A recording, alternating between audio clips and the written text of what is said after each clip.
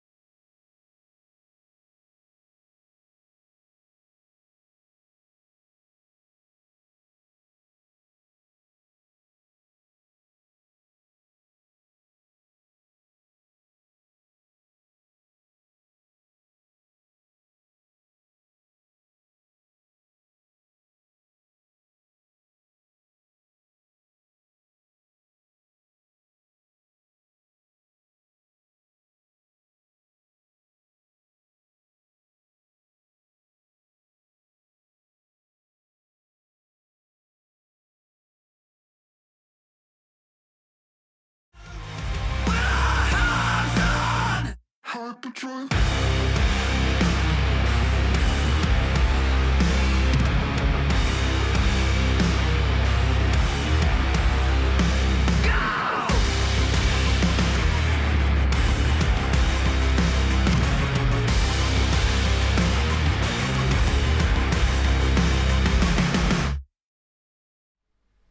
Hello, Chatto, it's Chewstat, and coming up today on Building a Nation with Sirens of Malta, we have 6 teams in Europe this year. 3 in the Champions League, 1 in the Europa, and 2 in the Conference League. Can we get all the points, hoard them like a big dragon, stealing all the points and then leaving none for the others? I can hear the subs coming and it's absolutely throwing me off and I can't stop myself. God damn it. Hi Matto, how was your date with Patrick? God damn it, man. It was all going so well. It's rare that the sabotage gets me, but today, indeed, it has in fact gotten me good. David Patrick went well. That's the main question. 44 God damn it, man. months.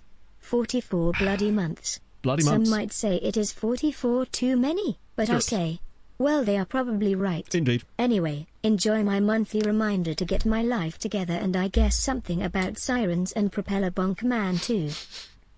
You mean Bonk Man and his propeller, damn it. Newcastle. I haven't seen the Newcastle kit. I haven't seen anything. I actually walk around with my eyes move. TTS doing an intro. Hey, it happens. They try to get me. Usually they don't, but today they did. Let's catch up a little bit here. What we got. Firstly, Aaron, thank you for the 45 months. That's absolutely wild. Lavinio, thank you for the 25. Ironic Christian, thank you for the 29. There's more. Wait, there is. Hungry Hippos, thank you for the 44. And there's another one. United Boy as well. Thank you for the 19 on top of that as well. There's then got a link for the Newcastle one. I'll have to have a big gander. I quite like that kit, actually. Oh, it's like a throwback style. I'm noticing a lot of that this year with the throwbacky kits. And I'm here for it. 1 year of massively. bona fide Ocanus. Wouldn't have it 12 any months other way. as well. It's just what we're here for. I'm going to notice for this Patrick. Well, yeah. Man's got priorities, right? West Ham team. Oh, that's kind of sick, actually. El Mister, thank you for the follow. Let me get off of my big face. A quick removal of the big face. They are building it now. Right, get rid of that. Go to the Newcastle thing. Oh, that's loud. Immediately copyright claimed on the VOD. Let's see. I mean, yeah, I wouldn't understand any of the references, obviously, as I'm but a humble Fulham fan. But do we see the kit at some point? Please tell me they show us the kit. I hope this kit launch video has the kit launch in it. I can't believe we're getting GTA 6 before the Newcastle kit launch. Is that it, or is that the old kit? Oh, hey, if you love it, you love it, right? Is that it? Is that it? Is that it? Lovely cameo. Is it Alan Shearer wearing it? Is it Kevin Keegan wearing it? I'm waiting. Is it Peter Beardsley for some reason wearing it? Trumpet will be on the new kit. Damn right, get him in there. Bubble! Thank you for the 46 months. That's the kit, surely. Yeah, is that the kit? That's the kit, right? The orange juice. Michael. Wait, is it actually? This is a very long video. Jesus Christ. Wasn't expecting to have to watch, like, The Godfather before we actually got to the kit launch. Is that it? Oh, okay. Fair enough. Good of them to get Santa Claus. That is a sick kit, actually. To be fair, I've got to say, that is a sick kit. Like, I'm liking the references, the throwbacks this year. It's good. How much is it? We're talking, what would I guess, £90? Because that seems to be the go price for a lot of these new Premier League kits, which is why I insist on just buying Cambridge United kits as it happens. I know. And I was kind of gutted when it finished. I watched an awful lot of Lycra NASCAR, which is what I've been calling the cycling marathon over the weekend, because it's just weird, man. Enjoyed it, but very strange. And it fully is, to me, just Lycra NASCAR. Huge fan of it, though. Well, I know, get an Everton player in. At least get, like, I don't know, Wayne Rooney or someone. Reynoso's Valley. Yeah, so that's because of basically being bidded up. Pretty much, anyway. Yeah, get the discounted versions. Or our lovely friends at DH Kate. DH Kate? That's just where you can get specifically women called Kate. Tell Pog the truth. Oh, that me and Patrick are destined for each other. To be fair, the embrace we had. It was like, you know, with a perfect dap. It was like that, but in hug form. I've got to tell you. It was a good time. €115. That's mad. To be fair, the Leeds away shirt, I watched the highlights of the Leeds Pompey game, and I was amazed to see just how many of that yellow away shirt were in the crowd. It was crazy how many of them were there. Normally you see the smattering of shirts, but it was just like almost every other person was wearing that Leeds away kit. So cool. Practically slow motion, yeah. I didn't see the race, obviously, because it was a night race, but I woke up the next morning to just that absolute chaos of people talking about that finish. Ooh, you would be friends with a clone of yourself and white. No, I'd get sick of myself. I'm too extra, as you know. I feel like I'm an acquired taste, much like sea urchin, you know? Mainly because both, like sea urchin, both of us feed through our bottoms. Gonna ban people wearing DHgate stuff at Hillsborough. How are they gonna do that? What are they gonna do? Like, pat people down on the way in with like a fabric investigator? How's that gonna work? Don't Sheffield Wednesday have like mad ownership? Is this just another one of those like mad ownership situations or something? One is enough, exactly. That's too much. Pog would get confused. Well, actually, she probably wouldn't get confused. She'd just get sick of us both, right? Stay with Adidas. That's a good point, actually. Yeah, I suppose if they hadn't... Yeah, I suppose Adidas would have let them, right? DH gate detector. They have to go through the DH gate to get in. There you go. A statement on it too. Not a statement! Good God. Whatever next. Oh, God, if... I love that one just went under the radar in photo. It's just Pog and I watched I talked with Robot as well, yeah. Pog and I watched Johnny English on Friday night, and that's why that was just stuck in my head. The moment I said acquired taste. Yeah, I was gonna say, if they've made a statement, who do they think they are out here making statements? DH can't replicate on the kit. I guess? Let's just see how that goes when a lot of fans turn up in them and they turn a lot of fans when their ground's half empty because of it. Like, good luck. To me, also, what person on the gate of the turnstiles is going to want to actually try and enforce that? Imagine being that person that's then their job to do that. Never was the Olympics, did they? I didn't really pay attention to the medal tables. I was just looking at all that, well, mostly all that bronze, actually, as it happens.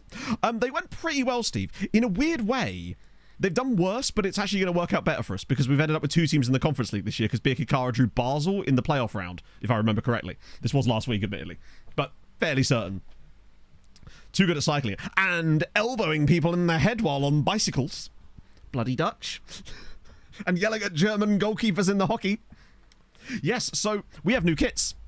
Courtesy of the legend that is Pass Pro. So not only we, but obviously all the other top flight sides as well. So we now have Balatro flavoured kits. But also, I love that for the away kit, you went for the Charlotte FC one that I was showing on stream last week, which is dope. Dress Carvalho at Brentford, yeah. I won't be addressing it. There's nothing to address. He's made his bed. His Hounslow-shaped bed, and he may lie in it. Tom, thank you for the 10 months. Morning, Matto and Chatto. Hope you had a lovely weekend. First time I've managed to catch a stream in a couple weeks. GG on the Champions League. You'd love to see it. Welcome back, my friend. Yeah, I did have a nice weekend, actually. It was, I'll explain more in a minute, because I've been doing things. Look at me go. Except for yesterday, where I did absolutely nothing except took a meeting, because it was 33, 34 degrees here, and obviously in a meeting I had to turn the fan off and everything. It was a bad time. Yeah, Birk and Balzan in the ECO is great. Balzan actually had a relatively straight time. Ooh. I wonder what Daz will have to say. I've been doing things. Basically, it was I had an attack of the spontaneity on Friday. I'd finished editing the Champions League video, and it was uploading, and I was like, the internet was just being painfully slow, because the plan was upload it, get it to the patrons, and then get it out for Friday night for everyone else. But it took 9 hours to upload. So once I realised it was going to be a case of that kind of nonsense, because the internet was just having none of it, I was like, right, Pog, we're going to go to town for a coffee. And then while we were there, I had the brilliant idea of just taking a random day trip up to a city that Pog and I were thinking of moving to have a little look around, because at the end of the day, you want to get an idea of the place first, potentially. So we decided to just go up there and have a day. We're going to get sacked. Well, I don't know. I saw the XG that they didn't create against Sheffield Wednesday and how much they conceded. Only 4-0. So in a way, perhaps they're on the up. Only 4-0. How was Slough? Oh, brilliant. So Swindon lot you got to watch out for. Which city? That shall remain a mystery. Hence why I said that city and not the name of the city. Welsh team playing a qualification. Oh, ports the coefficients. Yeah, no, it really, really does matter, especially the lower levels when you can get those little extra bits. Oh, Francois Moulion is the under-19 manager. Yeah, it's all about Maidstone. To be fair, a mate of mine nearly moved to Maidstone the other day. It's Manchester City. It's Manchester City. But I'm only allowed to do one season. It's the rules. Moving to Carlisle. Honey. The Pez name of the... I don't know what the Pez name of the city would even be, honestly. Yeah, so because he won the Youth League, he ended up getting favoured personnel, which I kind of like. Which is pretty sick, in a way. The fact that winning the Youth League gets you on the favoured personnel. It was delightful. Had a lovely time. Had some beer. Pog basically was working the next day, so she was like, well, if you drive us there, I'll drive us back. And I was like, does that mean I get to drink beer? And she was like, yes. So I did. I drank many beers. Played a a Finnish garden game called Mulki. I'm sure some of you are familiar with it. It's actually really fun when you've had a couple of beers. 9 titles on his record. I guess he must done, right? Yeah, he's got all of the under-19 titles. So that would explain it. To be fair, he's only been here for 9 years and he's won 9 titles. Then again, I think everyone kind of has at that point. They would do cows. Exactly. The one who milks the cow fastest, the best. Cheap was the beer. Well, it was just at someone's house, so I just brought my own pack of Desperado, basically. Indeed, Johnny, I nearly did, and that was the problem there. But yeah, it's called Mulki. It's actually really fun. Basically, it's just like some wood with numbers on, like bowling, and then you have another piece of wood which you throw at the wood, and then you get points for knocking down a number of the sticks. But if you only knock down one, you get the number that's written on it, and then when they're put back together after they're knocked down, they're put exactly where they landed, so they just sort of spread out throughout the game. It's actually really fun. With that rep. Yeah. The thing is, I don't think he's ever going to get poached. And if he is, it's not going to be by another Maltese side. I've noticed that they only ever take guys that are coaches and not full managers for whatever reason. Also, weird thing, Goodyear have got too big for their boots. Basically, I played with my bull in the garden. Yes, I did. With others, obviously. Jono, thank you for the 14 months. Wait a minute. That's how Patrick explained it to me. Pretty much. That is how it was explained, and he wasn't wrong. Lost a fight with a ball on my friend. There you go. Had a good time. I went to be fair, I went out with some mates on Saturday afternoon just for like a bit of lunch at a pub. Or we were hoping to get some lunch there. A pub that we used to go to years ago for the sole purpose of drinking underage.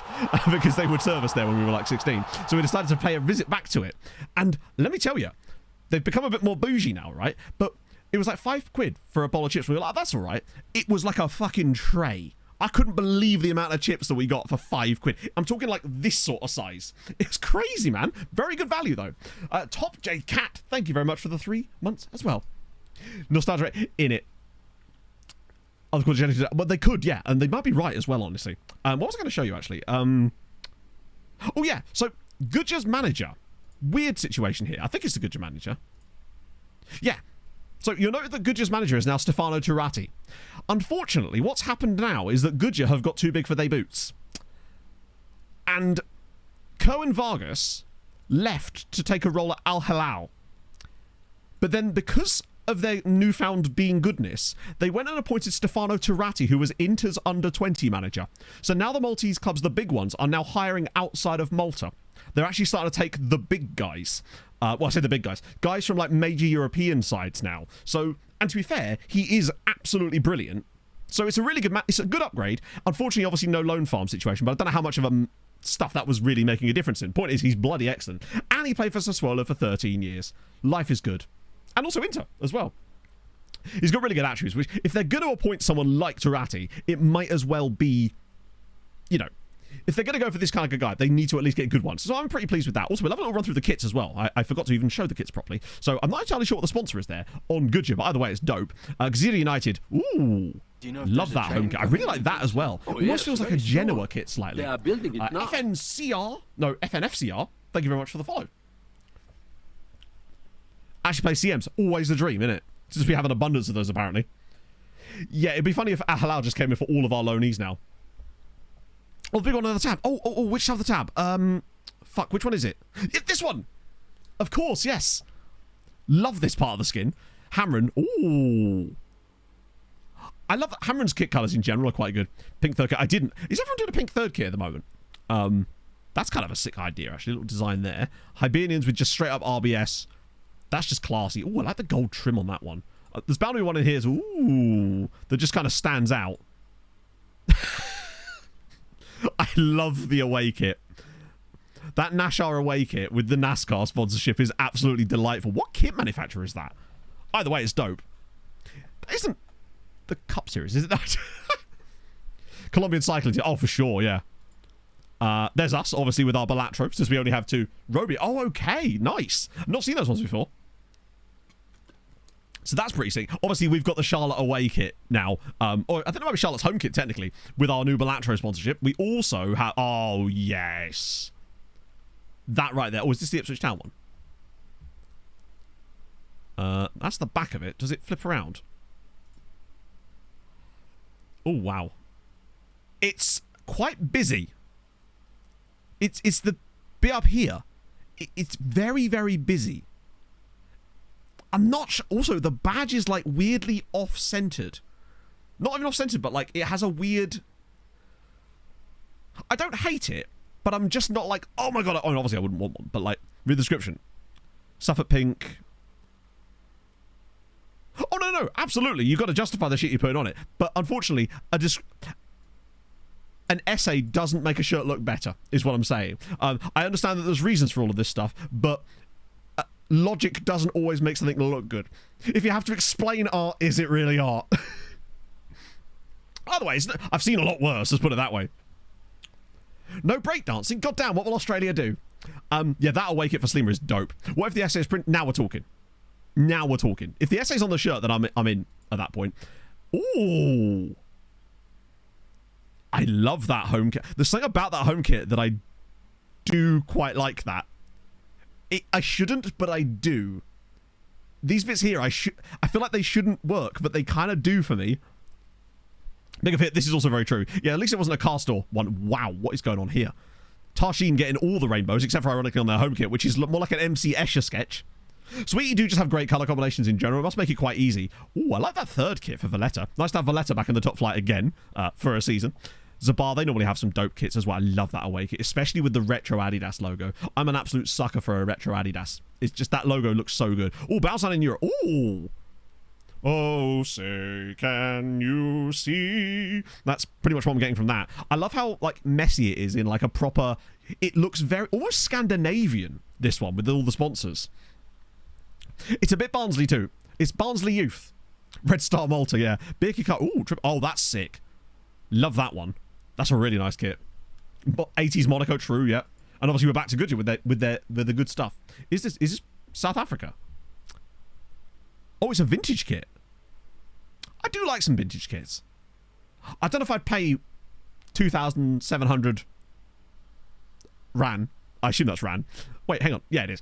I don't know how much that actually equates to. That could be like £30 for all I know. I'm guessing not, though, given that they're doing free shipping on orders over 1,000 Rand. So, maybe not. Either way. Only £12. Wait, what? Get me in, baby. Kit Bash has Massive what, just as the entire kit type of situation. Zenon now. Wow, lots of resubs today. Thank you very much for the 14 months, man. That's very kind of you. I hope you're having a fantastic Tuesday and slow it down, Matt. There's no rush. It's gonna be okay. We did that. That was a song request, which I hope worked. I assume I would have been yelled at loudly if it hadn't have worked. So we'll just assume that it did. So I've got some stuff to catch you up on. 116 quid. That's still quite a lot of money. I guess it's a retro shirt, right? But even so, that is it's a fair whack of dough. So as they say in the business which I am not in. So where do I even begin? Shows a massive. I feel like it's one of those things that I would immediately go if I saw it, but now I'm wondering if I'm just sort of retroactively imagining it and thinking I've remembered it type of thing, you know? Right, okay, so sales have happened. Krastev has left the club. We knew that was likely to happen. Pereira has not left the club, although I'm a bit worried that we might end up losing him because he still will not sign a new contract. But either way, Krastev has gone. It's not for as much as I wanted, but we had no choice in the matter. 42 million. Did not feel good about it, but we had zero choice. And it does mean that this is the year of Fawad Babasi. Because Krastev for 42 million. So I'm looking for another right wing back. Nope, no need. We've got one. His name is Fawad Babasi. He got 15 assists in 5 games in pre-season. Man is ready. I'm serious. I'm going to give Babasi the chance to just break out this season. We'll have a look for other players anyway, because remember, we've got Babasi and we've got Hans Zimmer, and Blaise can cover. Going in January. Well, if we sold him in January, we wouldn't get any money. We had to get him gone, basically. It's unfortunate, but it's also on me for not extending his contract soon enough. The one I'm really worried about, though, is Pereira, because his contract also ends at the end of this season. He's not said anything about wanting to leave, but we just need to get it to a stage where there's not enough interest that we can get a new contract on it. So we just need to keep pestering him, basically, because I'm not prepared to lose him, basically. Yeah, 675k a week. I mean, he is still a world-class player. Other contracts, I extended other ones that I could, but those were the only ones that were, like, desperately needed extensions. You'll also note here, though, that Alexic has gone to Al Fatah. You'll also note that only one of the players that I sold for any reasonable money has gone to a side in Europe. That was part of the plan. Anyway, what's this? Highlights of the Champions League this season. I mean, I rarely watch highlights of the Champions League anyway, let alone on television. I just watch the highlights on YouTube anyway. So I don't know if that's going to change much. Is it going to mean I can't watch them on YouTube? Good morning, Aiden, Matto. thank you for the 34 months. 3 years watching the Elephant Man play That's FM. me. Guess I need to section myself. Might be wise, honestly, at that point. Yeah, we need to... to be fair, Happy to Stay. We won't even get a Happy to Stay because he's not upset about leaving. The only problem is he won't sign a new contract because of the interest elsewhere. You know, that kind of crap. So we don't even get the pleasure of the Happy to Stay email because he is actually happy to stay as it goes. But we just need the interest in him to simmer down. That's the plan. So... Sorry, this has continually done this. Alexic to El Fatah, £13 million. Manolo to Bayern Munich for £13 million as well. That was the only one that I was like, but I bid him up so much. Originally, it was like 4 million. So we got him there. Punsi, I managed to get to Al Shabab for £12.5 million, which I thought was okay, particularly as we've got David Menyavar now, so we don't really need Punsi. Arsene Bamba, I've always liked this guy, but I just felt that he was never going to get a chance in our team, so he's also gone to Al Shabab for £11 million, and Birkeland has gone to Al Hazem for £11.5 million. I also sold Mateus to Flamengo for £7.5 million, and the rest are just Maltese transfers. So that's raked in £113 million in transfers. So we can say goodbye to Puncio. Still Bossio here. So Matthew's side, of course, has gone to Goodyear permanently. We already knew about that. Point being, we're in a bit of a good situation financially right now. Let me get back onto the other side. See you later, Aiden. So, last year we made a profit of 37 million. This year we've made a profit of 43 million, which means we're in now, possibly even more, like a rolling... I'm assuming right now that we're essentially in a rolling £80 million FFP surplus. It's probably more because of our frugality. However, what that means is if we were to find someone absolutely goated, we've got the money to spend, and we would feel comfortable dropping the cash because we've got the cash, which is great. Gems for the team. Yeah, gems is what I'm looking for. Like, I feel like first teamers at this stage is very unlikely. The board did find another affiliate. It was really weird how this worked, right? Let me show you, actually. I've not seen this article before.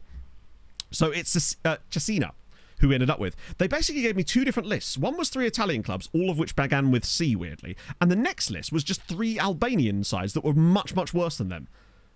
So... yeah, it was really strange. Cesena was Cesena was the best of the 3 in terms of like their reputation, recruitment, all that kind of jazz. So that was the one that we ended up with. So we have now got an Italian academy affiliate, I guess. Or as a scout, you're earning just fine. We'll negotiate it later. for some reason. Yeah, it has. It's basically gone Italy or Albania. That was the thing. The board were like weirdly... It's a shame I don't still have the actual news article about it because it was quite a while ago. Yeah, you can see it was like... I swear that was before we signed it. Yeah, they got rid of Defensor Sporting, which irks me the most. Yeah, we're not going to be able to get first team guys. Bear in mind, we already got a first team guy. We've got Ivan Kravets. He was our first team buy of the summer for £30 million. And I'm well on board with Ivan Kravets. I think he's a phenomenal footballer that is going to do mad good things for us this season. I think he could play Segunda. I think he could back up Padilla in the other role as well. He's just all things to all men. We've been looking at him for a few years now, but I think dropping 30 million on a guy from Shakhtar, and he only wanted 40 grand a week in wages. That was the kicker for me. His wages demands being so low, comparatively speaking anyway. He's so damn good. Gert is still only like 26, 27, 28. Bloody hell, Gert is aging, but he's also still brilliant. He's absolutely world class. So we've still probably got another 5-6 years out of Gert easy before he starts to decline because of his natural fitness being so high, which is absolutely dope. Scoutable United. Wait, what?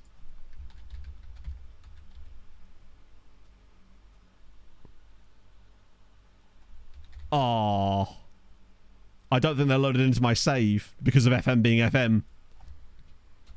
Yeah, Gert's getting a bit of facial hair now in his old age. I mean, for all I know, he had this when he came through. I just don't purely remember it.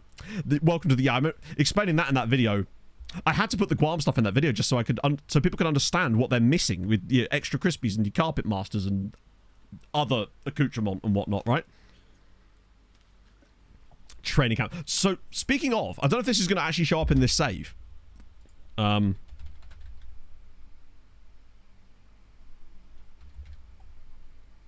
No, I don't think it's going to come up. No. So basically, there was a random English site called Pickup Academy that I'd never heard of before that didn't play any leagues. It's just, like, yeah, really, really random. The region facepack thing just isn't really working for me at all anymore. Every time I've tried to run it lately, it just doesn't seem to update most of the players I want anymore. It does still update some players, but yeah. Matt Glock. That's weird. This song was actually on my release radar this week. I skipped it immediately. A harassment also in it. So it's used to IRL, kind of a community thing. Only existed in game because there was a few real players who had their history. Oh, I see. So because players had come from there, it had to be put in to make the histories complete. I see. That's kind of sick though. Gert and Kravitz. Well, they're very different players. Bear in mind, these two are not designed to be... They are not in any way the same type of footballer. So Gert is a ball-winning midfielder. Kravitz is either an advanced playmaker or a Segunda Volante, so they're not really needing to be compared. You can see how Gert's defensive capabilities are just wildly better than Kravitz, obviously. But Gert is a great DLP. He really would be. But the fact is he's so good in the role that he plays. The one thing that's... If Gert just had better finishing and composure, he'd be the ultimate... Pretty much everything, right? Struggle with 80. Most of them we don't see. It's kind of an out of sight, out of mind type of situation where with about 250 of them being on loan, we're only really dealing with 150. A lot of that's just youth players that have accumulated over the time. So our actual squad is relatively still quite small. I think Volante... I think he could be the Volante, which means that actually take off the likes of Valmir and Pebbles could potentially be on the chopping block. Although Valmir had a really bad season last year. Gert as Volante, yeah, but we don't have another player to play in that other role. And also, Gert has no finishing or composure.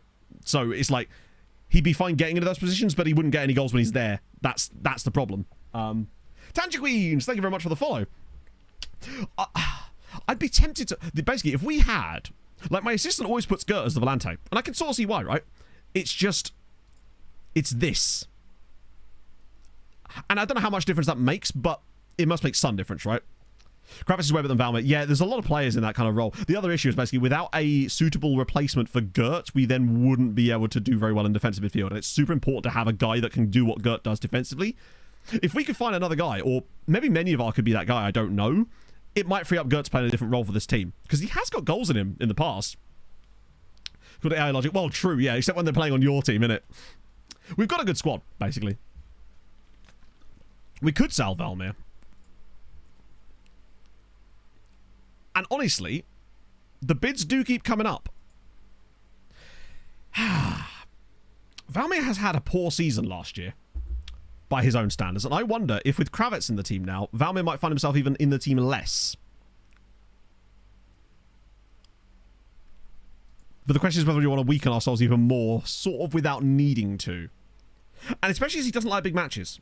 That's the one thing as well about Valmir that's a bit of an issue. The issue we've got here is kind of, we don't actually need to sell him because the money, we're in great shape financially right now. It would take a massive deal to make that happen. And I'm not sure if even 50 million would be enough, honestly. Because at the moment we've had bids on the table of, I've actually had more than that. I'll see what I could bid them up to. If they put a ridiculous one on the table, maybe we'll consider it, but I don't want to weaken us unnecessarily because it's not like we'll be able to replace him. He'd have to be, oh yeah, no, he'd get registered anyway, just for me, like, not, because I've sold a lot of other first teamers this summer that have got, like, first team squad statuses, so there'll be room for him in the squad without a shadow of a doubt. Ale, thank you very much for the follow. So I don't think that'll be too much of an issue. It's just a question of where the bids come in. I've actually stopped a little bit sooner than normal, because our deadline day is really early this year. It's, like, dead on the 31st of August. Sometimes it goes all the way into September. So we're nearly there. Young up and coming, and I just don't think we do. Pardon the squad planner for a second. Here we go. So the one thing we do have on our side, though, this year is Godfred Atta. And I wonder if Atta might be enough for us to move some bodies around a little bit. Because he came back from his loan at Hamron after being there for 5 years. He's become an incredibly good midfielder at 24. He does a lot of good things. Driven, unflappable, big matches, kind of ticks a lot of those boxes. Really good tackling. Positioning is incredible. Teamwork's a little bit on the low side, which is annoying. Stamina's okay. Work rate's decent. I think Atta could do a job for us in that role for sure. He's like a budget Gert for sure, yeah. The depth is certainly there. Yeah, Hadrian's a coach now. He's now officially a coach. But I wouldn't even say Atta's even a young player coming up. I'm trying to think of our youngsters coming through. So, Menyevar is probably the other one. He will go AFCON for sure, yeah. Menyevar's the other one with the great tackling and the great work rate. Like, he is just a pure ball-winning midfielder. In fact, not easy. Wow, he ticks a lot of options. There's also Hoydal. I think Hoydal's gone on loan, has he not? Lack of depth in AP role. We do, but we also don't. Because if you think about it, it's Padilla, Pebbles, and Kravets. All three of those guys who are more than good enough to cover it. Krall going to start as DM? Probably not, but that's not his role. Krall isn't really a DM. He's more of a wingback. It's just the game considers him a DM as well. I mean, he's a good DM, but he's not the best, you know? If I'm going to play him anywhere, it's here. As a right back, or right wing back, I guess. Under 23 with big potential like Hoydal. Yeah, it's... Let's just check the shortlist, see if there is anyone that's like crazy good. That just happens to be in that role. Because we got... Oh, that's centre-back. So there is one player, and it's Sven Volk, which is the guy, ironically, that the game tried to get us to sign before, but he's like 15, if I remember correctly. 16 now. And also has no... I'm not sure what we would make him into, even if... He feels like an FM trap to me. Like, no tackling ability, no finishing ability, which is the two things that one of our DMs need to have. Just have one of those. Like, I'm not sure. He's a playmaker, and he's balanced... I just don't think he's... I reckon after much scouting, he'll just drop off. 20 is plenty guy for tackling. Yeah, let's see if there's any other kind of... So there's this guy here, who's the Tromsø dude. Svein Morten Fjellheim Vik. But again, 7 tackling. These are more basically playmakers that can play slightly deeper. That's basically all they are. There's lots of 7 tackling knocking about, isn't there? There's Tommy Broadbent, who's now moved. Oh, by the way, if for some reason we do lose Pereira, which... I really hope we can get him on a new contract. My plan is that we go and splash whatever money does come in on Joshua Crompton of Sheffield United. If that was to happen, that would probably be where I would drive a lot of that cash, would be towards someone like Crompton. I don't want to do it now because he wouldn't get in our team at the moment, but yeah. Naturally. Oh, true, yeah, because we can get some of those CM guys that can play a bit deeper, true. I always forget that it doesn't default that, does it?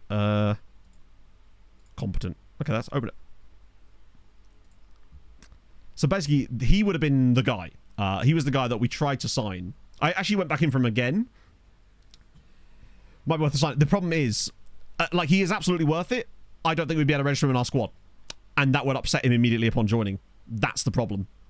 Like, Crompton... Yeah, I actually did go back in for Jesus Garcia, by the way. Because he dropped his wage demands right down. Because you know, remember, he wanted like 300k before. Or like 250... It was like close to 200. I managed to get a deal agreed with him on like 130, which is about what he went to Arsenal for. I decided to push the boat because I figured we could flip him, because I think he'd have been worth about £50 million here. To Pineda. Oh yeah, no, he's better than Pineda, but also Pineda's already our player. That's the thing. And I don't really want to sell Pineda because... Actually, is he better than Pineda? Pineda's very good already. Pineda's better physically, which is super important. He's got 18 acceleration, 18 agility, 18... He has the things that make him good in a match engine, which is utterly, incredibly important this year. He ticks a lot of those boxes. So, not to mention as well, remember, we also have Kieran Warner. He's back too. You kind of want like a mix of the two. To be fair, the mix of the two is literally Pereira, isn't it? He has the physicals and the technicals. the player we want is Facundo Pereira, and we already have him. The question is whether I can keep him. That's where it becomes a problem, because unfortunately, this is a thing. So yeah. Crompton is more a case of... Warner is very good. I even did consider selling Warner, but then I thought that I didn't want to sell him to a European. So, yeah, bear in mind, it's not a release clause. It's just I set his asking price to 300 million as a way of trying to stop the other clubs from being interested in him, because I need to get rid of any interest in him immediately so that we can try and get him on a new contract, because he's only got 1 year left on his deal. And if we don't sign him to a new contract, we may have to sell him in January for nothing. Well, not nothing, but nearly nothing. And I can't bear the idea of losing Pereira. Krustiv I could stomach because he was getting older, and that's my fault, right? And we had Babasi coming through, but Pereira, that would be costly if we lost him. Oh, also, Champions League group. You're going to like this. Our draw is not exactly favourable. Man United at home. Benfica at home. Sevilla away. Young Boys away, fair enough. Liverpool away. Paris Saint-Germain away. Napoli at home. Shakhtar at home. We've had easier, you might say. This feels like we might actually struggle to get top 8 with that kind of draw. Mad.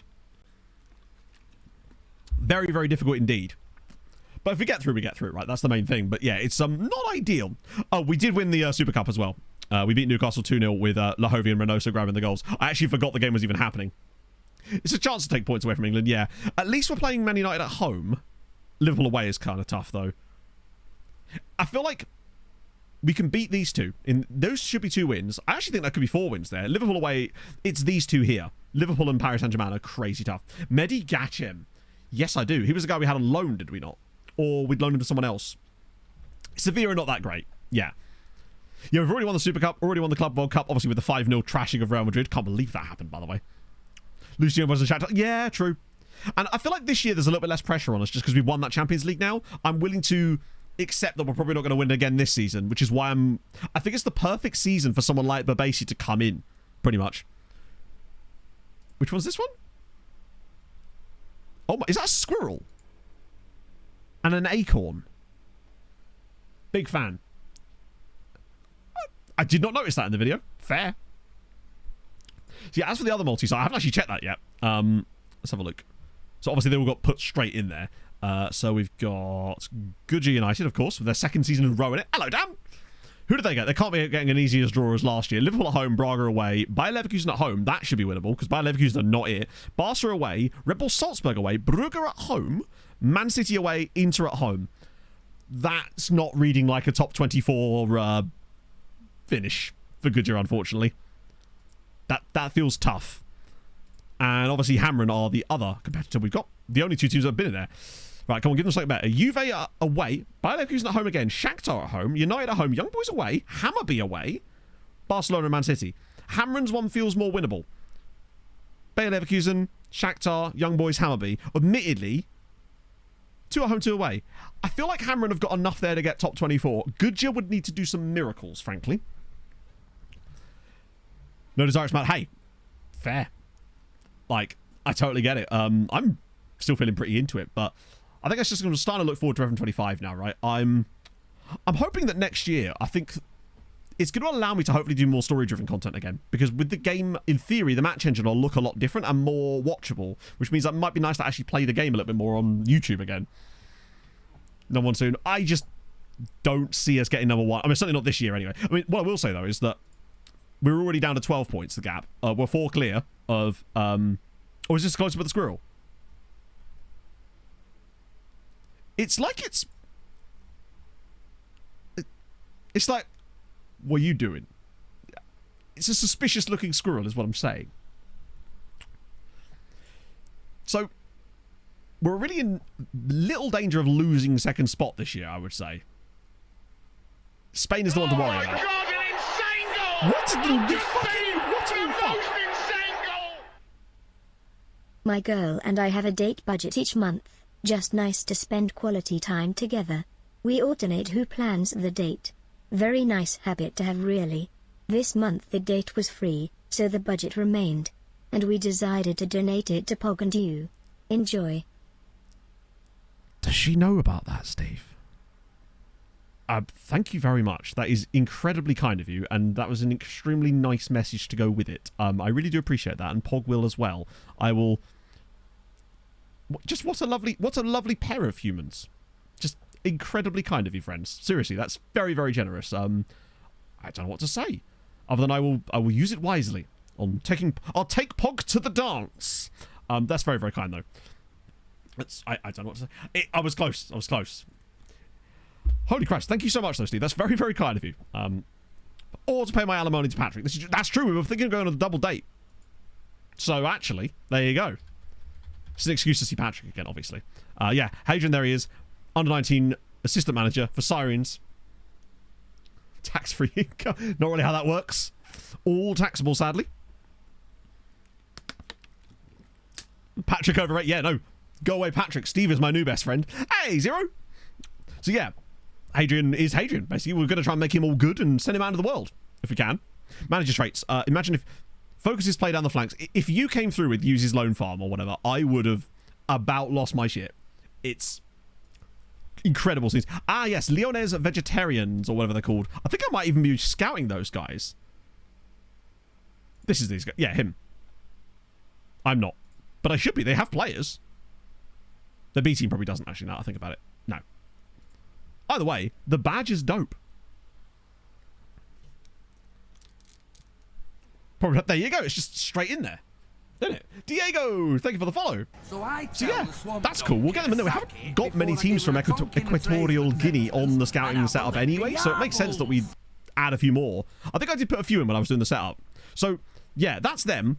As for ECL, Bikikara obviously are back in, but they're going to be weaker this year, remember. I don't expect to see as good out of Bikikara as we've seen in the past because they've lost a couple of their crucial players. But they have got Hibernian, SJK, Stade Rennais, Sparta Prague, FC Honka. Hang on, 2 Finnish sides? And Brighton. They've got 2 Finnish sides. Oh, get out the mulkey. Let's go. Stretch Nut, thank you for the follow. See, now we can play some mulkey. It's good times. Yeah, look, they play Hibernian there, and then Hibernians there. They are finished. No, they're not finished. They're only 27. They have taken a few loans, but they worry me. I think they'll still get through, but it's not going to be like, you know, winning the whole deal kind of spiel. Now, where was Balzan? They're in here somewhere.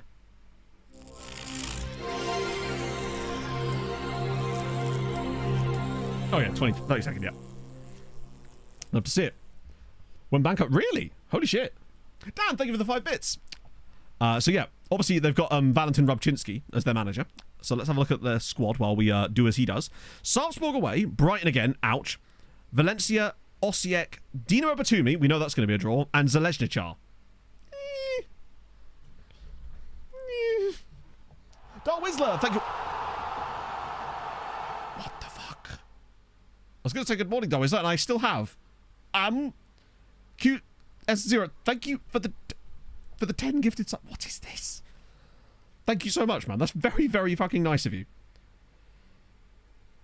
Hang on, Goosery? Oh yeah, Goosery. That's a great name, actually. I think I remember when Goosery followed, because I remember saying that at the time. A very answering name, you might say. Kai Alvaro, thank you for the follow as well. Holy shit. No, seriously, QS0, thank you so much again. That's very, very kind of you. So Balzan, also, this was their pathway. They beat Vikinga relatively comfortably and then managed to beat Gorica home and away. So, you know, they've got a bit about them. I'm just not sure they're going to be... They'll get through probably, but they're not going to be a late-stage challenger, I wouldn't have thought. And that leaves just one team in the Europa League, and that is Sweetie, all alone. Now, admittedly, they did get to the final last year, so they've got that on their side, I suppose. And their draw is Galatasaray, Villarreal, Hajduk Split, Tottenham, Anderlecht. Wait.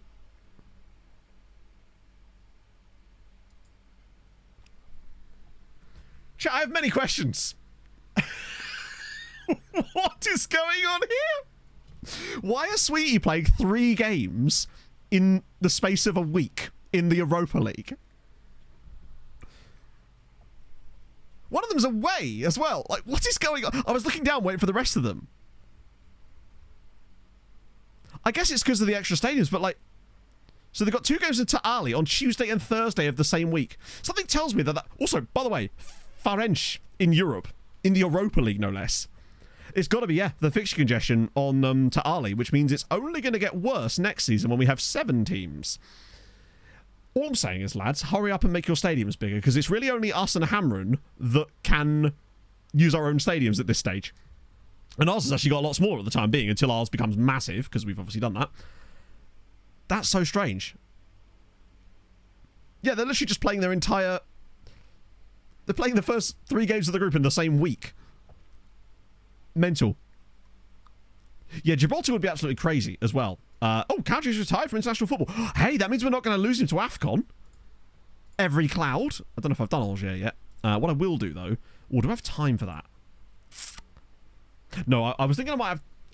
I don't want to risk offering out our players for loan on the 27th, because the window shuts on the 31st, and the last thing we need is for him to not get the thing about them not getting a loan. I'll just wait until the last day. Otherwise... We could risk not getting any loans out, or any extra loans out. Pereira.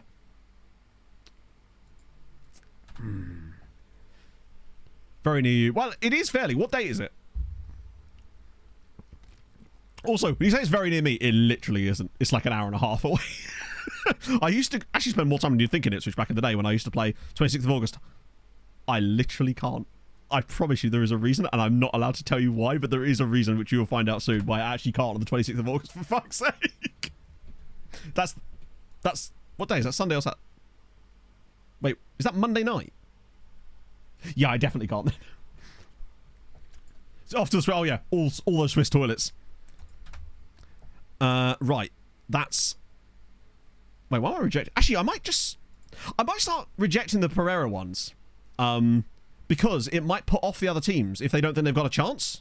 Potentially. 24th. Basically that entire weekend I'm not available, essentially. That, like, from Friday all the way through till Monday. Technically even potentially Tuesday. Yeah, I'm off to Tromsø. But my new OnlyFans. I don't need a marketing campaign. You do that for me, chat. Yeah, oh yeah, I'm selling Oscar Lopez to RZ because he really wanted to go. Pretty much. You'll see. Scout Veek. Would you blame me? Only Dan's, you're done. You're basically just the one player on the list. Gotta wash my hair out. And to be fair, my hair is looking luscious these days, friends, so it does take a while. The upkeep on this, man. There's a lot. In Zulu drama. Crazy sentence. Yeah, so basically, Zulu got annoyed at me because of wanting his agreed playing time. Bear in mind. That is his playing time. So I've never had a player complain about youngster. Because, you know, battle royale, oh, you know me. That's SYC's music. So I have also promised Palacio that I sell him if they give us the right amount of money. Yeah, he's got some moves. I'm also tempted to sell Bago if we get a big enough bid, because we've now got Lacharak back, which I didn't even realise until I saw him randomly in our squad. And it's like 23-year-old, 26-year-old. Lacharak, I feel like, has a higher ceiling potentially, and being our second Arsenal line for Pereira. Yeah, I'm just going to start rejecting those outright every single time now, actually. I think that'll make it work a little bit quicker. The idea basically is just to keep rejecting them and putting them off. Because the problem, if we don't reject them, they just sort of sit there and they stay wanted, whereas my idea is that if we continually reject... Oh, here's Arsenal on Valmere. Let's see what... Wait, what's going on here? Oh, yeah. Got some stuff to do. Yeah, I've never seen a player who's on a youngster squad status complain about lack of playing time. I guess it's because he's been out on loan for ages. I did have a couple of players complain about the amount of football they were getting across the summer, which is obviously, as usual, mental. Right. See what Arsenal would do for Valmere. Would you go to... Would you stretch to 75 million? No. Thought it was worth a go. Milan want... I don't really want to sell him to Milan because it's a European side. They'll absolutely do stuff against us. Yeah, I guess it is just outright confusion, isn't it? Chelsea now for Crow. Wow. We've had a lot of offers for Bjork Sultan, and he is a bit annoyed at me about it, actually. He's the only player that's kicked off about wanting to leave this summer. It is Bjork Sultan, of all people. Mr. I've just won the Champions League, but sure. Menivar's back, which is good. Collective win bonuses. I guess I'll always dump the ones up here, because we've got a huge transfer budget anyway, so we may as well. Footsep, thank you for the follow. What has gone afterwards? Interesting. Okay, I might try that next time I get a bid on him, because the problem is he's wanted by basically everyone and their mum. Therein lies our problem. In fact, why is he not even in the starting 11? I think he was injured. Unless it's dropped down a little bit.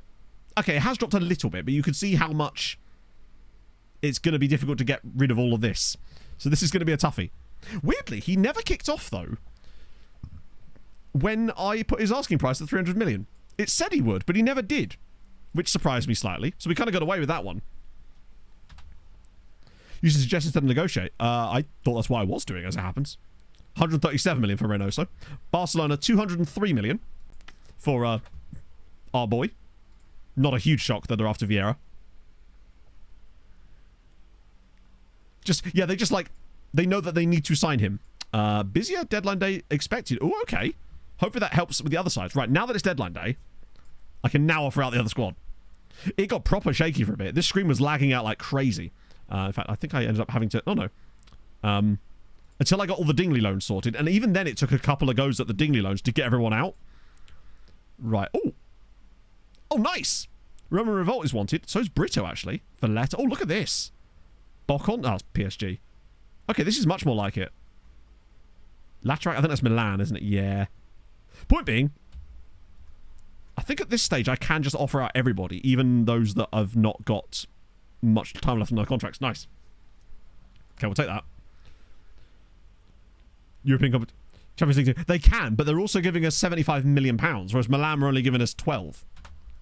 Like, I don't mind selling to Arsenal if they're going to give us way more money than they should be. That's different. Yeah, so we've actually got a few options here. Wait, who's wanted...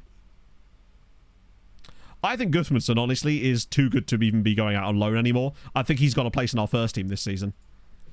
Registering that squad in the Champions League this year is going to be a little bit interesting, just because of how a lot of loan players have come back, and I've obviously had to give a lot of those loan players different contracts while they're out on loan. Ooh. Oh yeah, also Arifi, £1.1 million. Looks like the Arifi is finally going to leave these shores. Real Madrid for Pereira. So what you were saying is just ask for like moon money. Imagine if they negotiated there. Oh, speaking of Gudmundsson, 21 million from Dortmund. Yeah, no. 99 player squads. Now that's the dream. Oh, Benfica want Leo. But it's such a shocking bid. Like, it's only £3.5 million. Sirens. Not only back to normal toads. So basically, the way it works at the moment is that they are a better base level, but in order to get any kind of sensible money for your players, you still have to bid them up massively. The problem is as well, I've noticed that clubs basically refuse to negotiate this. Oh, actually, they are. Okay, well, things have changed. Although they're only going to renegotiate it once. 3.8 million. I really resent selling a player. We paid 15 million for Leo, but he has 24. There's other players that are going to pay more than it. Fuck it, I'll just accept it. Wait, did I just accept less? Fuck. I think they've just done me there. I'm pretty certain they've just got me on less that time. Oops. Oh well. Yeah, our offer is totally negotiable unless you try to negotiate. Over and over again. Yeah, except I swear at the end I just agreed to 1.6. I could have sworn that went down to 1.6. Ah, here we go. Hibernian's in for Baez. Is he any good? Yes, yes he is. That is a brilliant signing for Hibernians. Rifi's going where? I actually can't remember. I think it was Dinamo Zagreb. Jonathan Martinez, Petreski as well. Nothing for Flo. I've also loaned a couple of guys to clubs outside of Malta that were slightly older and weren't going to get Maltese loans just to keep them off of our bill for a bit. Oh, okay. Good to see that. Menyavar. Oh, well, that's good to know. Menyavar, I think, is just one of our guys now. I don't see him leaving. Bizarma. God, I forgot about Bizarma. Gudmundsson. No. Real Madrid want to loan Warner. I did check reports before stream and there wasn't anything in there, but I'll check again in a sec. Milan want a loan approach from Bagoa. Is it just straight up a loan? Yeah, lads. I mean, I'll happily loan him to you if you're going to pay his wages. And, like, I'm going to just try and be an absolute monster here. Imagine if that had worked. It is fate, exactly. A couple of pebbles, but again...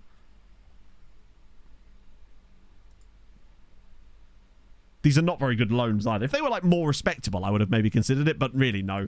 Cedar Castera, aww. Hibernians want Roman Revolt. Okay, none for those guys, but we can still offer those guys out as well. Yeah, as for the reports, we're kind of in a bit of a lull, I would say. We were before stream, unless we've had any... Then again, we did just have Celtic, so in fairness, glad we did that. Because there's 3 guys at Celtic, including this guy, Callum McGarry. Driven? Good to see. Reasonably fast. Agility is delightful. Crossing is solid. Can play off the right as well. Why are you a DM, Gary? This is my big question, Gary. Bud. Why are you here? I feel like players just randomly get the DM thing. The same thing happened to Shaquille Van Persie in that agent video I did. Never fully understood it. He could be the next Liam Cooper, true. We've also got Luke McSecondDuff, who is... I mean, he's only 15, but he is not very good. And I don't know if I want a guy called McSecondDuff. I've got a Greek dude here from Olympiakos. Vasilis Argiru. Okay. Just make sure there's no like, really high C. Well, there is a few, but they're all like 23 years old. And at that point, they're all from Starbuck randomly. I'll offer them out again, though, just in case. Can't hurt, right? McSecondDuff 2 Fury. Oh. I get the feeling that pretty much anyone we were going to get out on loan has pretty much just got a bid in this exact last setup, but you never know. There's still some wanted symbols, although admittedly they're probably wanted symbols from much larger size. Was it really only 4 players that got loans out of that? 5, okay. Try that.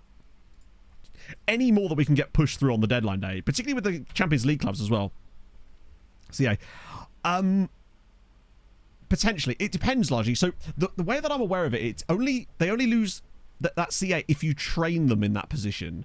As far as I'm aware, if they already have it like naturally, then they don't lose CA because of it. I might be wrong about that. Arifi? He's off. For £1.1 million. We only lost £7 million on the deal. He only started 4 league games for us and scored twice. Had 2 loan spells. To be fair, his loan spell at Goodyear was actually very successful. It's not my fault that he insisted on coming home. It could have gone better. Ooh, Casablanca dude. It's another right-sided player. He's very good, but he's yet another right-sided player. Harrowbridge Vulture. Ooh, a cheeky little Harrowbridge Vulture to get us go. That'll get us pumped for the transfer deadline day and for the inevitable stuff that comes. Or even better for the king, true. Right, we say goodbye to a Reefy with the Harrowbridge Vulture. It's the only way we know how. And a 5, and a 4, and a 3, and a 2, and what a song, and a 1, and Harold, go! But you did.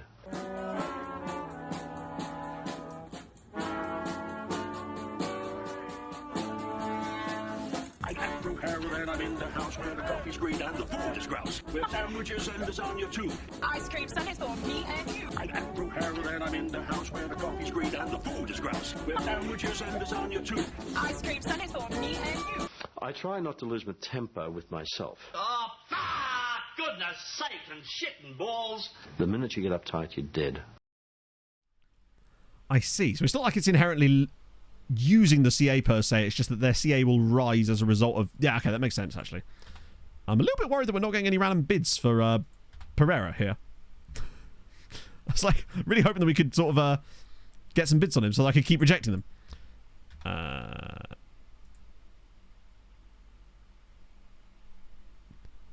Milan have informed Sirens they declined to make a bid. I never offered you him, but sure. Go off, sis. Yeah, it looks like we're kind of... we've reached a bit of a maximum here, and Milan are in from again, but it's the same bids before, so I'm not going to loan it to them for free. Shows that your FM FIFA advert must have made a difference, since I've been given a ticket for the final on 1st September, so I should be up in Liverpool for that smile. You bloody love to see it, Millie. That's awesome. So is there actually going to be like an audience for it then? I just assumed it was going to be something they're going to stream or something. That's kind of sick then. What about they're doing it? If it's got that kind of like audience element of things. Ooh, A+. It's a Gerrard. Wow, it is a Gerrard. He's so expensive. Holy crap. 22 years. This is what I mean about how our values are utterly fucked. This guy's 22 years old, plays for Stade Rennais, worth £136 million without really even being bid on or anything, right? But our players that are better than this, although he is world class and potentially will become an absolute monster. God, he's good. He's going to be terrifying for stuff later in this save. That's where we're still lagging a little bit behind. Like, a lot of our players should be in the high 50, 60 million pounds base value at this stage, but they're just not. I'm not sure we're going to get anyone else out on loan here, you know. I'm also a little bit concerned that Pereira's not had any new bids on him. It seems to be dropping slightly. Then again, their windows, I think, actually go on longer than ours for once. Being streamed between 1 PM and 6 PM. Oh, really? Okay, cool. I don't know. I assume... Is it like general sale tickets or something? Oh, this one annoys me. Because isn't this the guy... Yeah, this was the Cremonese Romanian guy that they wanted 30 million from us and then sold him to Milan for 7.5 million. That same window. And it irked me. Because he's actually really good. He basically would have been a nice Padilla backup. Values drop. Our first drop was 2032 and then our second was 2042. But that will vary from save to save because other people had it earlier than that. Got from SI. Oh, really? Okay. I'll have to have a look at that. When is that? 1st of September? What day is that? Is that a Saturday or a Sunday? So Anderson's gone. Don't know who that is. Not me in 2031. Ooh, that's a worry because we were basically told that if it hasn't happened by 2031, it's going to happen in 2032. That seemed to be the latest we'd seen the first drop. So, prepare yourself, friend. Sunday. Okay, cool. I'll have to have a look. Right.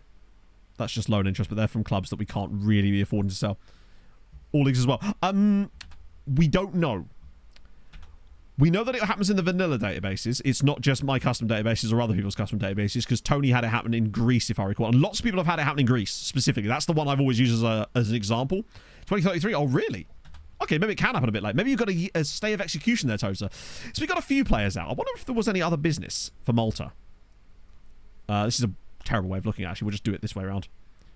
See if there was any, like, massive business going on. Well, there was. Doesn't happen. Yeah, it doesn't happen in England. No, this is true, yeah.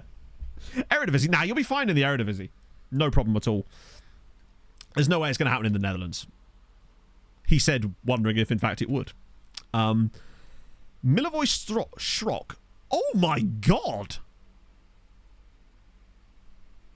That, right there, is a fabulous signing for Sweetie.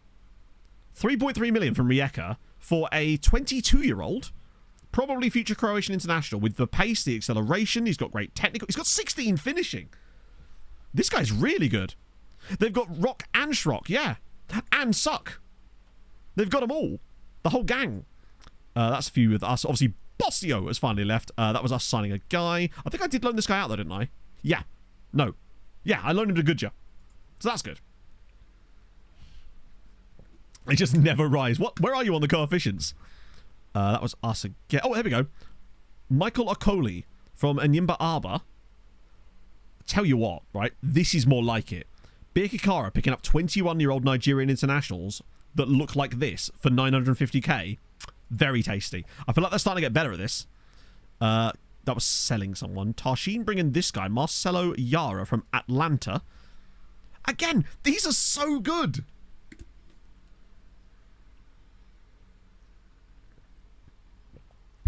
These are really good signings. Oh, you're right. Yeah, he's already been over. Yeah, Hamren paid 48 grand from Zabar and then let him go back to Argentina, and now he's back in Malta. So yeah, they're starting to improve. Sweet have also signed Josef Petras, so that was ages ago. He's very young, so we don't know much about him, and he's not like a starter for them. Hamren loaning a guy. No, they sold a guy to. Wait, hang on. Hamren sold a guy to Zuri for two. This guy went to Zuri for £200,000. Zuri, in the second tier, are spending £250,000 on footballers. Lads, we've got players you can have. Also, big shout out here to Valletta for signing Grant Griffin from Accrington Stanley, an Australian Englishman, for 200k to Valletta. Top of the pile. We made it to the top of the pile last season by an absolutely massive margin. I think we beat England by 7 points in the end. It was mad. So as a result, we're actually now only... hang on, did that say most players out? Sirens, minus 100 players. Change something?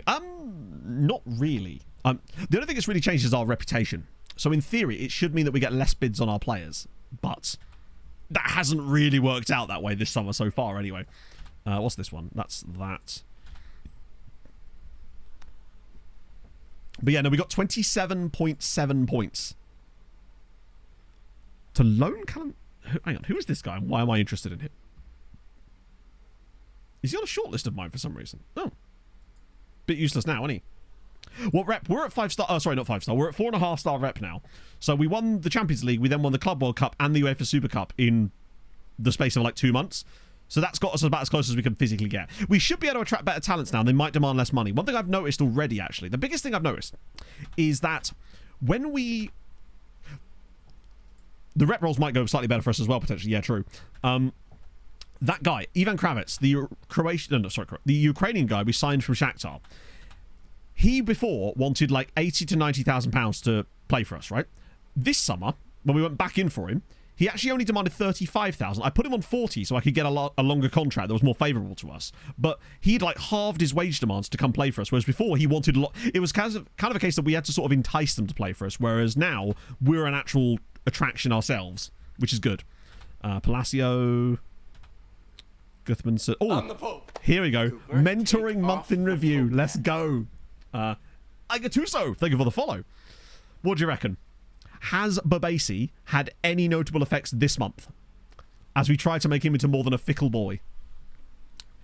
Yeah, Club World Cup, you get like £4 million, but you also get a little bit of reputation, which at our stage is really important. I bet it's going to have nothing to do with our players. I have genuinely, in all my years of playing Football Manager, never seen that trait. Ever. I genuinely have never seen that before. Anyone here ever seen that before? Play football for as long as possible.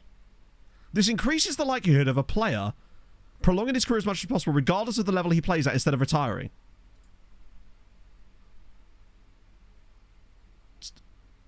That's incredible. But because that means that we're going to get another decade out of Lahovi. Don't think it's in the editor, really? That's so cool. I love that he got that from mentoring. Oh, sorry, my apologies, chat.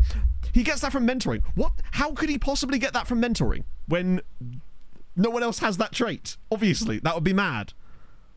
Yeah, how is he... Also, sorry, just to clarify, where is it then? So it's a personality change. But he's also a model citizen already. Long-term plans. Wow. No long-term plan. I've never seen that before. No, his natural fitness is still 14. Huh. That's so... I mean, that's cool, actually. I love that. Well, look at that. Occasionally... Sorry, what you've just missed, basically, is that in mentoring, Lahovi has developed the trait plays football for as long as possible, which is a trait that basically no one in chat, including myself, has ever seen before, and it doesn't show up on their profile as a trait.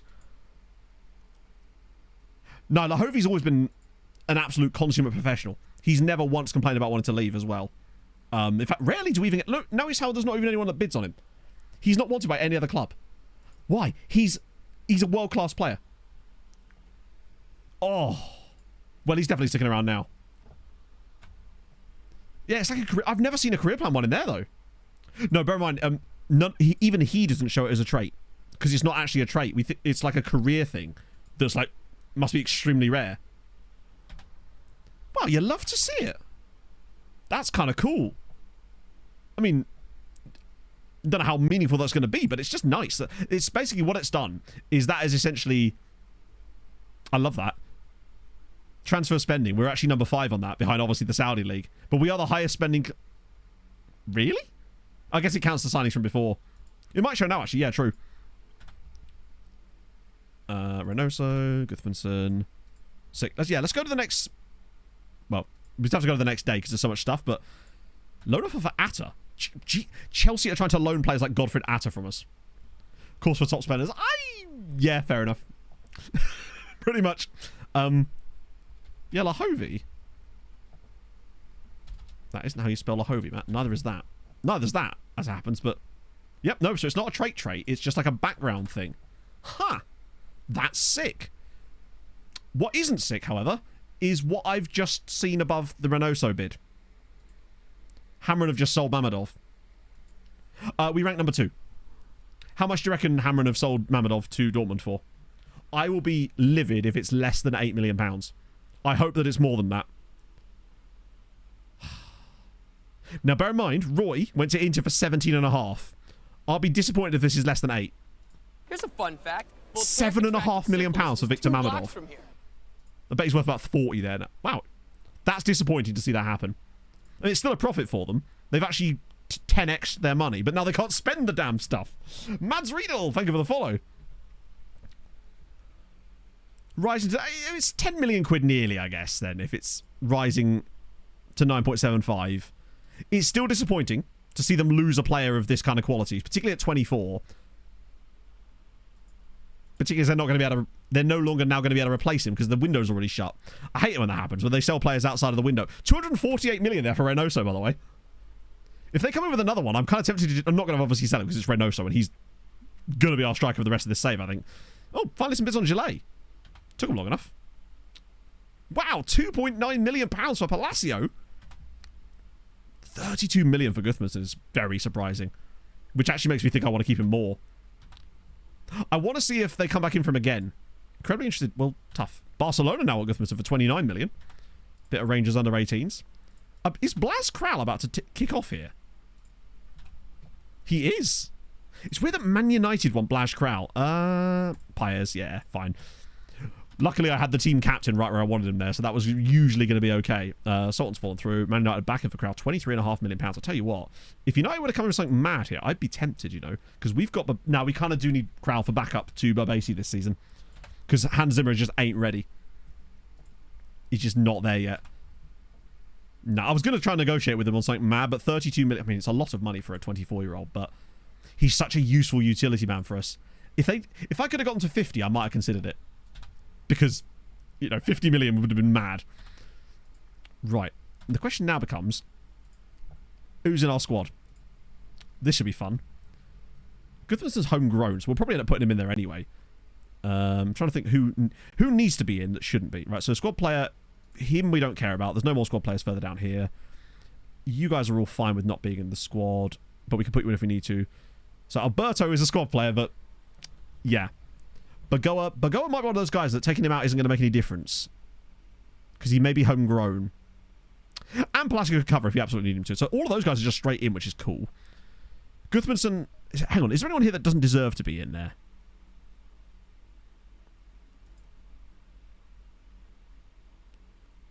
Do you know what? They kind of all do. And they're all going to kick off if I take them out. Sauschnig definitely needs to be in there. Bagoa is homegrown, so we'd have to replace him with someone... Actually, we could do that. No, we have to have Bagoa in there. Oh, no, we could put Latterak in instead. Actually, no, we can't. Well, we can. Basically... Oh, they're both considered backups, actually. But no matter who we take in, we have to put another goalkeeper in anyway. So if we take out Bagoa, we have to put Latterak in because we need to have another goalkeeper. Paniagua's in. There's no reason for Paniagua to be in. Like, I like Paniagua, but I'd rather have Gudmundsson in the squad, honestly. Because we've got enough depth. Menjivar actually might be one I'd put in rather than Goodyear. Goodyear? Rather than Gudmundsson. Atta will kick... Yeah, these guys will all kick off. I mean, Tanakiba basically wouldn't kick off, but I want him in the squad because I'm actually going to play him. Menjivar won't care, but I care. Then again, if we've got Godfred Atta in the Champions League squad, then we don't need Menjivar because they're basically doing the same job. So I'd be okay with leaving Menjivar out because he won't care either. The only player I think that's going to kick off is Alberto, which I'm okay with. And then that random guy who's on the wrong... Holub. Holub is... He will kick off too, although he has asked to leave. You're right. Which is a shame, because I actually really like Andre Holub.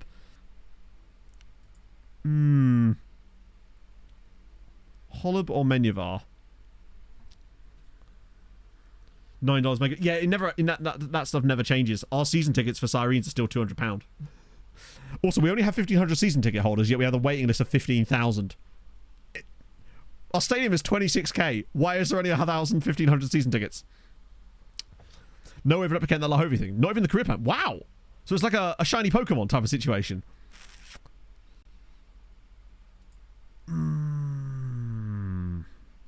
We've got Fulvio as well. I don't think we need Holub.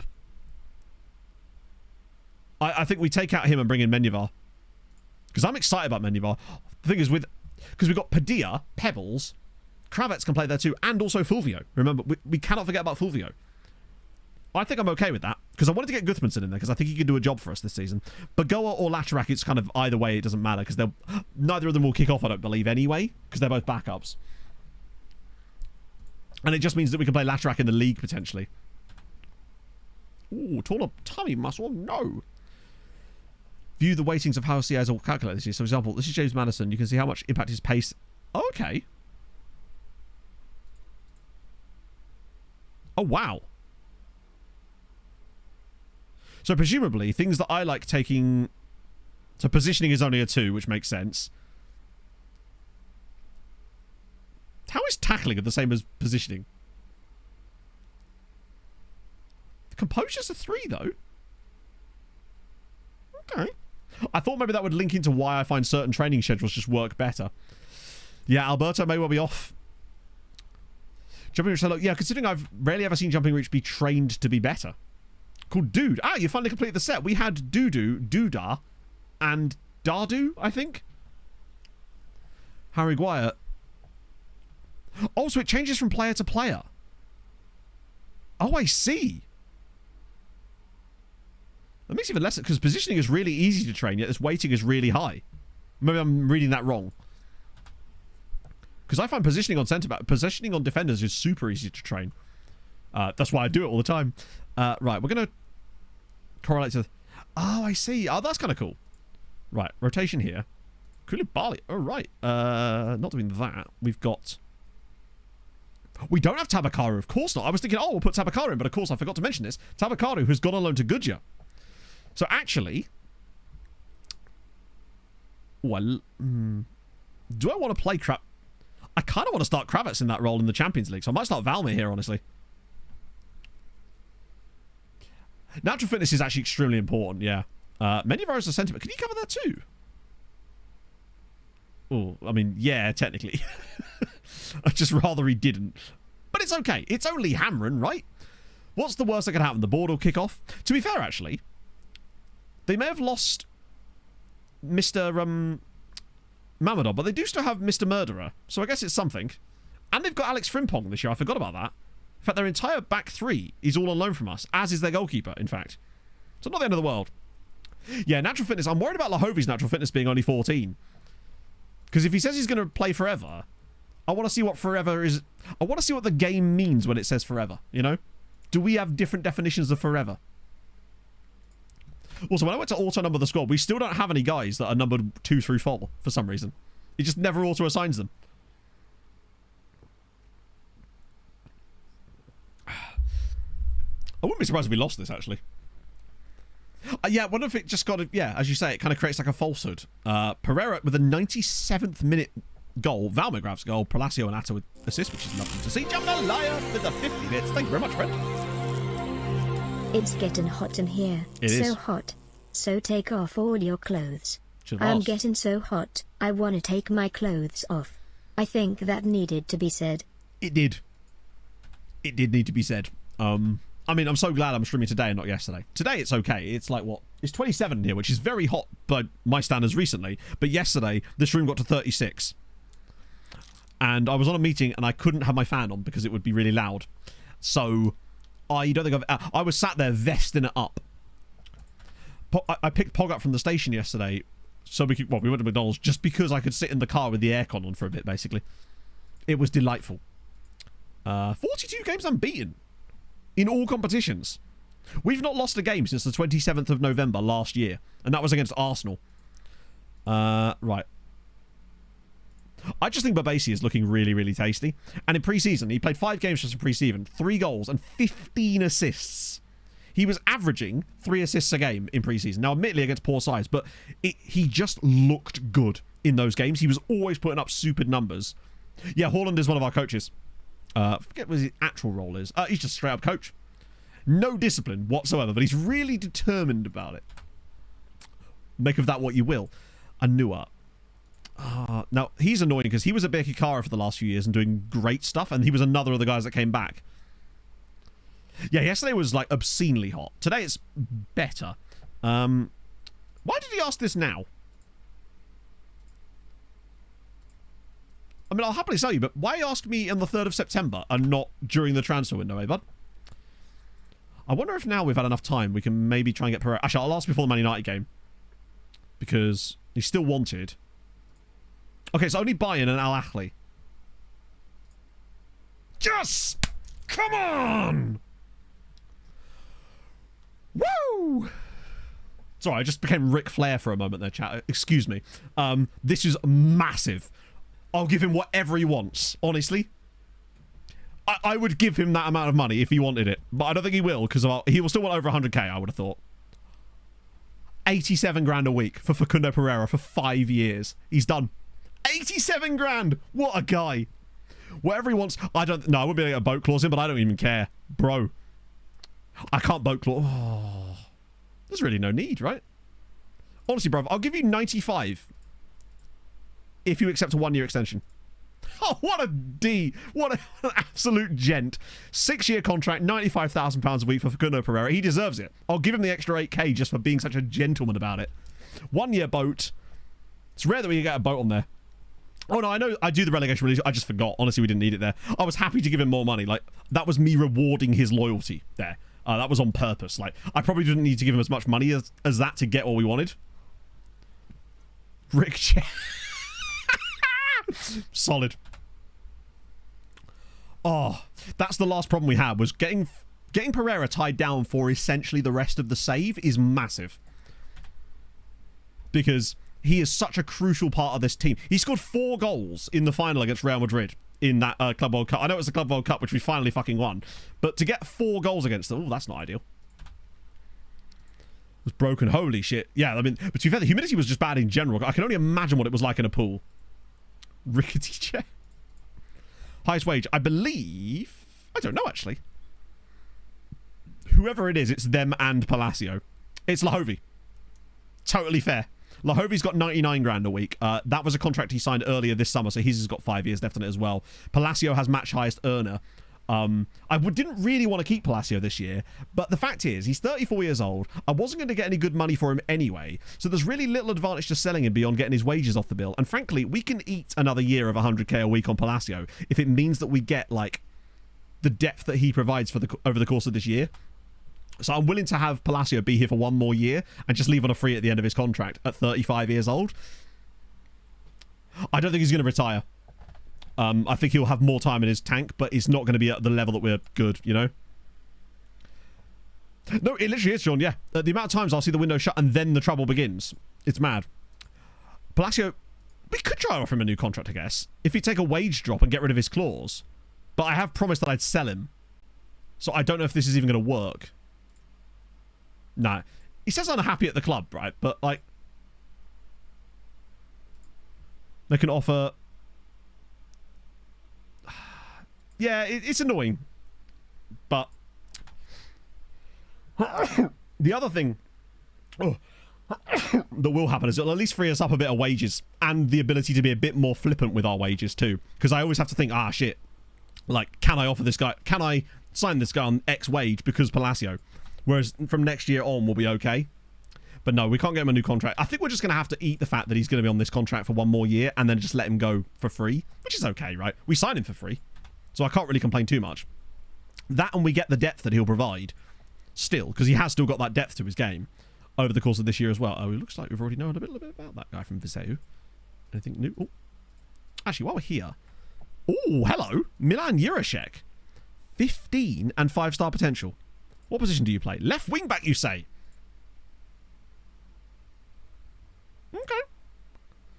Okay. Fact is, he's only 15, so his attributes are not going to be spectacular, but they look like they could be all right. That's the crucial part. Like, his positioning looks solid. Marking looks very good. Tackling looks decent minimum. Crossing could be good to... Agility looks really quite good. Pacing, that will come in time. He's intriguing. He's a kid, exactly. Give him a break. Hang on, 50k. How much is... Well, yeah, he's 5'3". He's basically Lahovi. What's Lahovi? 5'5"? 5'5", yeah. Hang on, has he got higher jumping reach than Lahovi does? Potentially. He may well do. What I wanted to check, actually, was on Scott Donnelly. How's his... Oh, very good. Oh, no, wait. Average. He's getting there slowly, but it has, like, been nearly a year now. New contract for Reynoso. 3 years left on it. Do you know what? Yeah, fuck it. Let's do it. Player I become... Depends on how much he wants. This could be where we end up giving Palacio a shitload of money. Wait, you've got to... Oh, wait, hang on. We'll do that. That'll annoy him. Wait, this is the fun part, chat. He has an extension clause. So... right, he's now going to get annoyed at me. And then I say, I'm so sorry about that. New contract. But now he has to use the extension clause end date as the new starting point for the contract. Wait, as if. He's only on 60k a week now. Star player, we're not doing that. We don't do that here. Bud, we don't do that here. Come on. Oh, piss off. All right, we'll have to change it later. From my wallet, knew it was in my bag. Empty the bag out, not there. Turns around. I was sat on it. That sounds about... It's basically like the pencil behind the ear type of situation, isn't it?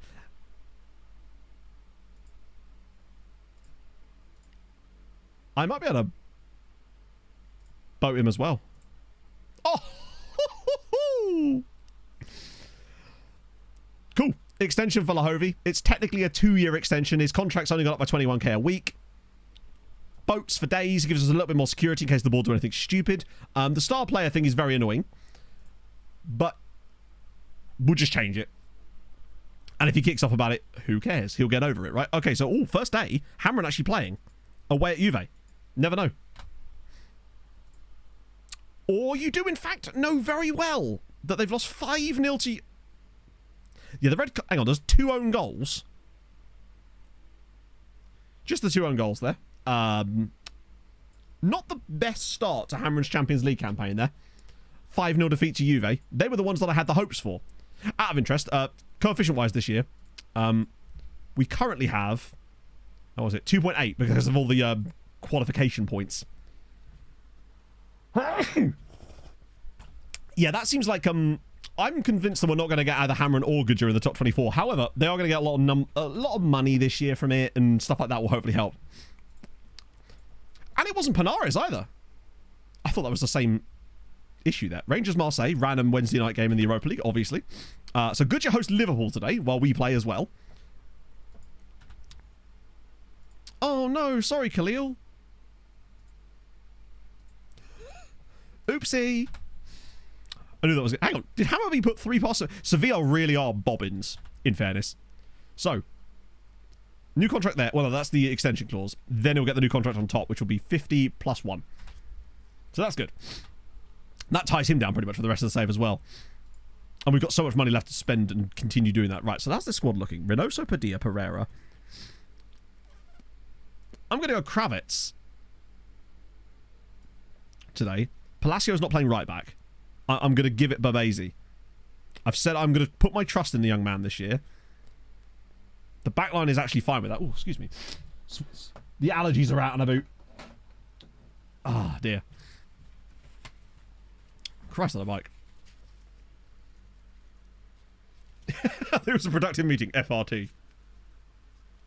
Merkerman. Probably, yeah. But I trust him. I believe that this year is going to be a breakout year for him. It kind of has to be, really, doesn't it? God, this team is very, very strong. Iconic player of the save so far. Ooh, I don't know. Probably Vida Xenia. I guess. Vida's probably the one. But also, Pereira for scoring the winning goal in the Champions League final. Paul Cine Castera as well. You can't ever go, oh, wow. They've got a Bosnian up front. Roy Fleming as well, true. So Dolling is still in their back line. Which is crazy to me. I feel like...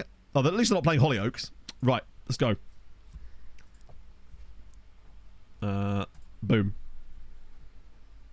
Yeah, no one's got... This is very true. No one quite like Jan Nwusu. The man, to be fair, he was one of the oldest players still in the game at one point.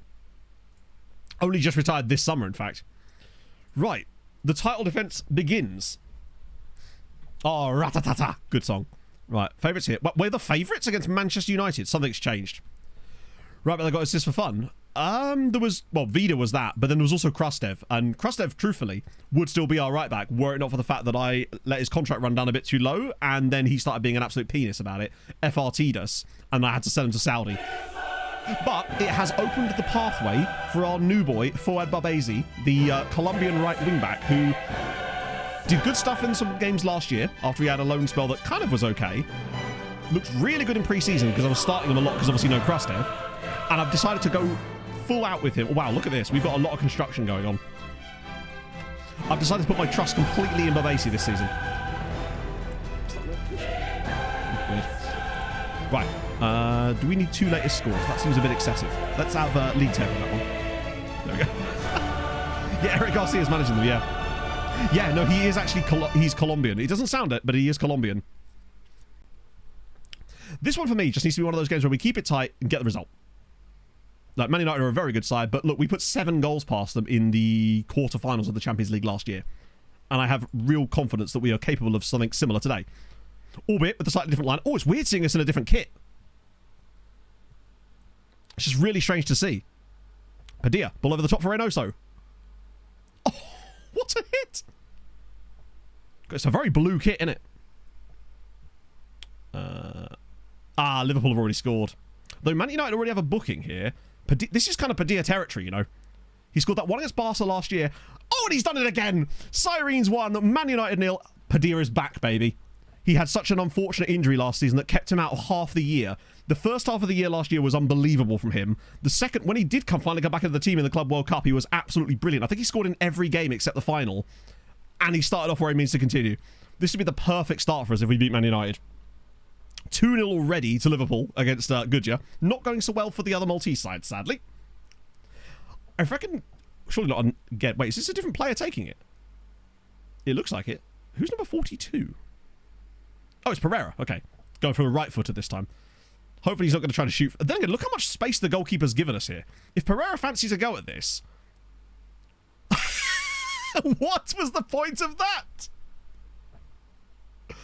They were all stood offside the entire time. Oh, Jesus. Juve thumped Hamren 5-0, unfortunately. All he had to do there was probably just shoot. Like, I love the idea, but, like, look how offside they all are. Oh, to be fair, the wall itself actually nearly played some of them on. That's annoying, actually. That could have been really good. Either way, we look solid so far. A lot of free kick opportunities. Padilla again. Oh, my God, he's nearly scored another one. We've looked very good from, well, specifically free kicks in this game. United have committed 10 fouls in this game, so they're definitely pressing us quite high. And so far, we haven't really created much outside of that, but... Is it just me or do our kits look blank? Oh, that's a... That's weird. It looks like the 3D kits aren't showing up. Lahovi, great touch past the defender. Into the box. Can he fire it across? No. No, he can't. Yeah, it looks like it's gone default here. I'll have to have a look at that after stream. The 3D kit doesn't seem to have shown up properly. Barbesi, chance for an assist in Europe to start things off. Barbesi! Oh, he's gone for goal himself. His eyes lit... Oh, wait. No, he saved it. Yeah, I think it's the default kit for some reason. I'll refresh the skin after this game. We'll have a look. Don't know why I'd need to do it twice, though. That's the weird thing. What a touch from Kravitz. Now, Kravitz isn't even up to full match sharpness yet. Caching to... I cleared the cache, and then I reset the skin. That's what I always do. Padilla's had a brilliant half so far. Pereira's been a bit mid, but both Kravitz and Gillette have had solid games so far. This is Sirens. They are based in Malta. Vitor, thank you very much for the follow. Didn't find a fix. Oh, really? Huh. Yeah, the kit definitely looks default. It's strange, because we've got the other kits in the game just fine, but the 3D one doesn't seem to have shown up. How odd. Kravitz now. Driving into the box. Back post. Oh, I'll tell you what. Knocks it down. But Barbesi! See, I feel like he's an exciting one to keep an eye on in this team. You know, Vidar, thank you very much for the follow as well. First shot on target. Well, that would be very us. Let's be honest. Hey, Vitor. Right. Renosa's actually had a poor game. Barbesi, 6.8. Nothing to be sniffed at all there. Totally happy with that. Right, we'll go for... I was literally just about to... I'm going to make the subs anyway. My hope is that it will trigger the highlight not to exist. Go for Bizarre, I guess. Runner faces, no, it's just they don't seem to work very well, unfortunately. It just doesn't give them faces after a while for some reason. Gert is struggling a little bit, so I might get Godfrey on. Oh, I like having the options off the bench. It's nice. And I might do the default change here, though, and get Lahovy on, because I just really like making that switch. Watch us concede their first shot on target, though, because this is FM.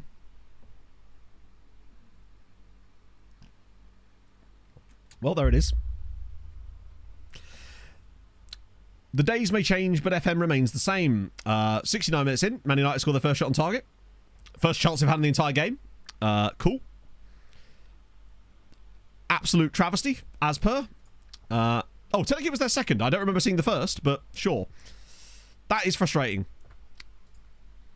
Cooper, do not hate Yeah, I mean, I couldn't care less about that set piece trade. At the end of the day, the amount of times we concede opposition's first shots of the game in like the 70th minute or whatever, when you do everything you can defensively and they still just randomly score, it is so frustrating because it's like, what more can you do? I guess not concede any shots on target. Screamer Pink, thank you for the follow. But luckily, Sauschnig's about to put this on someone's head and we're going to be fine. Whips it in. Oh, I thought it was going to be a penalty there, but Basie's on a booking, so he's got to be careful. Oh, does he? Because the two new boys link up. Sirens 2, Man United 1. Babasi with the assist. Kravitz with a goal on his debut. That was nice. And this is what I mean. I'm firmly of the belief that Babasi is capable of handling himself at the highest level. This is a lovely little pullback. Finds Kravitz. Through a crowd of bodies. Bang. Kravitz's debut, yeah. Kravitz is the Shakhtar guy, yeah, that we spent £30 million on in the summer. Hang on, that barely gave us any XG for that. Oh, well.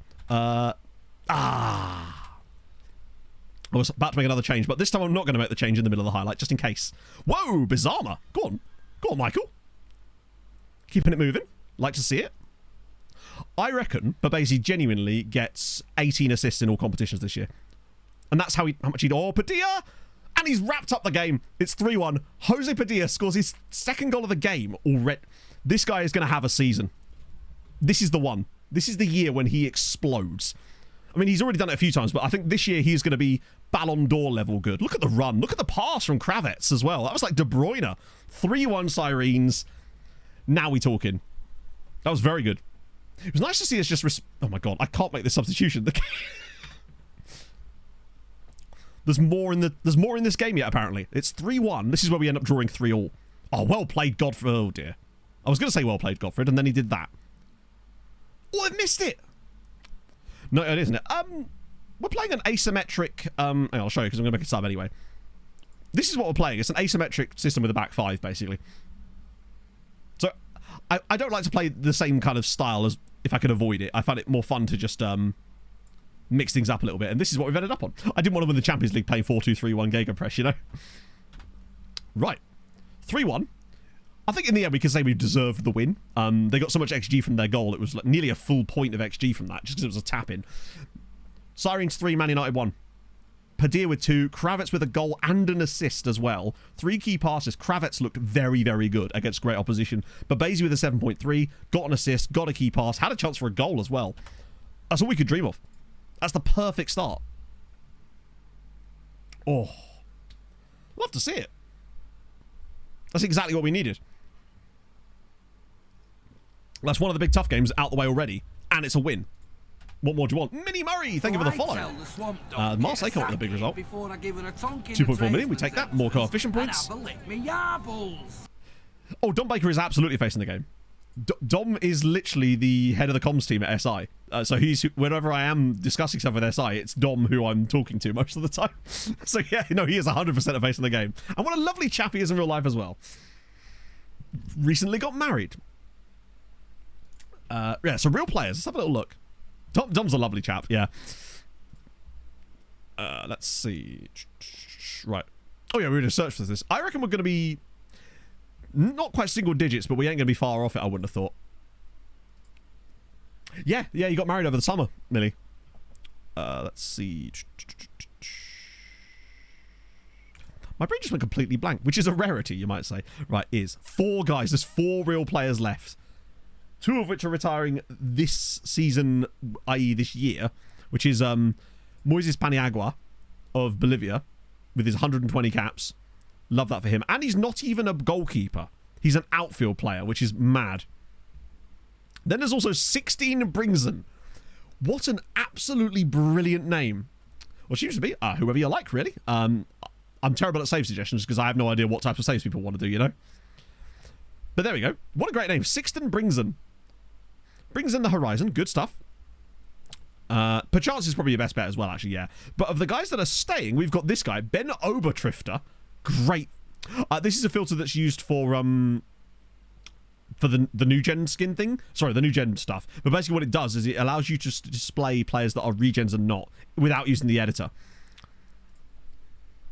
Mohammed Hussein Saidi as well. An Afghani international goalkeeper. Love to see it.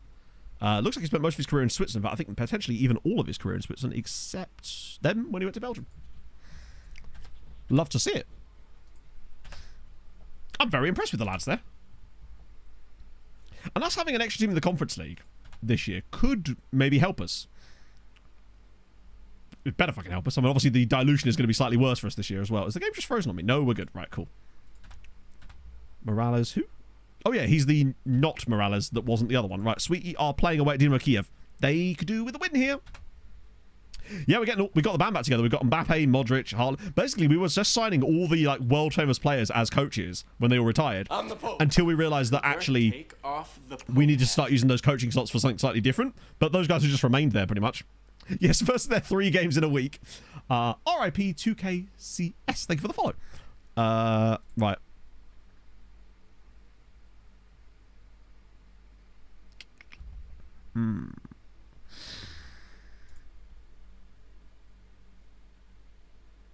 No, why is there not an option here? Oh, well, Alberto's been a good lad. I rate that from him. Fair play. He's not kicked off properly, at least. So that should now take care of it. No one's annoyed at me now, because the guy that was annoyed, I just immediately released, because he wasn't really here for reasons anyway. And now Alberto's Alberto. Yeah, man, that's a lot of words. Shame I'm not reading them. Oh, of course, Holub too. Hang on, Mr. who wanted to leave the club, you mean?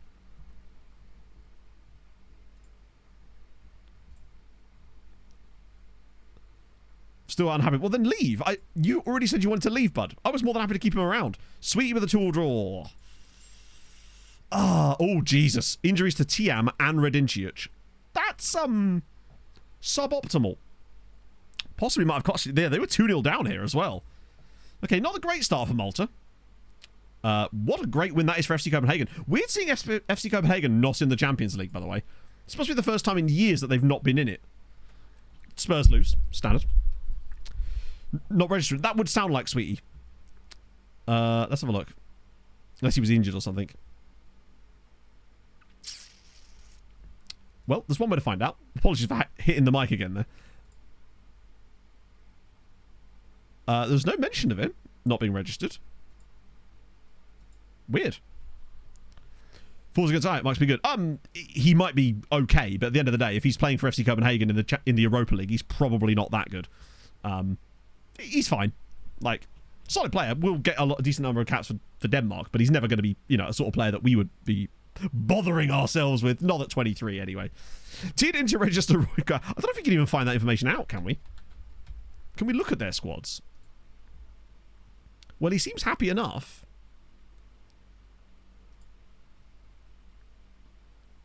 I mean, there's nothing to suggest that they haven't registered him. I guess we could just look at Inter's fixtures, couldn't we?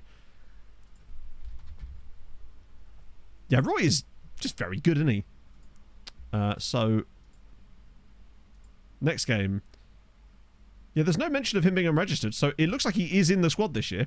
Actually, I don't think any of the Maltese sides are playing against them, are they? So we should be okay. Because that would be a guaranteed situation, basically. The moment that, how long is he out for, out of interest? 6 weeks. Christ. Less than ideal.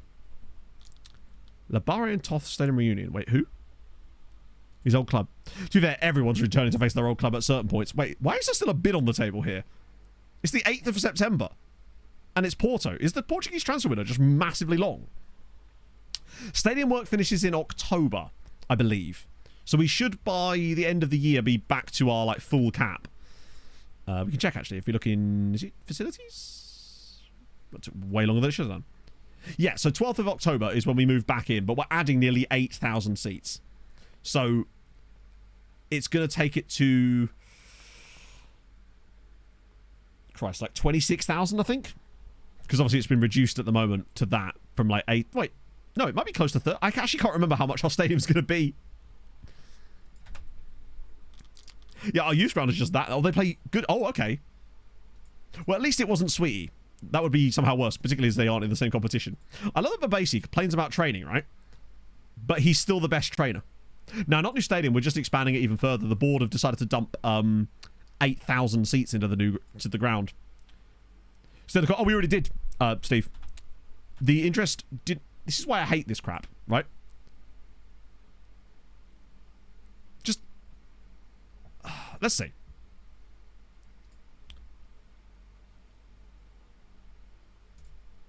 It's so fucking stupid. That's why you have to make sure that you've got the right number of players with the right. Wow.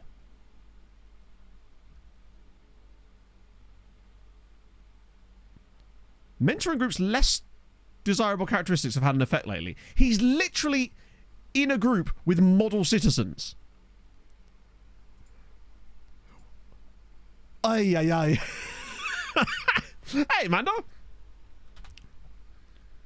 Looks like he helped me get out. That sounds painful. As a man who once punched a wasp in his oh, here we go. Premier League TV rights raise. Right, let's see what the TV rights are going to be changing to, chat. Let's see what percentage of fuck all we're going to be getting this year. I mean, in a way, it is the most complete FM to date.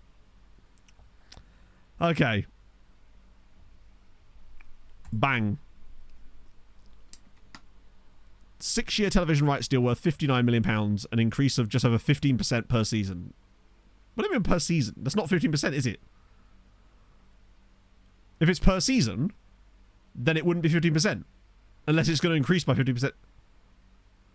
Yeah, and bear in mind, that's £7 million extra a year split across all the clubs, not just us. So we, out of that, are going to get an extra £500,000 over the course of a season. It's worthless. This is why we did what we did. Finally, the anniversary thingy seems fixed. Gabagool, vinegar, peppers, beep boop bop. Beep big boop kisses. bop indeed. You love to see it, friend. Thank you very much for the 26 months. I hope you're well. Yeah, that's why we had to invent our own one. Because that was just never going to happen. Big car with a big start there.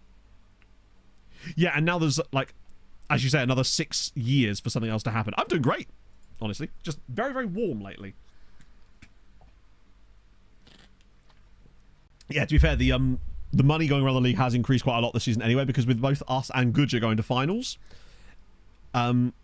user game result. Yeah, Hamron lost 5-0 and Gudja lost 2-0. They were playing at the same time as us. We've got another game like literally in 4 days, haven't we? So we've got to go back to rotation. We'll do that. Hollow ain't starting. If he's going to be a penis, he's going nowhere near this team.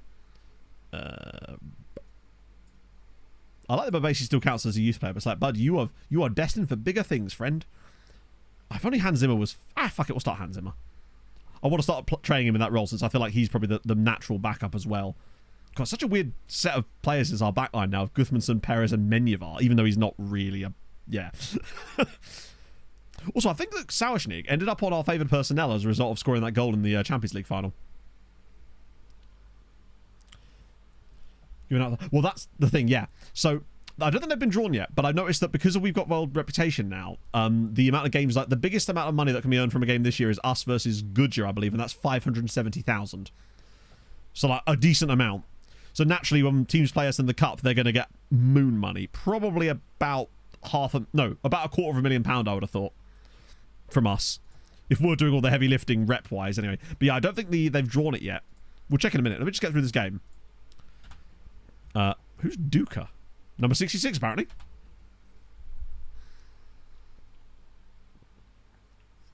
So it was Sweetie that have a game today, apparently, right? They had they had a game on the 7th, then they had one on the 12th and one on the 14th. So Sweetie will play Tuesday and Thursday this week coming up. 7-0.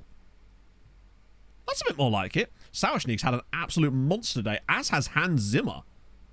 Atta's had a good day. Perez has done well. Different Perez, obviously. 2 for Bizarma. I like that. That's more like it. Did he get an own goal? What a way to mark your return to the squad. I guess we'll find out when we get there, right? Yeah, Zabar... Oh, great. Man scores a couple of goals in a single game, and now he thinks he's the tits. What are you on currently, bud? 18 grand a week. You've got 3 years left on your deal. No, you're sacking your agent. Particularly as I'm convinced that Tabakaru is going to be our backup. Zabar really have, despite the fact that they've actually got some quite good players. They've got like Swanthony and people like that. I mean, admittedly, they don't have Latrak anymore, which is probably part of the problem. Yeah, he's definitely it. Let's see if we got the first round drawn yet. I don't believe we have. No. But as an example, that Zabar game earned them... Sorry, earned us 375 grand, but it's the Goodyear one here. Sorry, 475. Hamron is 500... What? Why is it more for us versus Hamron when I swear they've got lower rep than Goodyear now? I must investigate. I swear both Goodyear and Sweetie had higher rep than Hamron. Oh no, Hamron have gone back across... Wow, okay. Oh! Probably as a result of getting in the group stages of the Champions League, Hamron gained more rep and now they've gone back above Goodyear and Sweetie again. Because last year it was Goodyear and Sweetie that were on 3 stars and now Hamron have gone back across. It must be their qualification for the group stages this year because they came second. But you can really see how much of a difference we need someone else like Balzan to make a good season potentially. Yeah, it's enough for them to get the extra 25 grand. So 500,000 each for the game against Hamron. Yeah, we'll have to have a look once we... I'll refund your points for that. We'll have a look once we get the first cup games in, because they usually are during the first one, right? Although half the time it feels like for the last couple of seasons we've ended up drawing top flight sides in like every round of the cup. I want to play against some absolute mugs, damn it. Are we just going to get like a report about Babasi like every single day? Because I'm fine with that. Just keep me posted, bud. Hang on. Hana reports on Babasi progress, and then 6 minutes later, reports on him again. Is he obsessed? Reynoso, new contract. Speaking of new contracts, by the way, has Pereira signed his contract yet? Because I don't feel like he has he? Or have I just missed it? No, he actually hasn't signed his new contract yet. But if you could hurry up and do that, that'd be awesome. Balzan look a bit better this year. What if they've strengthened a little bit based on the fact they're going to be in Europe? USM Algiers. Let's get that as well. Change that. Yeah, but I mean, I don't really want to upset him right now. The fact is, he's going to play a decent amount.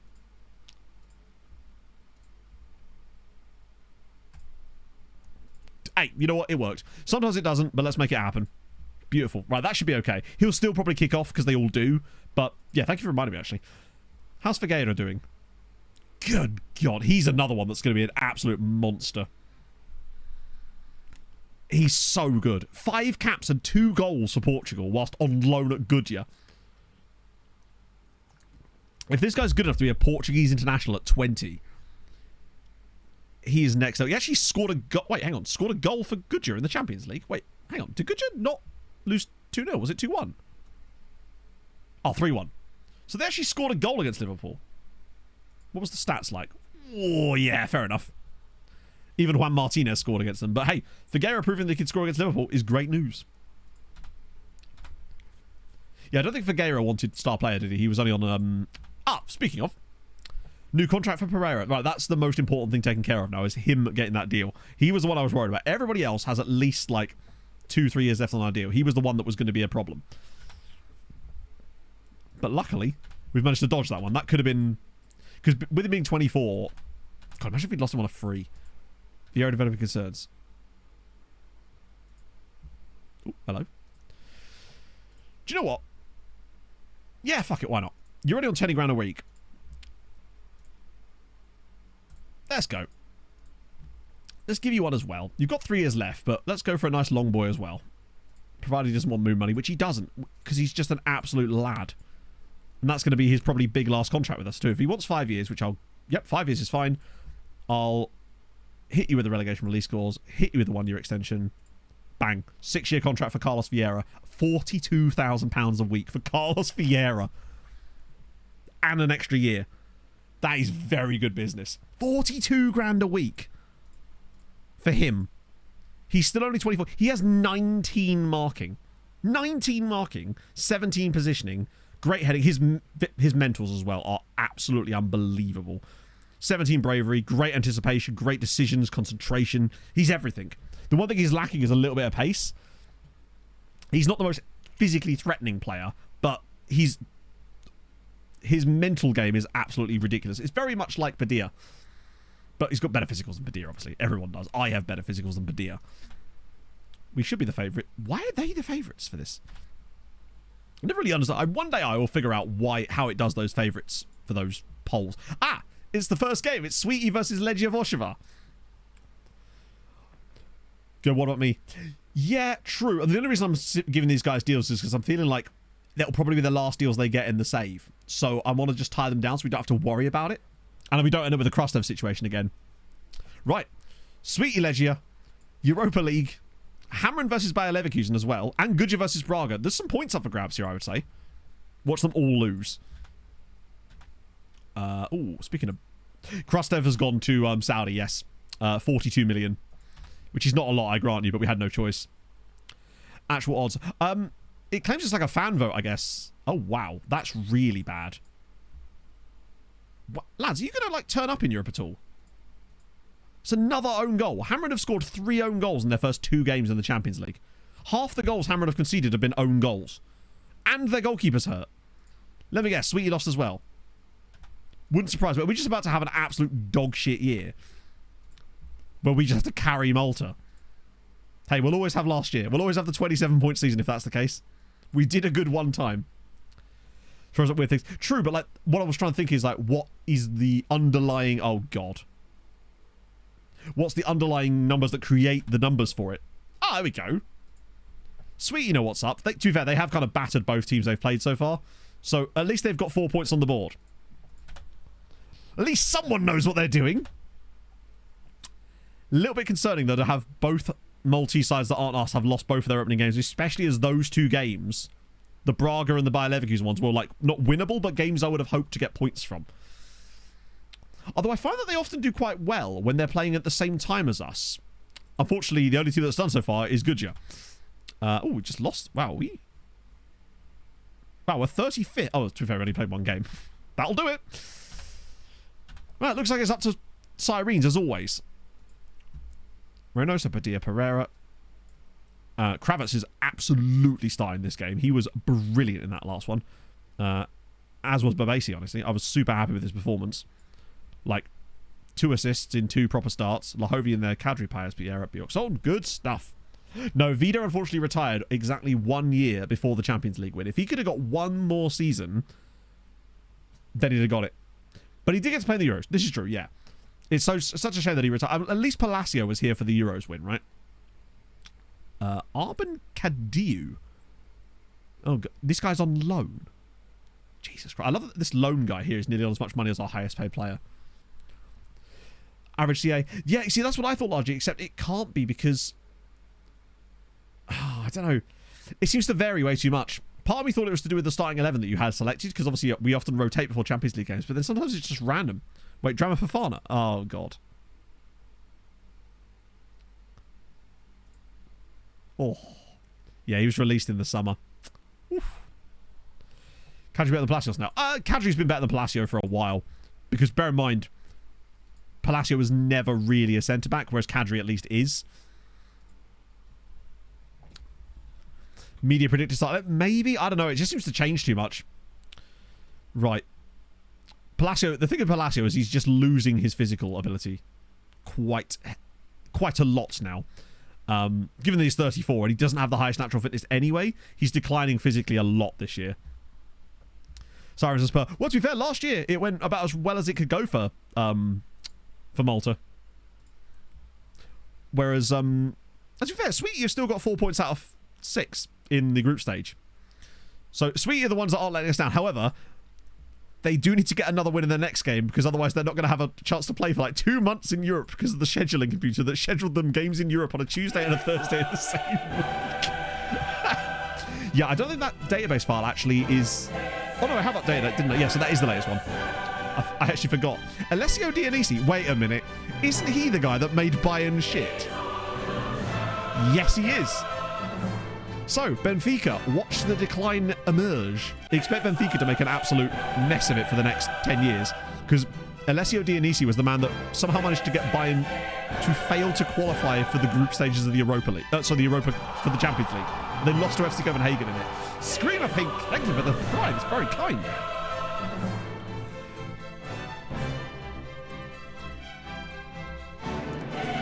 Aren't the SV and if you're getting to close to each other? You tell me. We won the Champions League. So I'm guessing no. The false hope. Yeah, I think this year we're going to get full-on slapped down, basically, by England. But, hey, we're going to do our best. If we can win back-to-back Champions Leagues or something, that'll be fine. This has definitely got drama for Fana goal written all over it, doesn't it? Right. But, oh, that's a bad clearance from Abasi. This could be his first mistake in the senior club. Oh, my God, goalkeeper. Yeah, that was always happening, unfortunately. It is 1-0 to Benfica. The moment that Babasi cleared that weirdly, then Sultan flapped at it. Such a weird clearance. It's such an unnecessary clearance too. He has time to bring that down. The keeper's caught in two minds. It's incredible that that's actually got through all of them. Unfortunately. Got a hold of dig ourselves out of. But it's fine. We got this. Chelsea are 2-0 down to Slavia Prague. It's part of their culture. This is one of these games that we can't really afford to lose, though. We do need to dig deep. We need the guys that played well in the last game to properly step it up here. And currently no one is.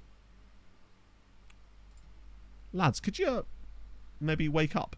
Just a little bit. Just like be awake or something. Stand on the camera side of the pitch.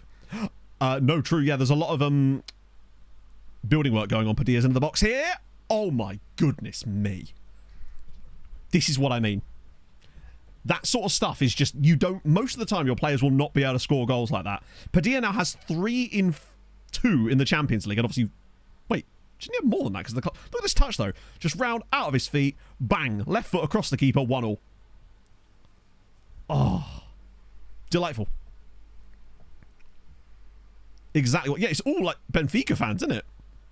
All of our guys are sat on the gantries. It's like when Fulham were getting the ground built again. Lahovi driving forward. Space for Kravitz. What's he got? Got to find Babasi again, surely. He does. Cool. Another assist for Babasi would be glorious right now. Whips it. Oh, it goes dinks it instead. That wasn't a bad idea, actually. Lahovi's got it back again. You're Lahovi? And it's 2. Sirens 2. Benfica 1. Lahovi again. He will be playing forever, and now it's 2-1 to Sirens. Counts as last season. But weirdly, it also still counts as this season on their profiles. That's where I get confused. It like straddles them. So it doesn't show up on the ticker, but when you go to their profiles, it does count it as a continental goal. My grandfather's battalion survived an attack in Norway during World War II by disguising themselves as Christmas trees. They were all highly decorated. You love to see it. There was me thinking you were being serious for a moment. How dare I suspect such a thing? How's it going, Kaka? Okay, that was a quick turnaround. Is it just me, or does it feel like now we're really good all of a sudden at recovering from setbacks, whereas before we'd have games like this and it would just be bad forever? Same as that Man United one where they get the equaliser, we know what would happen before is we would just collapse or just go for the 1-1 draw. Whereas against Man United we then went and got 2 quick-fire goals, and we've done the exact same thing here upon falling behind to Benfica. I'm really liking this sort of newfound resilience in this team. Babasi, what's he got? Just some fresh blood's probably helped with that a little bit. Kravitz. Reynoso! And it's just wide. Yeah. So it's an interesting one, because if you go to Padilla's profile, you'll see that he's actually... Oh, now it's taking it away again.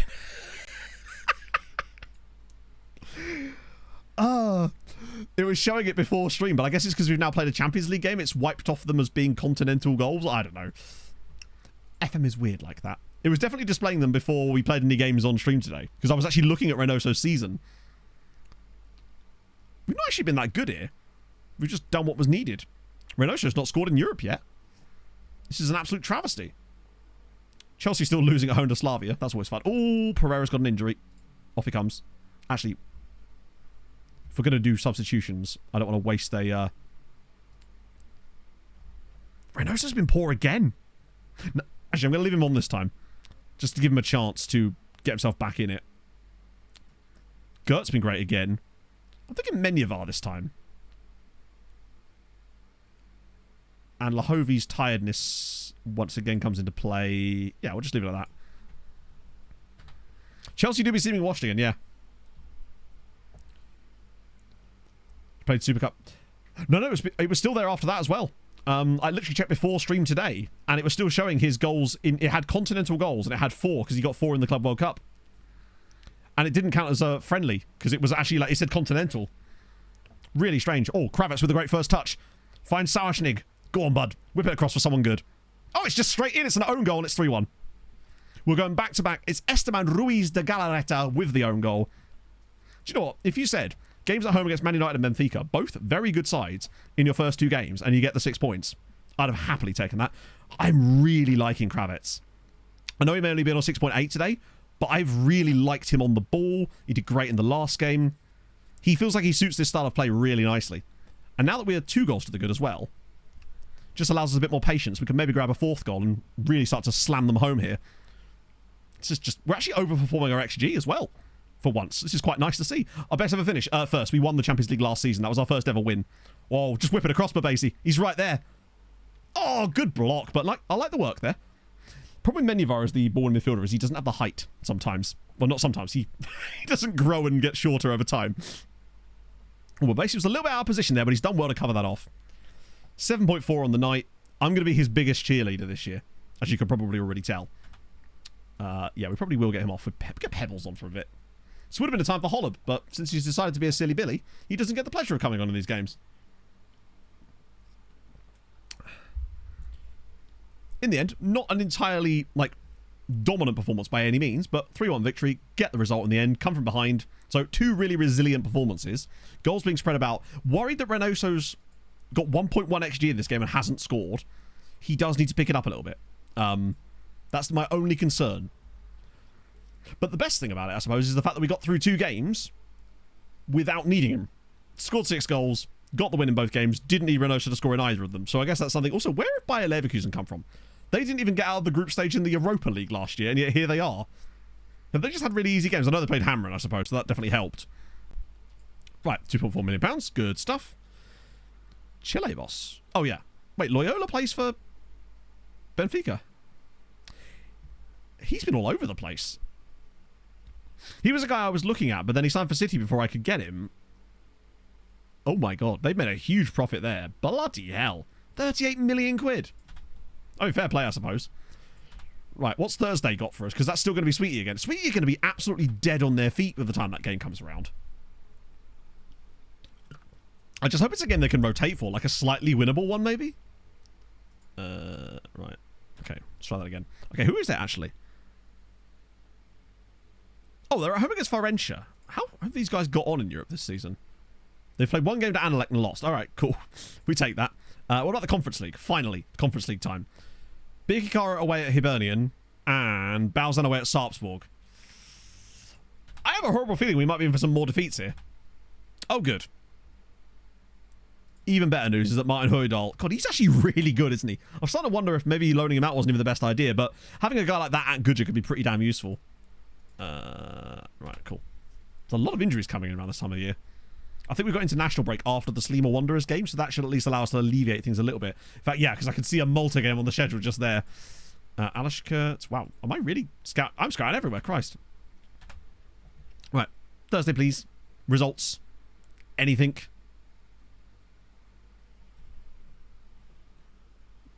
Right. Sweetie United, 5-2. Considering how tired they would have been, well, that's actually one of their worst performances. Peelbar's got a goal. Corin got one. Zhongdong sucked. Were they 4-1 up at half time? And then Claudio Aguilera. He's not one of ours, is he? Oh, he's a university. He's a Catholic daddy player. Love to see it. They did get a couple of goals, but that's fine. Good results. So Schrock's still not in the team, which is really disturbing to me. But it's weird that it's saying that he's not registered. It's not saying that he's not registered. Unless for some reason he's not in their first team squad. And as a result... Also, how the hell are they benching Valenhaupt? He is beautiful. That's a great start for Sweetie, though. What about the Conference League, though? This is where it really kicks off. Ooh, a draw and a draw. Unlucky to get the draw. Naturally, they can see their opponent's only shot on target. That's just how it goes. Balzan, lucky to get a draw, in a way. But Riyad Hajar gets himself a pair. Yeah, true. He was injured, wasn't he? Right. So, a couple of draws in there. Most importantly, though... wait. Yeah, cool. Of course they're top. 7 points on the board already. I think Sweetie are going to have no trouble qualifying. Probably top 8 again, honestly, with the way that they've started. Given that they beat Legia fairly easily. And this is a team that had already won 2 games themselves against Linfield and Mulder. So Sweetie are in good spot. What does that mean for coefficients? We have got up to 4.6, but it's still going to be a tough one. The most important thing is to... Well, we're staying behind England. Shocker. We just have to make sure that we stay ahead of Spain by enough points this year. And it's only going to get more difficult next year, remember, because obviously we're going to 7 teams next season, which makes it even more tough. Modric calls for a professional. I mean, of course he does. He's a model professional. New improved contract. But an improved contract? You're 31. But you do only have 2 years left, so I might... Actually, let's ask Paez first. He said, is it... What? What I was going to say before I was so rudely interrupted by the game doing something that it hasn't done in about a decade was, oh, it doesn't usually matter. What happened last year? 27 points. We won the Champions League. Sweetie got to the Europa League final and lost. Hikaru reached the semi-final of the Europa Conference League. Hamren won the Europa League group stage. Gudja qualified for the knockouts of the Champions League. Basically, it was a mad year. And not only that, but they even won 11 out of 12 games in qualifying too. So, hey, that saves us some time. I probably would end up giving him an extra contract anyway. Oh, dear, it's a lot of injuries. It actually worked for the... Well, I guess we're going to... Oh, great, I can't ask him. Valmit, you've got 4 years on your deal. As if I'm giving you a new contract. You have 4 years left on your current deal. When did this contract start? Oh, right. I was like, how the fuck did I do that? It's because it was his 8-year deal. No?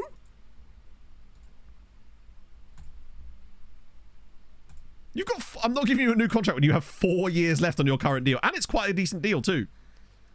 It's not, but, like, for Sirene standards, it's not bad. Why on earth would I do that when he's... Like, I think I've just offered players contract extensions that are kind of similar. Yeah, that was when I did the old... When we signed him, we were able to get him on the 5-year +3 deal because he hadn't got Brazil caps yet. So we just leveraged the Brazil caps that he didn't yet have. I don't know if he still... He might not even have Brazil caps now. Which makes me wonder if I could get him on another one. That would be kind of funny, actually.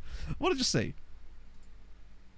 Yeah, he's got 29 Brazil caps now. But he didn't at the time, which meant that even though he was like 24, I was still able to get him on exactly the deal I wanted. Because I knew that would tie him down for practically the entire rest of the save at this rate. That's a lot of players on international duty. Holy shit. Okay, we probably should check in on the reports again, actually. I don't want to overlook anything. Oh, finally a scout report. I feel like we haven't had one all day. Oh, some good players in there. Is it just half the guys from our, like, shortlist who I definitely need to revisit? Maybe remove some of them. All of these guys that are just not quite it. There's 50 players in here, though, so there should still be some workable options on this list. Ooh, that 15-year-old Czech dude has, plans for F25 finalists. It's hard to finalise plans on a game that we sort of know nothing about thus far, but the current plan is building a nation, Poland, Wisła, Krakow. Because... with the fact that save games are supposedly going to be compatible from 24 to 25, it means that surely there's not going to be too many changes under the hood to the point where the save games would work. So I feel comfortable enough doing Building a Nation again, knowing that a lot of the underlying mechanics will probably remain. The other plan we were going to do was Outcast to Icons. The issue with that is it would take us so long to get databases set up for that, and we'd have to rely on other people's databases, that it didn't feel like a very good way to start the year, essentially. So yeah, most likely... Plus, I haven't finished business in Poland. I feel like that's the one that's most achievable. Then again, I thought Malta wouldn't be achievable, and yet here we are, right? Yeah, the basic stuff will remain the same. Like, there could be some of the mechanics that change, but the underlying stuff should remain consistent enough that we will be able to do what we want to do, basically. There's only random old players in here, like all of these guys. These are just loanees, aren't they? Wait, Grinelli. Oh, it's different Grinelli. They get me every time with that shit. Get those two gone as well. I did at one point figure out a way to get rid of those from there. Yeah. It'd be cool to have Wisła's women's team in there. Even if they are, obviously, we'd have to move some stuff around, because if you recall, they're in like a much lower league than the men's team. Right. What we got here? Victor Gambo, super expensive. Barcelona wingback.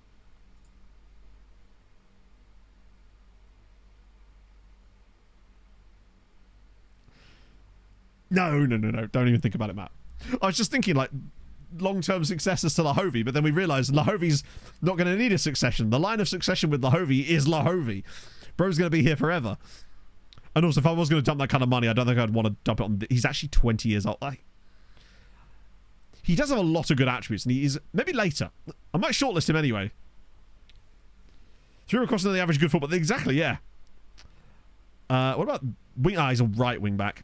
Dominic Zimmerman, who £52 million release clause as well.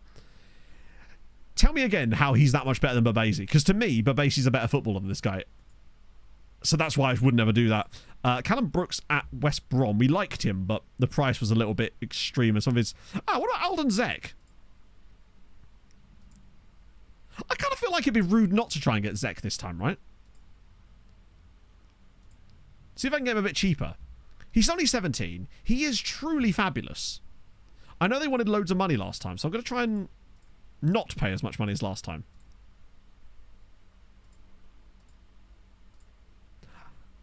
You're not going to believe this. They actually want even more money. They want £15.5 million for Alden Zek. Is he a £15.5 million player? That's my problem. I'm worried that he doesn't have the PA and he's just all CA. Because the amount of time it would take us to develop him... I mean, he would end up out on the loan farm, presumably, but it's just so much money. What about if I try to... I could stagger it, I guess. Just hit them fully with the future installments. Actually, I'm going to go completely mad on them. Lads, how do you feel about the same amount of money that you wanted, but spread over the next 10 years? But, and you're right, we won't see much value back from him. However, I would like to bring you a parable. Sometimes the true measure of a man is to plant the trees under which the shade of which he will never sit. And that's what we're doing right now. Sorry to get all deep on you for a second. But that's my thought process here.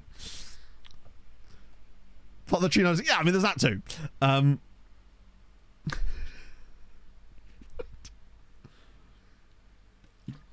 going to throw your book of Matt Gospel away. There you go. We'll pay him. I'm going to buy him over 9 years, and he will be the tree under which we will never sit under his shade. Kappenberg is... Wow, this dropped off super fast. I do want to have a quick gander at some of them anyway, just in case there's a bargain in there, and he is not it. If he was cheap, then sure. McGarry has already lost all of his PA, it would seem. Good player, though. Almost understood that one. Sure. When the seagull follows the trawler, that means they are lost and looking for the fish. I've never actually heard the second part of that quote, so... You know. Fever Ibanez. Good name. Just Fever as a name in general is superb. Yeah, he's a bit expensive. He's cheap, but not too cheap, but like we can't actually do anything with him right now. So I'm pitched to go. I'd love a centre-back pairing of Fever and Pitch. I already looked at this guy, didn't I? He's all right. Oh, actually, he's okay. He might be just a fun little loan farm signing. Juan Ochoa. If he's willing to join us on barely any money. These are the kind of guys... I feel like these are the kind of players we need to be targeting instead of the free Brazilians. I feel like the free Brazilians are no longer serving a purpose for us. They're just nowhere near good enough to really boost us in a meaningful way anymore. This is because they expect sardines to be thrown into the sea. There you go. I knew you'd know that. Get rid of those two. There's Lee Wright. Too expensive. Send him out on the Ballon d'Or. How many goals did he score? Because that seems to be how they judge it most of the time, isn't it? You're a bit too expensive. He says having just dropped £16 million on a 17-year-old. Navarro, you're at Man United. Are you very good? Yes, you are. Actually came through at Man United too. We like that. Artenon's, oh, of course, yeah. But to be fair, I mean, I am the true merchant. I'm a waffle merchant. Anais Semlali. He's just got such a high release clause. Good CA, but that's just not for me. You're a Juve player who's probably average at best. There's Luke McSecond Duff, who I've already told no to. Okay, these kind of guys. Matteo Pachon. If they've got some solid attributes, then I'm interested. Tackling's decent. He's cheap. We take players like this, especially with low wages like that. Ooh, feisty one on the agent. If we can get this guy for under £500,000, I'd probably be accepting it. Or much, much less than that. So 175k is dope. 32 goals. Jesus Christ, what is your set piece tactic and can I have it? Yeah, those are the kind of players I feel like we need to be picking up. Like, guys like this. Provided the actual upfront fee isn't too much. I mean, here's one we've got no idea of knowing because it's 130k to 1.3 million. My guess is it'll be somewhere in the middle. Yeah. It's essentially 350k, which is exactly fine. This is where our loan farm will now be sourced from. We'll have those guys as well. You're on an incredible amount of money for an 18-year-old. I assume he was from the next gen list, which means I'll probably just get rid of him there. Kucharczyk, great name. Wait, you're Colombian? Mateusz Kucharczyk. Straight up full Colombian. Not a hint of Polish around him, other than the fact that his name is Mateusz Kucharczyk. Born in Jumbo. Good jumping reach. Reasonable aggression. I'd be tempted. Yeah, it's the Polish exclave in Colombia. Are you not familiar? Jeez, call yourself a geography. Let's see. Yeah, I'll pay that as well. I'm just signing players now. Look at me go. You want a bit more in wages, so you'll have to be good. He does actually have some quite meta... Oh, hang on. Never mind. I'm on a free.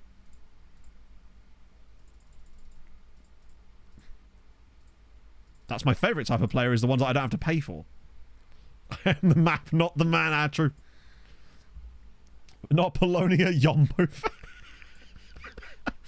Ooh, good name coming up here, surely. Gianni Bamona Lobello. Sorry, he's actually ridiculously good. Has no consistency. Hot damn. Look at him. This is why we look at players. Oh, shit. Did I just... Okay, well, I've asked him... I should have... Yeah, I've debated the wrong thing. Either way, he's absolutely coming in. Without a shadow of a doubt. Same players from the same countries. No real difference in... I guess it depends on what you save. Like, I... Ooh, wow, bit more money. I haven't signed any of the same players from any other saves just because... Well, I mean, they don't exist. If you start low enough down... I feel like if you start low enough down, you'll always have freshness to it, right? Because... The players you're... By the time you're at a reasonable level, all those real players, the Wanaka kind of guys, are just all going to be well out of your price range anyway. Sorry. You're not going to be on their level yet. Let's try Gert as the Segunda for today. We've got a little international break after... Oh, I'll give Babesi one more go. Fuck it, why not? So close the show. Let's have a look. Oh, no, no, no. This is... No, it's just an outline on the shirt. God, he's actually insane. 26 years old as well. I don't think we've got... Not a single centre-back at my team is as good as this. A couple of them might have better mentals than that, but he's got the physicals. And his technical ability is ridiculous. For 26 as well. I do wonder if it's just that we've got a slight delayed development in Malta just because it's Malta. And that is potentially costing us a little bit at times. Which is frustrating. But I feel like now we might be finally at a time where we can get past that. Yeah, 170 goals. Like, what is your corner setup? That has to be mad. Is it Comic Sans as a shirt font? Wait, are they? If they are and it's on, like on purpose, then I kind of rate it. If it's for the memes, but I don't really know if they really do the memes, do they? They don't strike me as we're doing it for the memes club. Right. Oh, I didn't refresh the skins to see if we can get the kits back, did I? 5-1. Pereira scores another hat-trick. Was there just like no assists in this game? But Basie gets another one though. Man is unstoppable. It's just got 20 in every attribute or something. Oh my life. 12 tackling. Useless. Get rid. Bin him off. What's he even doing here? Scrub. Oh wow, I just applied for a lot of players. Yeah, I feel like we've never managed to quite get enough players that can... I mean, then again, I say that we've won the Champions League, so clearly we have enough quality in there. It's annoying that I can only offer him a 3-year deal because he's 17 here, but... Which means we're going to have to offer him another one at some point. And his Bosnian-ness means he's going to get caps as well. In fact, he's going to get caps very soon. Shower. Youngster, that's perfect. 8 years for you, Juan. Oh, wrong way. You're not getting extra money. Why on earth would I offer you extra money when I don't have to? There you go, problem solved. Hello, Cry About Heat. Blondies. Oh, I haven't made any blondies for a couple of weeks now. I might have to do that again. Don't have much chance. I'm going on a charity stream this weekend, chat, with Gaffer. So that's going to be fun. I actually forget exactly what time I'm on. But I will remind you on Thursday stream when I figured it out myself. That's number 3. Oh, because he's only 7. Oh, I'm surprised he actually talked to us then. We'll take that. Good, good, good. Next one, we'll have Rosas as well. He was like 18, so he should be able to be given the full beans. Oh, maybe not. What he's doing? Yeah, I mean, I don't blame you. I'm trying to cut down. It's been tough. Really sort of let things go over the summer, unfortunately. My head's been in a weird place for much of the summer period in general. Just trying to figure out... I think I'm just kind of not calling it a year as far as FM goes, obviously. That wouldn't be possible, but just kind of starting to plan for FM25 and just trying to start fresh a little bit with a new concept of my channels, I guess. Well, not the streams. The streams have been the constant. That's kept me balanced. Right. But you want... Actually, he doesn't want that much money, to be fair. Oh, shit, okay. Sorry, my friend. This is a risk I'm about to take, but hopefully it pays off. Because it would suck to not land this guy, but... hopefully that'll be enough to entice him. I'll whack in the relegation release clause too. If it doesn't work, then it doesn't work. Oh, thank God for that. Whew. Bit worried there. So Pereira's got a decent number of goals already this season. Oh, technically it's only 4 because we don't count the Club World Cup anymore. Yeah, AFCON... Who are we losing to AFCON? Of the main guys. These guys are all safe. Atta will go. Kadri won't go. Do you know what? We might actually be okay. Bench players. Guthmanson, none of these guys either. Mensah, but he doesn't really play. Oh, yeah, the Dr. Congo cap. So the only player I think we're actually going to lose to AFCON is Godfred Atta. Which is actually okay because he doesn't start for us anyway. Hey, Mats! So he's 1 in. I just figured if we got this cash, we might as well start spending it on players like this, just starting to boost up the loan farm. Because I think these are the kind of guys that actually will get loans now. Oh, wait, what? This is a new contract. Wow, man who just got given a new contract. Well, then earn it. Kind of. He had a shit season, Carlos. You melon. I've just given you a contract, you silly boy. They get big-headed, this lot. You give one player a new contract and suddenly everyone wants one. And then complain when you don't give it to their teammates. I should have said, oh, okay, I'll give him a new contract, but we'll have to take yours back. We actually only had enough money for 1 contract. I mean, I don't mind Holland updating me about this every single week, because at least every time he does update me about it, it's showing the green arrows. He is, yeah. He's going to lead a revolt against me. I know. Right, let's see. To get up there, well, 3 in corners, 2 in marking, 2 in position, which is what I've got him on. Was he just quite good to begin with? Because it doesn't seem like his attributes have gone up that much. Wait. His positioning was 8, and now it's 11. I guess it's because of the centi values, right? Either way, I'm enjoying his development. That upward trajectory is pretty good. Like, considering that he came in, got that loan, actually did quite well out on loan. Last year, got 6 assists in all competitions. This year's already banked 3. And in much better competitions, too. Not enjoying my 5-star reputation team. I don't play Libertadores. That really? I've never seen that before. Contract request. Oh no, normally it does, but with that wasn't a meeting with an individual player. That was a group meeting. So I couldn't say team leader because there was 3 or 4 players in that meeting. Normally I do with contracts. Normally you're fine. You can either say the team leader thing, or you can do the well, this player came along and he was fine with it, which is what I did on him. But not on him, it was on Valmir, but he became a penis. Plus, I'm not sure he is a team leader or has enough influence to make that work. I tried ignoring team meetings before, and that actually does come back to bite you. Because as much as you're ignoring them, it does still claim... It's essentially the same as you not showing up. And I found that really no nearby teams. I did a test. When I was doing some test stuff with Sirens Save from an older version, obviously I was just trying to get through as fast as possible, so I was skipping all those meetings. Oh, there we go. And...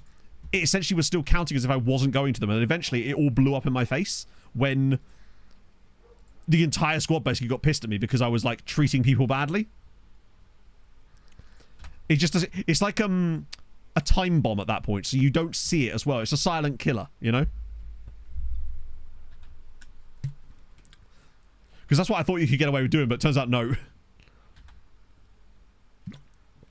It just comes back in one giant ball, and then your dynamics are utterly fooked. Whereas our dynamics at the moment, with a few exceptions, are actually pretty good. There's always going to be some upset players here because, yeah, there just is. But I can get rid of some of the... Wait. Oh, yeah, Gert's not actually a public one. It's only really, like, Sultan was the only guy that I couldn't manage to convince over the summer. They're not Scottish, no. Right, Juan Ochoa, in, bang. Mateusz Kucharczyk, that well-known Colombian, in, bang. How's Tristan 1 looking these days? Yeah, he's fabulous. And I feel like it's not going to be long before he gets too good for Tarshin. Because it's not like he's even playing in Europe with them. And I feel like those guys don't tend to stick around that long. Something confirmed. All right, yeah. January is going to be a busy month, I think. We're going to be getting a lot of guys in. Polonia Yombo. Wait, was that actually the name of the team?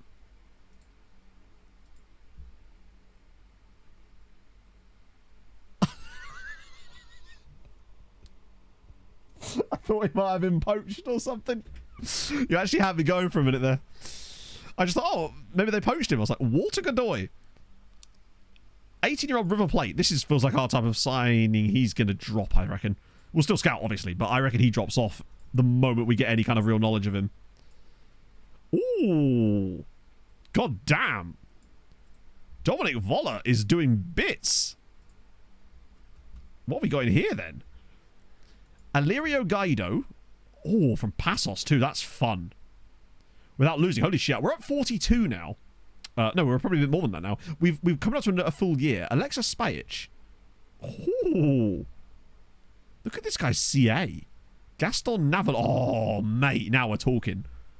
And this guy. Oh, my goodness me. Look at this name. Berger Rummenigge. And he's good. And he's called Berger. This is superb. Is he related to Karl Heinz? Some good players here. Oh, this is a good report.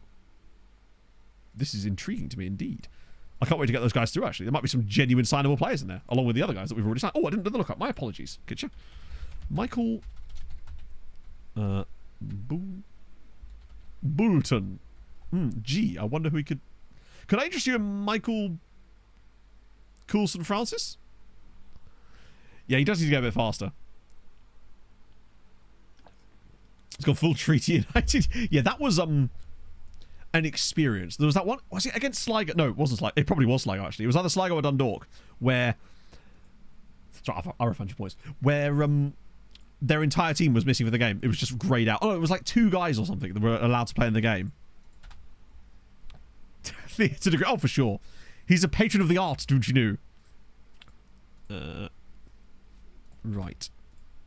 Ooh, Ciprisa. I'll win. Fair enough. Going down in that lull period as well. But that's fine. We get to do scouting and shit like that. Oh, yeah, man is cravatting all over the place. He holidays on the Dalmatian... No, on the Amalfi Coast. Without a doubt. Yeah, so Sevilla's the next one we're actually paying attention to, which is not even that far away. Oh, no, it's actually nearly a month away. It's just... Sometimes things...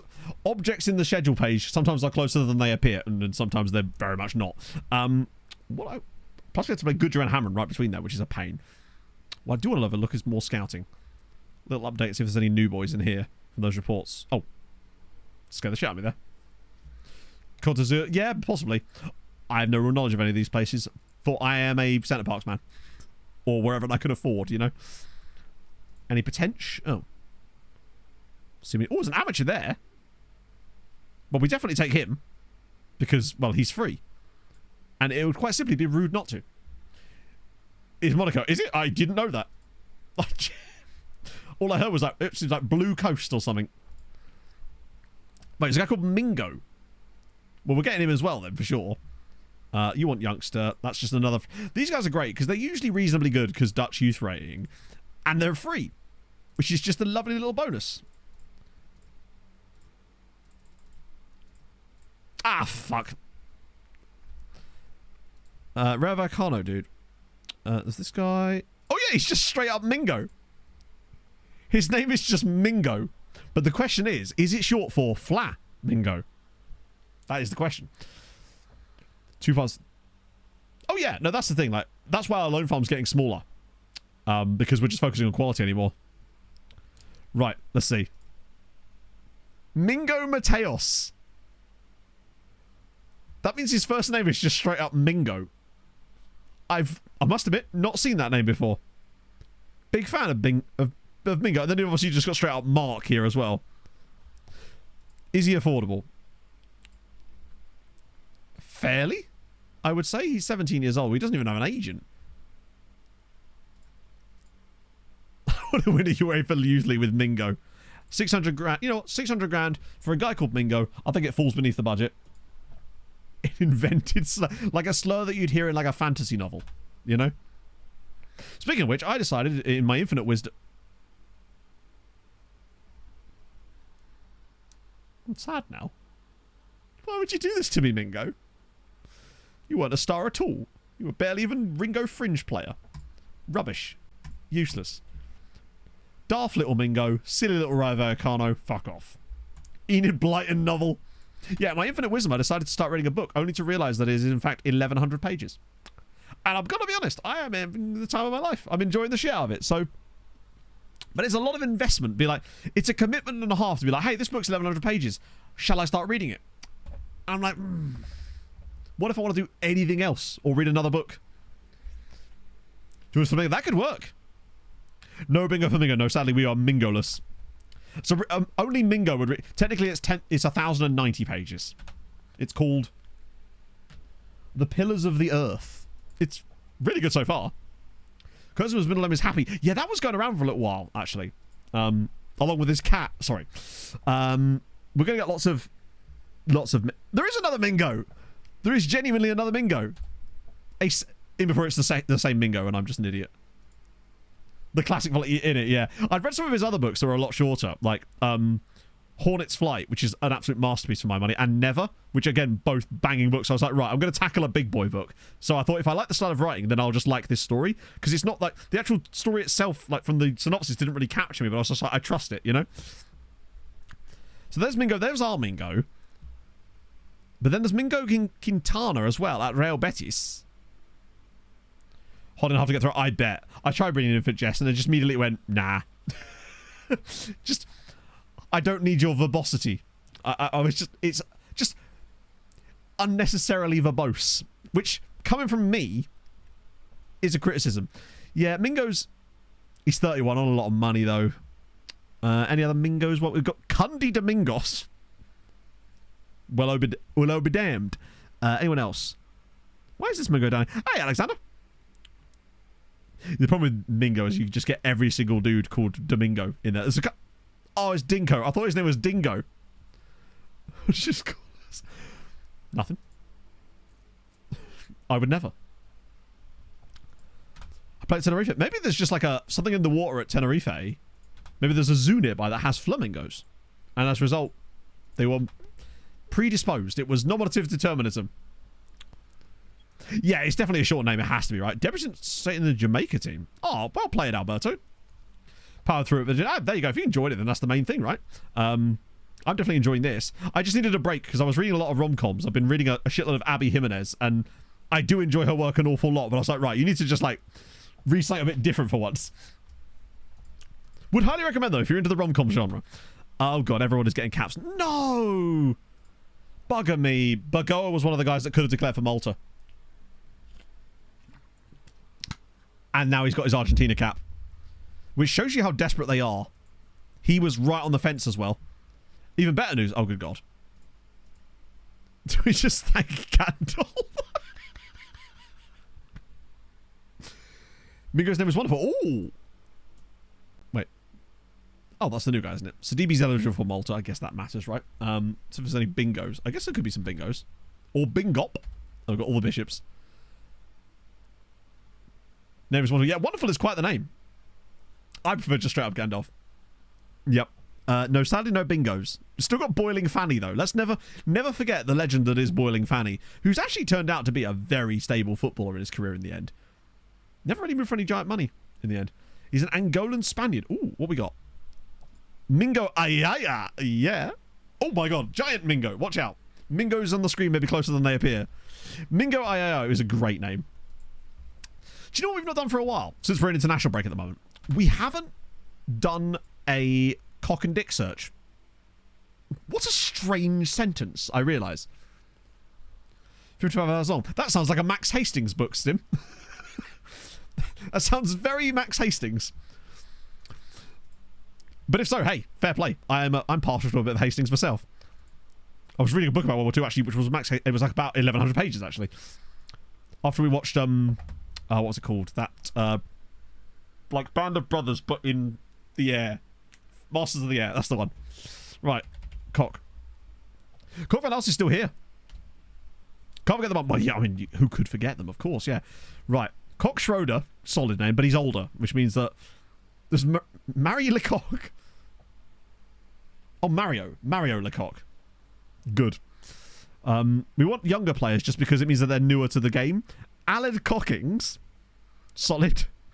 Jake Wilcock, that's boring. I'm just looking for anyone who's like teenager probably. Paul Peacock. Wait till we get to the Dutch players. Dick Westra. Wait, how is Dick Westra listed under Cock? That's Brock Pocock. Good. Nick King. Wow, there's... Are we being let down here? I'm disappointed. Fiona! Huh. 94HH. Thank you for the follow. British plays in La Liga. Oh, I don't know actually. Isn't because there is like a kind of wage cap thing in there, isn't there? Yeah, it doesn't seem like there's actually a lot of them. I'm surprised. Can we talk about Baldwin Wallazok as well? Drew Peacock would be very solid. Or not, in fact, some might say. There's Cock Van Ass, in case you're wondering. Yeah, no, that's a pretty... We've got Freya Wilcock here. Somewhat disappointing, but luckily, Dick to the rescue. I've got to look at Dick Vestra and figure out why he's showing on both Dick and Cock. Got Mark Dick, solid. Ralph Dick, Dick Span. Decent, lads. Just straight up Dick, because that's admittedly, that is our Dick. Dick Avoc. Dick... Livingston Dick. Livingston Dick is a solid one. Philip Dickman. Dean Dixon. I want to look at Livingston Dick here. Real bloke, it would seem. Clyde Dicker. Dickinio, which doesn't that just mean Little Dick? Dick van der Linden. He's got a plan, don't worry. Dicky Precoso.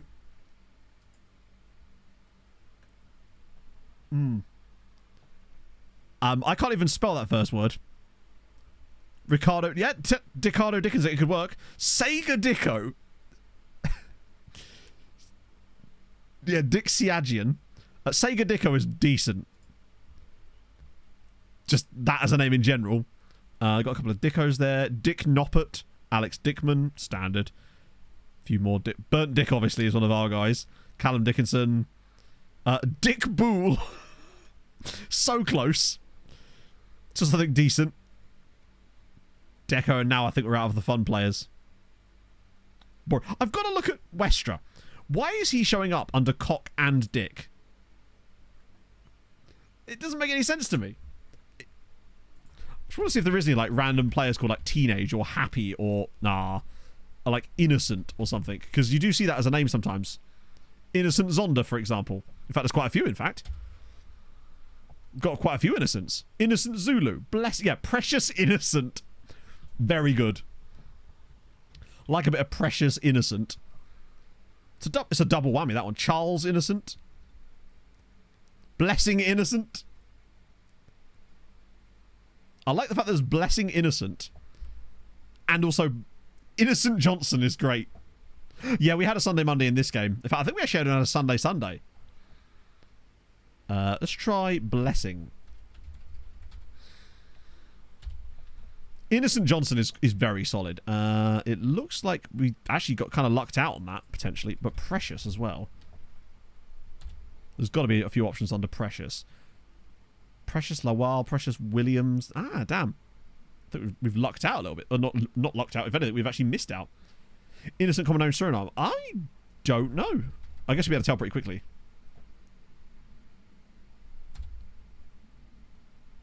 It doesn't seem to be. Oh, there'll be tons of princes. Almost too many, you might say. Actually, not too many. Prince Deborah.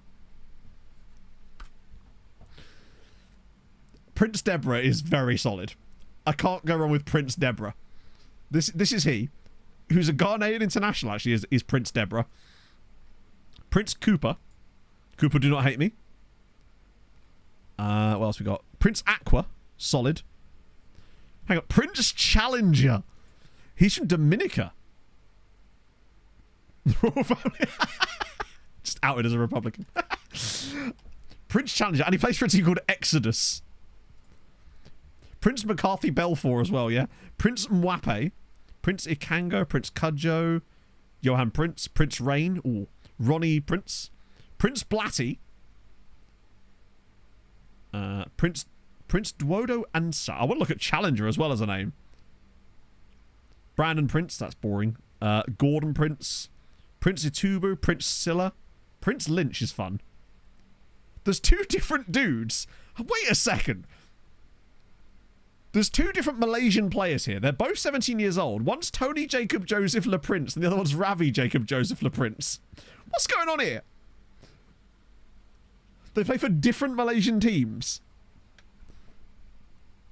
Can we see their birthdays? 9th of the 12th, 2027. So they've got different birthdays, but the same name. Joseph... Well, Jacob Joseph LaPrince could be a surname. Oh, yeah, it could be, yeah. That's a shame. I got excited there. Donald Prince. I think that's all of them. Max Punzi. Okay, I've got to look at Challenger. I've never seen that as a name before. There's two. There's a referee called Egbert Challenger, which is presumably the reason why this guy has that name. Yes. And this right here is the reason that when Hadrian adds names to the database, he does it through the officials. That guy's got that name because of this referee here. Who was born in 2008, but yeah. So there he is. Egbert Challenger is the reason that we've got Prince Challenger. Dodge Challenger would have been the ultimate one. Is Dodge even a name? I guess Doge could be. John T. Oh my goodness me. We didn't do Willies, but just taking us away from Willies for a second, could I introduce you to John T. Dodge? That's incredible. His brother's called Jonathan Chevrolet. John T. Dodge. From Bath. To be fair, if you're going to be from somewhere called John T. Dodge, Bath does sound about right. I went to Bath Spa University, don't you know? A friend of mine actually went to Bath Spa. Oh.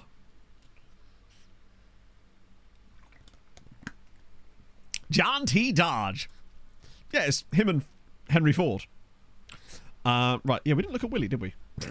What a sentence. There's definitely a Zonda.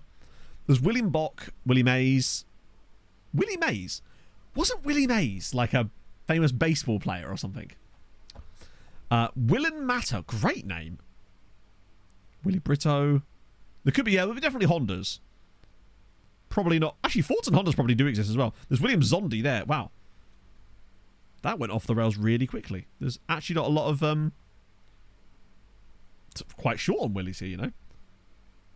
Is Gert in there because his first name... Yeah, because he's... Yeah. Diomande. Billy Mays. Ah, that might be what I was thinking of. Oh, yes, of course. Yes. Now I know. Okay.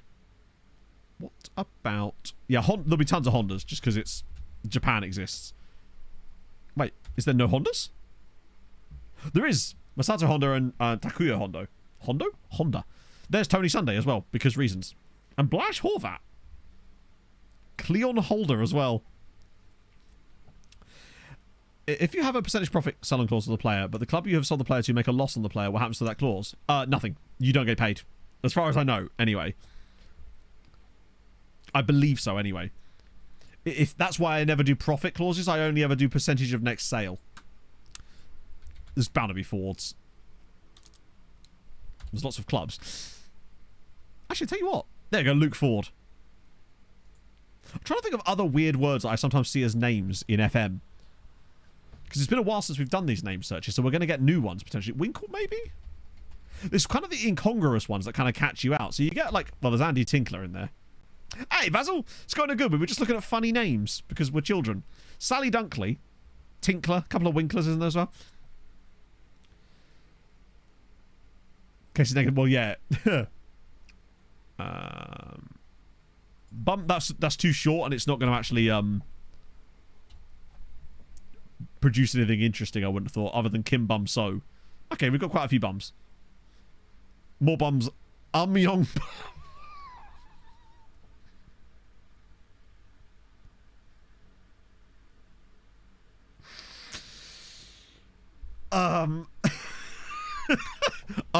Young bum? It's never ever put a question mark on the end of that sentence. He's 33, it's fine. Oh. Okay, I wasn't expecting that to actually generate as much fun as it did there. Bumpkin Lee as well. Why does Kuhn... Is there a reason why Kuhn seems to appear in a lot of these words as well? Happy's a solid one too. True. Got Peter Chappie. Happy Zungu. Oh, it's Harry. Yeah, there's only two Happies. Happy Musoni and Happy Sumgu. Well, Happy Valley is the team, isn't it? More chickens. There could be more chicken. I mean, there was Tyler Chicken. So no chance. No, unfortunately, only one chicken in the save, and that is Tyler Chicken. There's both with the first name Happy Valley. Wait, what? Sorry?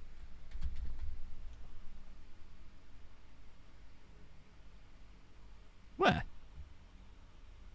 Oh, not my save. Okay, I got confused then. I was expecting to find some genius. Cake is always a solid one. We obviously have Brandon Cake. Sorry, Brendan Cake. Always going to be out there. Fat on Cake is probably one of my favourite ones ever, just because of how perfect it all was in the end. Jake Cake as well, yeah. Boink Fanny comes up there for some reason. I don't really know why. I think I've run out of funny words that become players. Why did Arteta... Is Arteta there? Oh, yeah. Is his middle name Cake? Mikel Arteta. I'm a train. I don't know. Fanny. Well, we had Boiling Fanny. So actually, yeah, Fanny could work. Because you do have lots of Dannies, obviously. That's true, yeah. Why is it... Hang on. Shouldn't Boiling Fanny have come up when I typed that? I want to talk about the Fanny Blancas Coon Stadion. Wait, is that just FC Twente's Academy Stadium or something? Why did Boiling Fanny not come up? Oh, it was Fanny, you're right. Yeah, it wasn't spelled like that. Let's see if there's any funny ones that come up like that. There's always an opportunity for humour. But unfortunately not. And away friendly in that stadium. No, he won't steal your cake. He'll hire someone to steal your cake for you. It's the Mikel Arteta way. I feel like somehow that's not going to come... Well, we've got lots of paters. Tits could work. I mean, maybe. Well, you sort of get it as part of a word, but not like a full word. Playing after United. Yeah, we played Benfica. We won 3-1. Mostly just Greek chaps. Janos Mini is a bit of a fanny. I've got to agree, honestly. Let's progress it. What the hell? Oh! Malta. Malta versus Azerbaijan. Let's just... Man's stealing all the letters here. Right. Let me just leave and hope for the best. We've not done that well in qualifying. It doesn't look like the World Cup is likely to be on the cards this year, sadly, chat. Which is a sad state of affairs, I realise. Ah, there's the draw for the Cup. What was the score between them and Azerbaijan? 3-0 win and a hat-trick from Fabrizio. Okay, the Cup parade is back on, chaps and chapesses. Malta are back, baby. Which group are we in? That one. We're still fourth in the group. It's not gone well. They've already lost to every other team so far. It's the Bosnia one that gets you. But they've got to win. Not last. It's all we've ever dreamed of, is not being the worst team. I don't think we'll be qualified for anything else. Oh, wait, who's saying to Cyprus? Ilya Gabriel. Oh, that's the other guy. Multiplayers from Malta. Probably nobody except Matthew Side. If I had to guess, I'd say the only player in the Malta national team that is actually from Malta is Matthew Side. But let's find out. 114th in the world. God, they've just not been able to Didn't really go up much as a result of the Euros, but I guess they didn't really do very well at the Euros, did they? Right, okay, Malta national team. The only non-second nationality player in the national team is Matthew Side, who does now have 96 caps. Everybody else is naturalised, as far as I can tell. Because obviously there's the occasional player that might like just have a second nationality, but I'm fairly certain that all of these guys are naturalised. It is very much like divorce lawyer booklet. Maltese manager now, it's the Belarusian guy. The single Belarusian guy. Yeah, they could have done with... Imagine if we just saw Roy Fleming in here. That would be the dream. What is Roy Fleming's status need? I mean, imagine if it goes back to awaiting paperwork. I always get the wrong button there every single time. Yeah, so he's got nations eligible for England, Anguilla, and Malta. Luckily, imagine he ends up getting Italy caps. Roy declares for Italy or something. That would be the ultimate, like, betrayal, frankly. Yeah, the manager of Malta is this chap here, Kirill Alevsky, who in real life is the manager of Liepāja, who sound Latvian? Yeah. He's got the paperwork, but I think he's lost it now. He's received the paperwork, but now it's been put in the shredder. He was then North Macedonia manager for 4 years, after being Bate Borisov coach, and now randomly Malta. Sorry, yeah, I saw Bate there. We move. Kirill, yeah, Kirill's like, we're not playing strikers anymore. We don't need it. They're fine. Oh, Hollow, I had such big plans for him. I'm so disappointed in his attitude. Malta's youth team's doing anything. I doubt it. Let's have a look.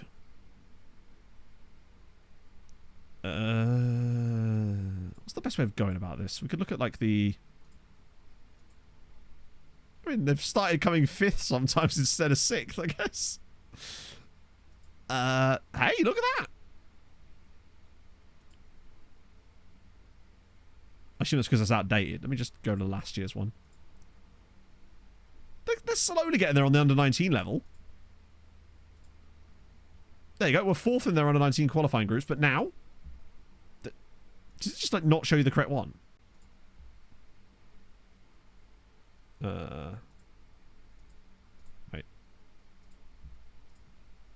I'm just trying to even find Malta. There they are, 3rd. Which hasn't been played yet. Hang on. Why is there so many groups, damn it? I just want to have a look at their one group one time. Just so I can find them. So they still finished behind Iceland. And it is only a 4-team group. So I guess they're slightly better. The fact is they're never going to be that good because the lack of youth rating that Malta has is, as you know, appalling.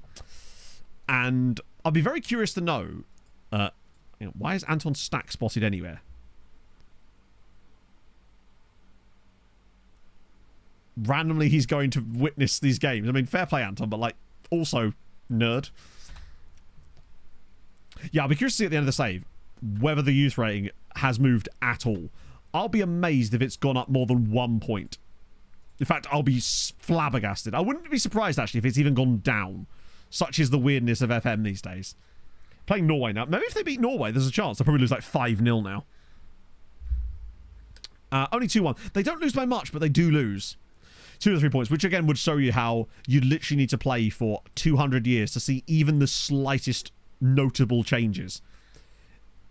And honestly, in that period, you'd be likely to get a good player anyway, but that's by pure random chance more than like anything decent under the hood.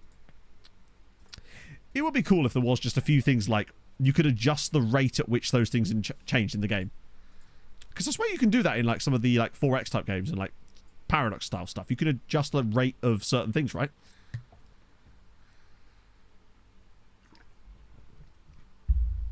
Yeah, no multi... I'll make it my life's work that no Maltese human will ever play for Malta ever again. Matthew Said might be the last of his kind. Speaking of, Malta's latest star, Sem van Loon, that well-known Malta name, is in the squad. And, yep. Fun save idea. it depends on what kind of save ID you're looking for, right? I'm terrible with save IDs for other people because I don't know what type of stuff they enjoy, so it's hard to provide context to that. One of the things I would say is that exclamation mark perchance might be your best bet because it will literally give you random save ideas. Issues behind him. Oh yeah, he was the guy that we were looking at one point, weren't we? I guess he must be, right? Anyone? All right. Have you considered Sirens of Malta? I've heard it's fun. There's a guy I watch on Twitch sometimes that plays it. He's a twat, but the save is good. As far as I can tell. Don't watch him that often, obviously. I'm not, like, obsessed or anything. Or Pirate Noises would be good too, actually, yeah. Oh, yeah, our draw's next, isn't it? Oh, this Miguel is Guerrero, thank you for the follow. Right, please give us someone shit. Perfect! Do not eat the Bug Rangers. Oh, they're second tier. Either way, see how much money they get. It's not televised. Maybe we have to go a day. Ah, of course we're not the TV game. That would be silly. Let's find the TV game. Why wouldn't they want to celebrate that game? Watch the TV game will be like Hamron versus Sweetie or something nonsense like that. What a bop this is, by the way. Where can we see the TV game?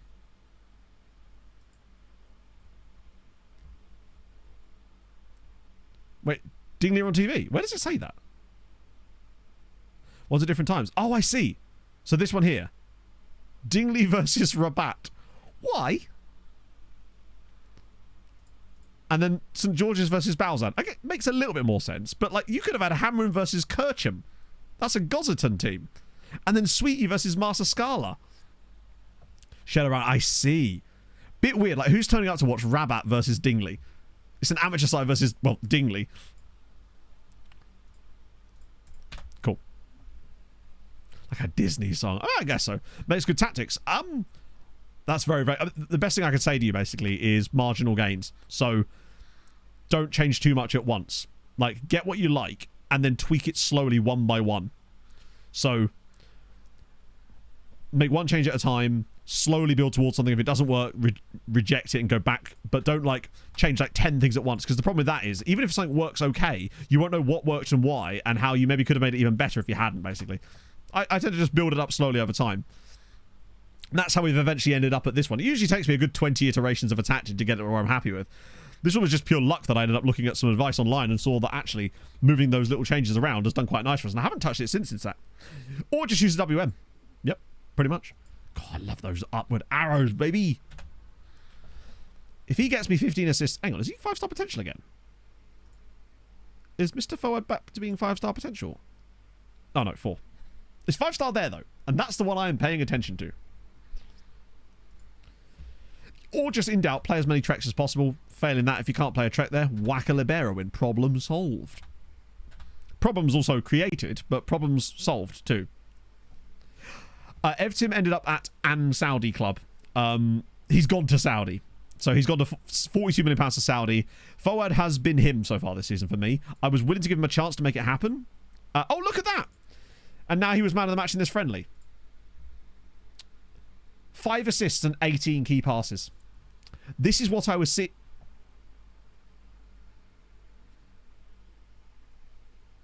FM, quite literally, who asked? But this is what I was seeing from him in pre-season. He was doing 18 key passes. 18. It's ridiculous. And he was putting up these exact same numbers in all those pre-season games. I'm sure I'll be able to show you on his stats.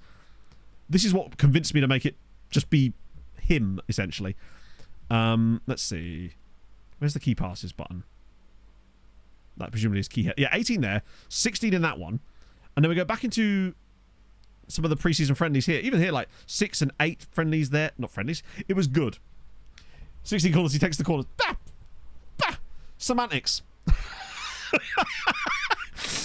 You leave my boy alone. Either way, he got 5 assists. I'm claiming it. I'm going to ride the Babesi train all the way to a second Champions League in a row. Just you wait.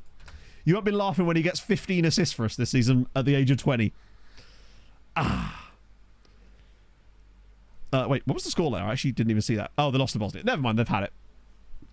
Helicopter parrot making... Oh, I'm helicopter parroting the shit out of him right now. I've put all of his goals on my fridge, Hadrian. I'll have you know. It's been pinned up with a little magnet that says, "We love you, Fuad. You can do it, buddy. Live, love, laugh." Imagine how many hockey assists. I mean, I would. I'm imagining it right now, and do you know, it's a lot.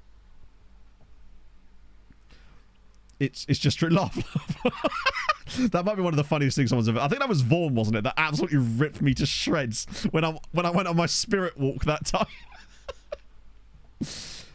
Oh, Hendrick has looked up to forward. Yeah, I mean, I look up to forward now, and he's not even that tall. He's just an absolute Donny. Clearing those clouds, they parted for me, chat. And then I sat under the shade of the tree that the guy that planted it never got to sit under. Oh god, it's mentoring time again. It's everybody's favourite time of the month. He's Sid the middle-aged man. So, mentoring and review. What did them... As if we wouldn't roast it. No, I told you because I knew you'd roast it. It's the content. Super. I do it for the Do content, not but also hate me. I felt quite profound at the time. Chewisaurus Rex, thank you for the follow. Yeah, he'll play even longer. Now watch this be forward getting like an absolutely hideous trait. Mixed personality traits. Sense of loyalty has grown. Appears to be handling the pressure expectations becoming a little more controversial.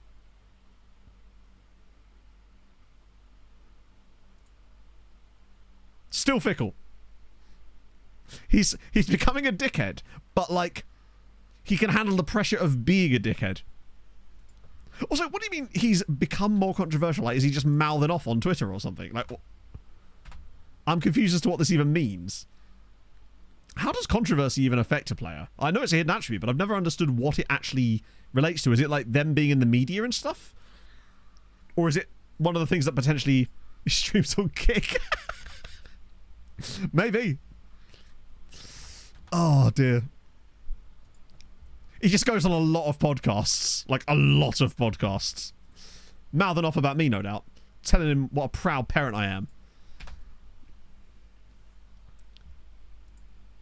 Likelihood of cards. Oh, really? I thought that would be things like competitive streak. Although that mostly just relies on them getting absolutely wrecked occasionally. In my experience, anyway. Good look at us. Up into October. A blessed day it is. Sportsmanship. Yeah, true. The game probably does tell you in the editor. I suppose it's not like we can hover over a tooltip in the normal game because obviously the stat doesn't actually show up. Who's actually done the best out on loan this year? Any crazy stuff in the second tier? Wow, not really. In fact, hang on, don't tell me that no one's got like 17 goals in the second tier yet. I guess they don't have Tabakaru, do they? Player dynamic. Oh, could do. How is Tabakaru actually getting on? This is where they've not registered him for Europe or something. Oh no, he's played twice in Europe for them. Hasn't played in the league yet. He does excite me though. I think he is the real deal. But they do need to play him a little bit more because bro hasn't really had much chance yet this season. He's actually got a 6.35 in his 2 starts. Hello, Pogly. How do, my love? Right. Anything? Reduce the number of unhappy players. I could just sell him. Problem solved, bro. That all should fix itself out. Oh, there you go. Gillate's happy to stay. Wait, when were you not happy to stay? Oh, so maybe you do still get the happy to stay thing, even when they don't kick off. Because Gert definitely never kicked off directly to me, if I recall correctly. Guess you can still get it. Good-ish. Hello, Pug. She would resent that. Oh, chance to the first team. Oh, bruv. We might have to sell you as well, then. Don't want to leave? Okay, good. We'll just let you rot in the reserves. He just should have stayed on his loan. Like, he just should have stayed on his loan. Pog's been now informed that they will be covering her food for her stay in King's Lynn. Oh, They are building it now. in the big, bright city. Oh, shit.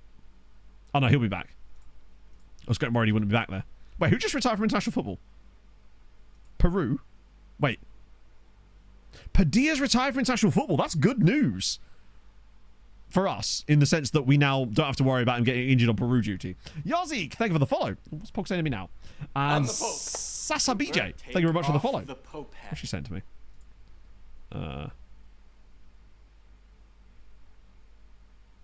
She's now being told that she's not allowed to drive there because she doesn't have business insurance. Hang on, what on earth do you mean, Pog? I'm so confused by that. What does that mean? You drive to work all the time. You don't need business insurance to drive to work. Right? How can that possibly be right? Negative attribute, like, how to argue with you? Oh, I see. So basically, they're the wankers that try to cause all the team meeting problems and will constantly say the wrong thing whenever yeah. That makes sense. Company car. Yes, it's my car. Have to have business insurance to drive to another store. What do you mean drive to another store? That doesn't make any sense. You're not that is completely asinine. You're driving to work. You don't need business insurance to drive to work. That's absolutely mental. To go from one site to another during work time. Yeah, but you don't. That's the thing. I know they're arguing, but the thing is she's not going from one site to another during work time. She's going from one site to that site.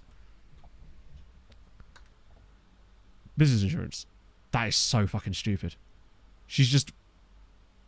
Wow. Alright, I guess I got the car then. New contract for Padilla.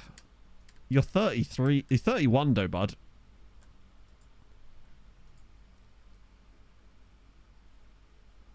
Driving during work. But she's not driving during work. That's my point. She's not driving during work. She's driving to work. But she's not driving one on the clock either. That's my point. She's just commuting. That's very silly. Oh well.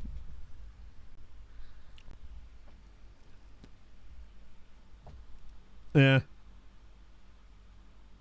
Ah, very strange. Oh well, whatever. If they're going to pay more, then that's their problem, isn't it? Let's see. Padilla. I might honestly give Padilla another contract. We'll see. Well, M is actually on my insurance. Like, so, yeah. Time difference between the commute is changeable.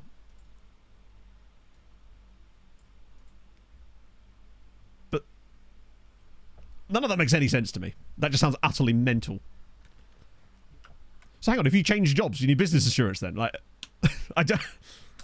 What if your job has more than one location? And you just happen to not work at the same one each time? That seems utterly mad to me. Huh, weird. Anyway, let's go. Excuse me? That's a little bit much there, bud. I realise you're an important player and everything, but that is... D-line 4. Ah, yes, let me just play you in a role that you've... Actually, to be fair, he did used to play that, didn't he? Oh, no, it was a Trek, wasn't it? 88k. Well, if I'm giving you a new contract, it might as well have extension clauses in it, no? Bit weird if I didn't, right?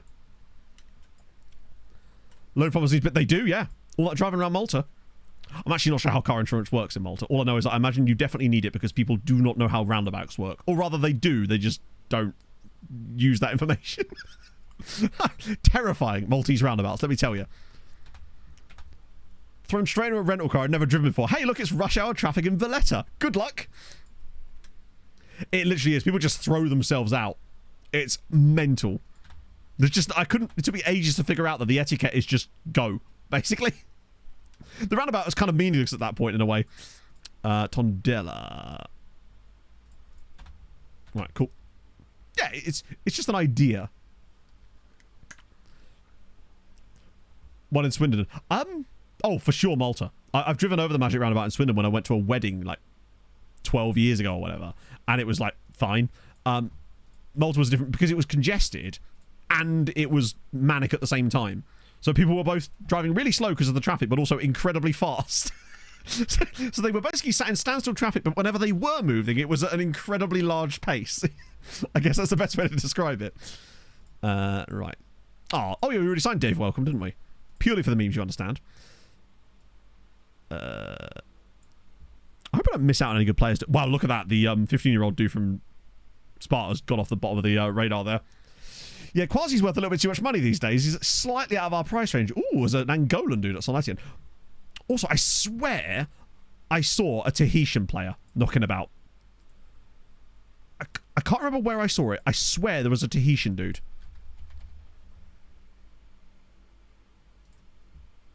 Maybe not. I felt like he was at a French club. I want to see if I can find it, because I swear I saw a random Tahitian dude in either it was in a scout report or somewhere, and it was his first nationality as well. It's probably second nationality, you're right. It's almost certainly a French club with a... Let me just set up the Malta one and then just change this to Tahiti. Where the hell is Tahiti? Yeah, it'd be like someone like that. Right, let's see what we got. 59 players. World rep. Roger Petit. Montpellier. This guy. This is the one. I swear I saw him. Tahitian Montpellier. But he's actually Tahiti first, French second. I obviously didn't scout him, but I'm going to now. I mean, he's probably shit, obviously, but the fact that he's actually Tahiti first. Yeah, he'll be French before we know it. It's a shame. Because it was like the Tahitian guy we found on, I think it was the Treaty Save, who was at Saint Etienne. That's where I thought I'd cross my wires there. Yeah, I definitely remembered seeing a guy that was at a French club that, I mean, didn't look decent. I can't really tell, but he's only 16. Now I'm just trying to remember where I saw it. Maybe he was in one of the, like recruitment focused thingies, but I didn't actually scout him. American Samoa second nationality in Germany.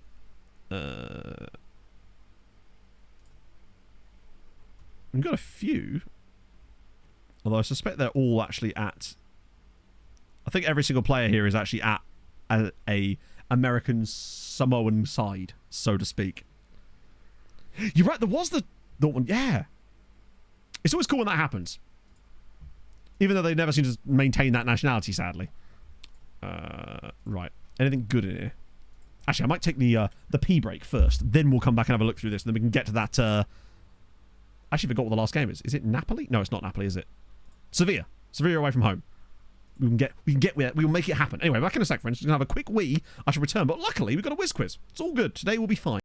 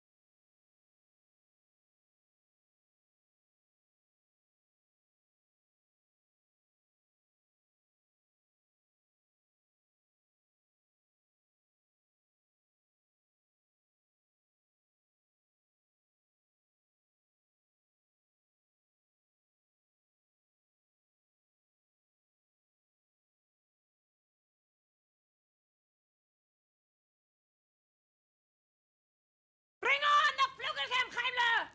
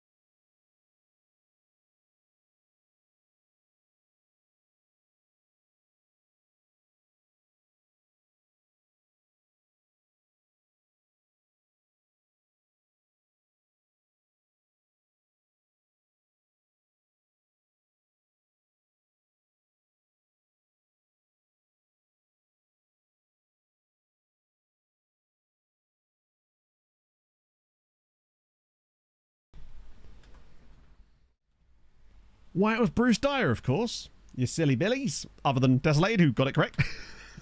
Obviously. Be weird to single you out there, wouldn't it? Don't worry, chat. I can't bring Beppis. It's going to be okay.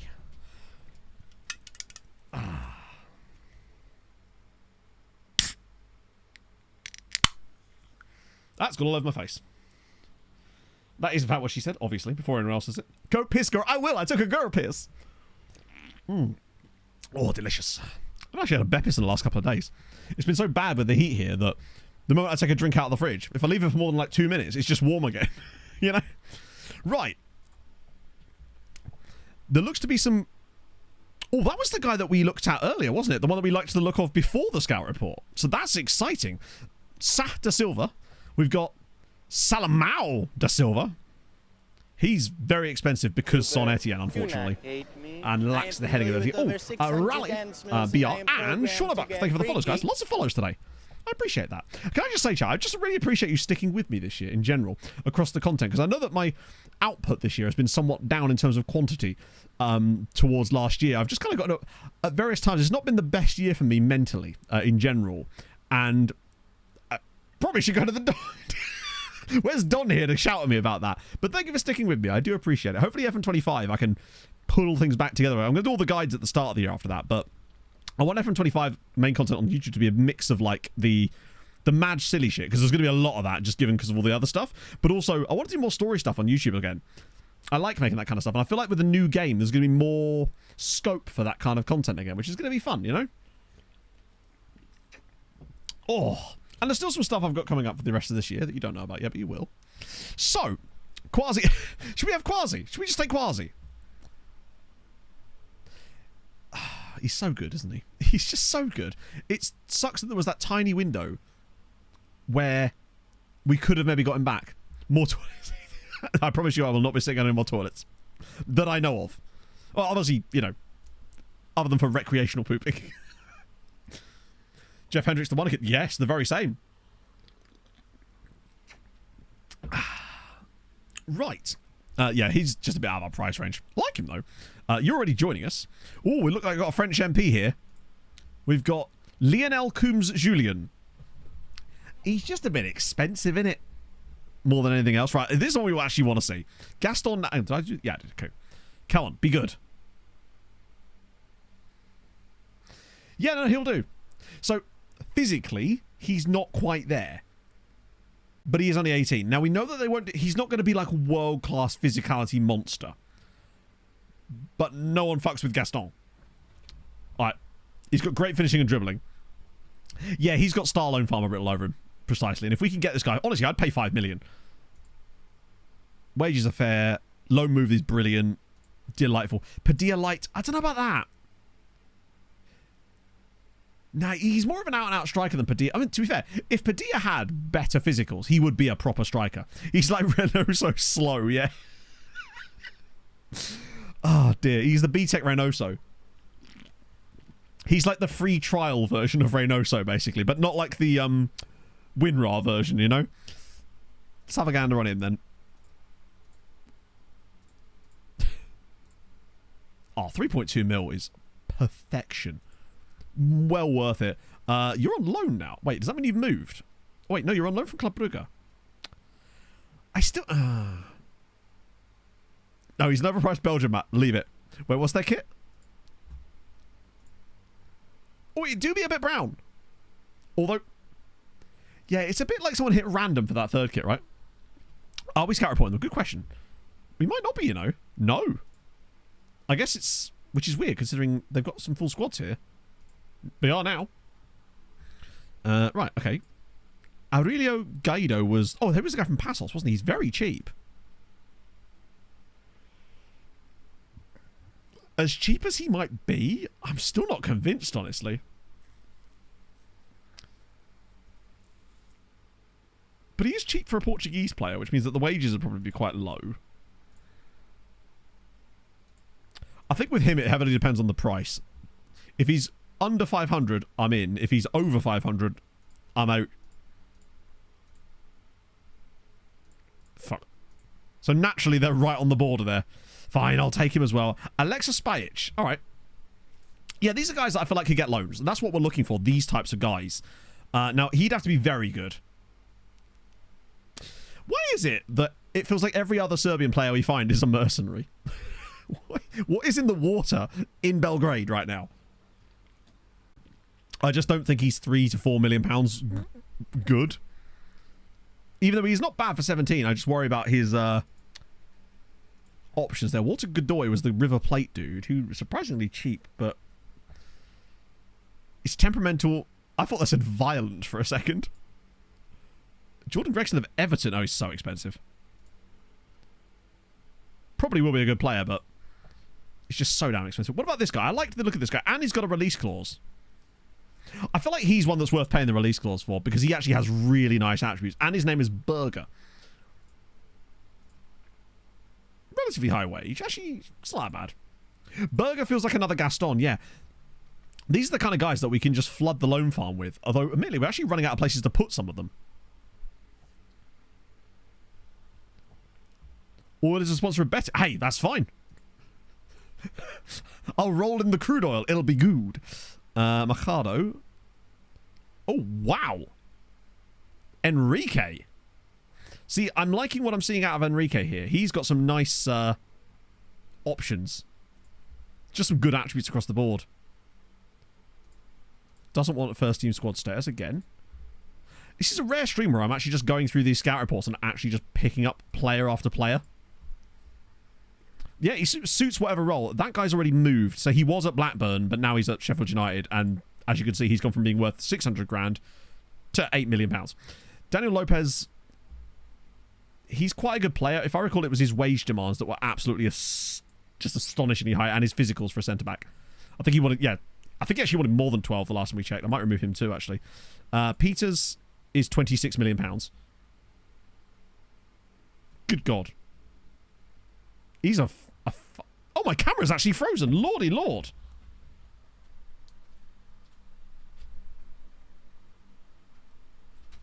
Sorry, chat. This doesn't happen very often. It almost never, in fact. You can count on one hand the number of camera freezes we've had in this entire game cycle. Well, there we go. To the point where the emote was starting to become superfluous. I was just sticking really still. Ah, true. That'll happen. I'm like a statue. This guy's quite good. It's just 26 million quid. He's certainly going to be a good player for someone. Oh, Hansa, who remembers the EOS camera reset. J. Cole. J. Cole's thinking of the following. Not even this out. Yeah, that's the thing. Oh, I'm always focused on who's, but you know me. Zoned in. Miroslav Haney. Although I would call it Heine, of course. Sorry, I mean, to be fair, don't we all freeze when we see a good 17-year-old Colombian? He's weirdly kind of good, but they just don't look towards the top of his technical graph, like, at all. Could be a DM, but the thing is, it's one of those things where I just don't have the patience to retrain him, because he just ended up in the loan farm anyway, and I'm worried that we'd end up paying too much for him, and also the lack of any... Paddy Edmund. I feel like we might have reached the dredges here a little bit. Actually, with these guys, if they don't have a thing there, I might just send them around again and see if that helps with that a little bit. You probably want a bit too much money, though you're actually not bad. He's ready to help. We're just not quite sure with what yet. Oh, there's another one. Nicolas Pinheiro. He's literally another tentpole striker. And he's angry. Are we just going to sign all the angry Argentinians? No context. Ah, there's always context. You're right. I think unless he's stupid expensive. Oh. Is that a new contract? Bro signed a new contract 5 days ago. God damn it, Nicholas. We'll be back for you, bud. Maybe. Right, now I've got to negotiate all these damn contracts, don't I? We've got a little while before the Sevilla game, so we can play whoever. Although, I would still quite like to play our first team squad if they're fresh. Oh, they're not. No, they are not fresh at all. You guys have your rest. You enjoy. Is Kravitz available? Yeah, it's cool. I want to just keep starting Kravitz now. He looks good in that role. I'm willing to keep him in there. It's nice to see Gudmundsson breaking into the team a little bit more as well, even with a slightly rotated squad. God, their front line of... For a second I thought that basically they had just had the flags but like reversed of each other. See you later, Hadrian. Enjoy the garden. Do not get burned and or bitten. Right. That'll do. I guess they must still be tired from international duty. It's fine. That just means that the team that we put out in the cup game is going to be even more hench. So be prepared. It feels like we're scoring more goals in the league this year as well, and I don't really know why. Because it's the same tactic. Okay, only 2-0 that time. Oh, thank God it wasn't someone useful. I mean, wait, lower leg. Oh, dear. That's never good. 2 goals for Pineda again, though. Good to see. But Basie gets another assist. Asking for new contracts, they will absolutely not change that one iota, Weasel Farmer. I imagine that sort of stuff will remain well and truly in the game. What's that? You signed a contract 3 days ago. I'm sorry that you're going to want a new one. That will almost definitely still happen. And the fact is, players obviously are going to ask for new contracts from time to time. The thing that annoys me isn't so much them asking for new contracts all the time. It's the fact that they'll do it like 2 weeks after you've just given them a new contract.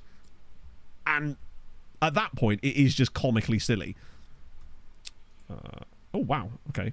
Gaston's got vibes. Like, I might actually have to dance like Gaston. Play my part like Gaston. Give him a 3-year extension like Gaston. Alright, how about that? There we go. Good boy. Not having him back on loan. Gaido. Youngster. Perfect. That means we can hit him with the... Oh, I can't. Get rid of these. Get rid of these. Get rid of these. Give him a blowjob like Gaston. Yeah, there you go. Oh, don't do that. That would be bad. Actually, I could just do that, can't I? Oh, block at me. That's caught me a few times, you know. This guy I definitely want, but I think he wanted a slightly larger contract, did he not? Oh, my lord. £20,000 a week. Oh, he's fine. He's German.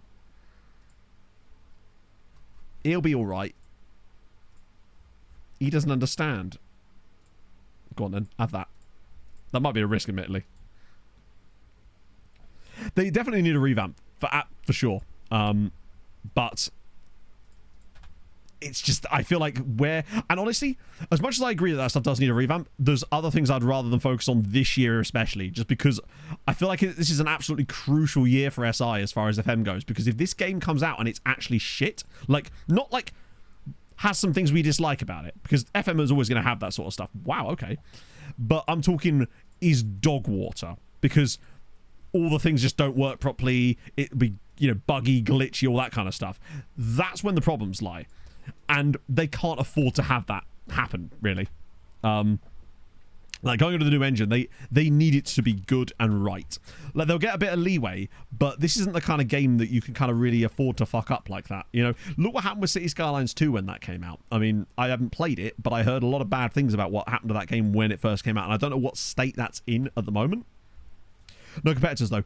True, but at the end of the day, if a game is a complete buggy mess that is completely unplayable, people aren't going to buy it. Or they'll just refund it. Like, at the end of the day, it will still harm their reputation. People won't go to somewhere else. They just won't play their game either.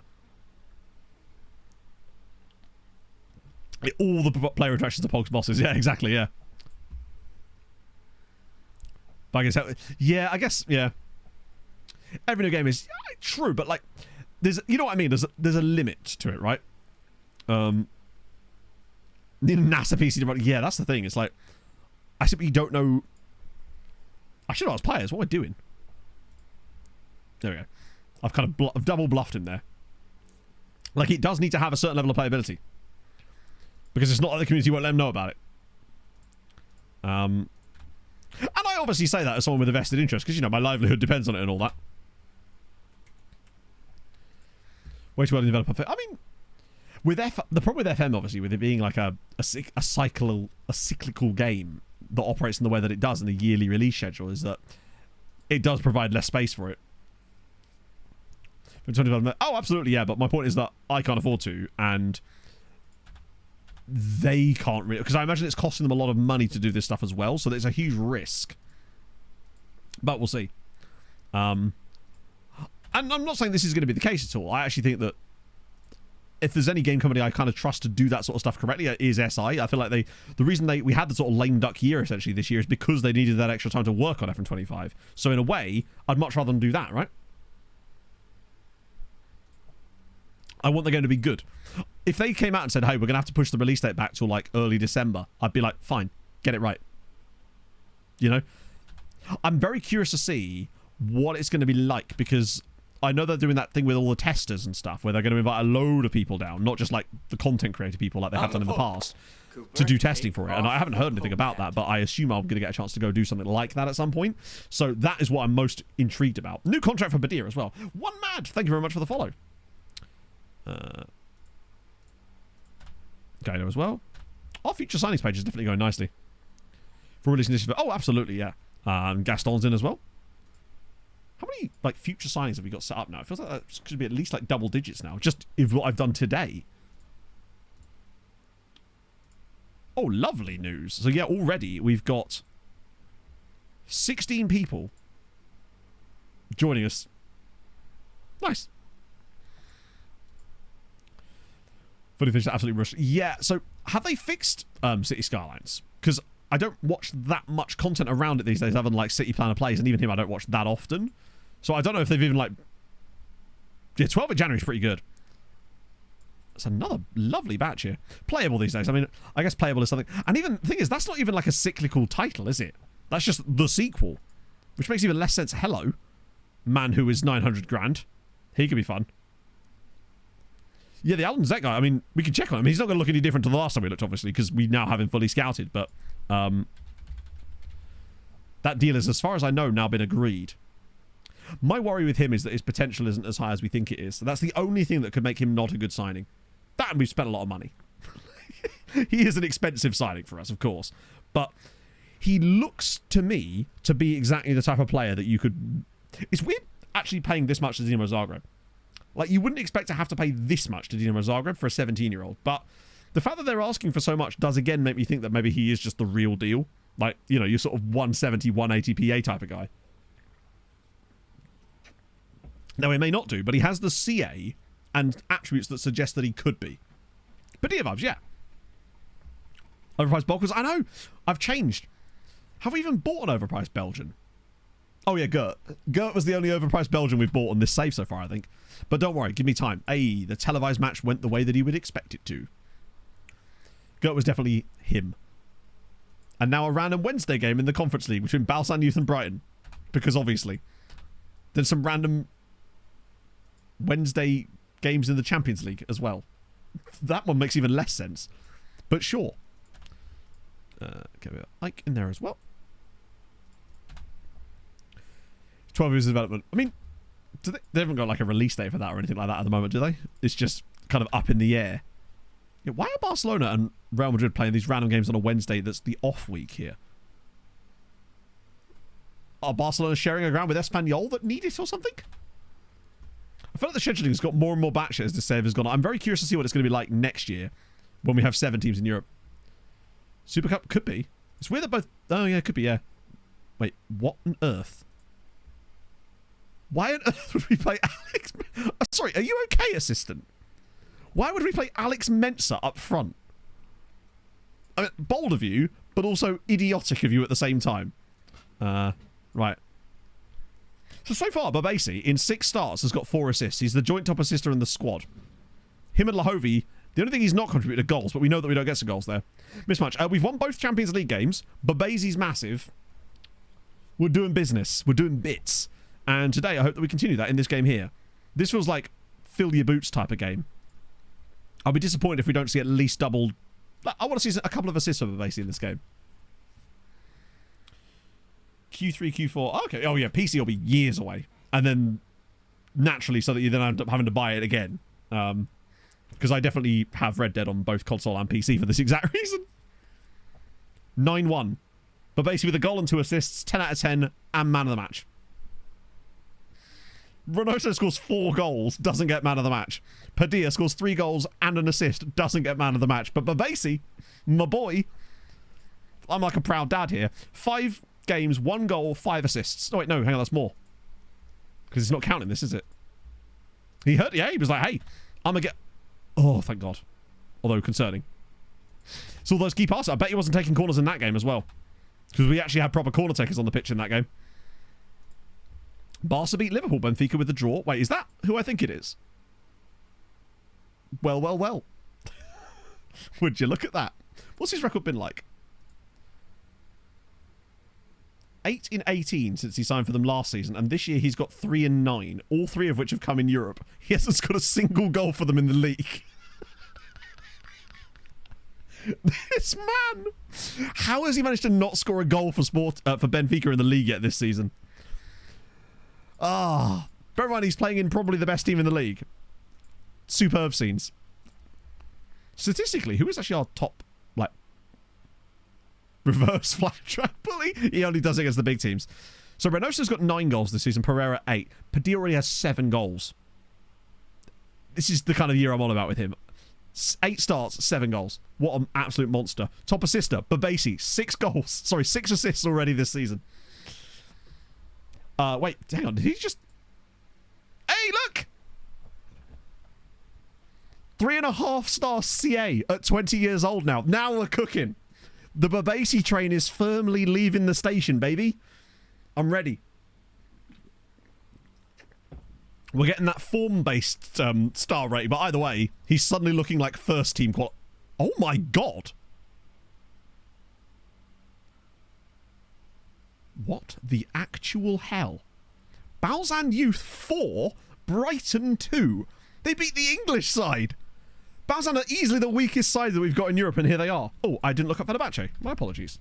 I'm not really sure what I can show you other than that they exist, to be honest. I'm the Pope. Because, again, Take off the they have Pope one... hat. They have won a couple of titles. Not for a while, actually, though. They run 3 and 4 years, and now haven't won it in 13 seasons, unfortunately. No, it looks like no European trophies either. From what I can see, anyway. No, sadly not. They usually get knocked out by a Maltese side, in fairness. Royal LUFC, thank you very much for the follow. We definitely did that. I'll refund your points for that, because that was... Right, that's dope. More points for Malta, I guess. Up to... We actually are still... Oh, no, we're not. We're still keeping in touch with these other teams, although Spain is pretty close to us as well, unfortunately. Less England points, which is always a good thing. We just need to keep that gap to Spain this season. Try and stay with England as much as we can. Next year, we're not going to gain much on them. It's the following year. If we can somehow be within 13 points of England going into that season, holy shit, we've got a chance. It's going to be tough, of course, having all those extra teams in Europe. Oh, there we go. Stadium's done. So now, new stadium. Yeah, sorry, not new stadium. We have 27,000 seats. Sorry, 27,000 capacity, 25,000 seats. Will we finally see some home fans in a European game? Answers on a postcard. San Marino. So they are currently 207th. They've been up as high as 207th and as low as 209th. I love that their captain and vice captain, I swear, both Sirens players. Or were Sirens players, I should say. So I tell the swamp dog Moroni, I recognise that name. Yeah, he was a Sirens guy. He was the guy that I found randomly at Skendia. He was a San Marinese player that was playing for an a North Macedonian side. Parker, thank you for the follow. And the other one, of course, is Simone Chiavata, who's on loan at Dingley. Wait, is it got to Reno? Oh, yeah. There's a goalkeeper. I mean, he actually plays for them. Jack's like, yeah, in it. Yeah. 6 games for Inter. Went to Foggia. Then Sassuolo. Now to Reno. I mean, he's had a full and healthy career. Surprised he's only got 78 caps, actually. Like, who the hell was playing in front of him? Do they even have another goalkeeper in the squad? I guess they must do, right? They've got some other guys. A guy at Trepane and a guy at Com. There's also got Skalitza here. Interestingly. A San Marinese Slovakia. He looks actually quite good. How has he only got 22 caps? Sorry, 6 caps at the age of 22 when he actually looks, like, passable. Either that or it's just that the San Marinese national team is actually just slightly better. I find that there's a general lifting of the really poor national teams at the very bottom. They don't really go very much because everyone kind of does, but it feels like at the very base level they're not quite completely gopping, you know? Unbeatable Sirens set new record. 48 games unbeaten. Could we go a full year of unbeatenness? Oh, no. No, because we're playing Liverpool away on the 21st of November. If we get past Liverpool without losing, and don't somehow lose on any of the games in between, we might manage it, but I don't see us somehow getting through Liverpool without a defeat. Then again, this is the new Sirens. This is the Fuad Babasi Sirens. This is not your mama's Sirens. That's true, actually, yeah. Although sometimes they just don't commit at all, as we found out to our chagrin through most of this save. I'm looking at you, Jack Turner. Andorra's greatest hope. One of these days, he'll be something other than fickle. You're right, actually, yeah. I remember when I did a Chelsea beta save, we had a guy called, I think his name was Makis Panagi. Came through the Chelsea youth system that season. I think by the second season, I only got like 2 seasons into the save, he'd already got a Cyprus cap. But again, he had that like Cyprus-England mix. He was just up for it. This team does feel very good. Like, we're scoring more goals domestically, which is nice. We look really good in the league, in the Champions League so far against two very strong sides. You just never know. The question is, what absolute nonsense will befall us? Krostev. Krostev doesn't play for us anymore. He plays for An Saudi club, whose name escapes me because I have deliberately tried to forget it. He basically he FRT'd me, so I had to sell him. So I basically, instead of trying to bring in a replacement, kind of just went, no, this is Babasi's season. We're going to give him a chance. And so far, he has not let me down. So yeah, not ideal. Only £42 million as well. And he's not a guy I would have wanted to get rid of this season because 29 years old, had plenty to give us still.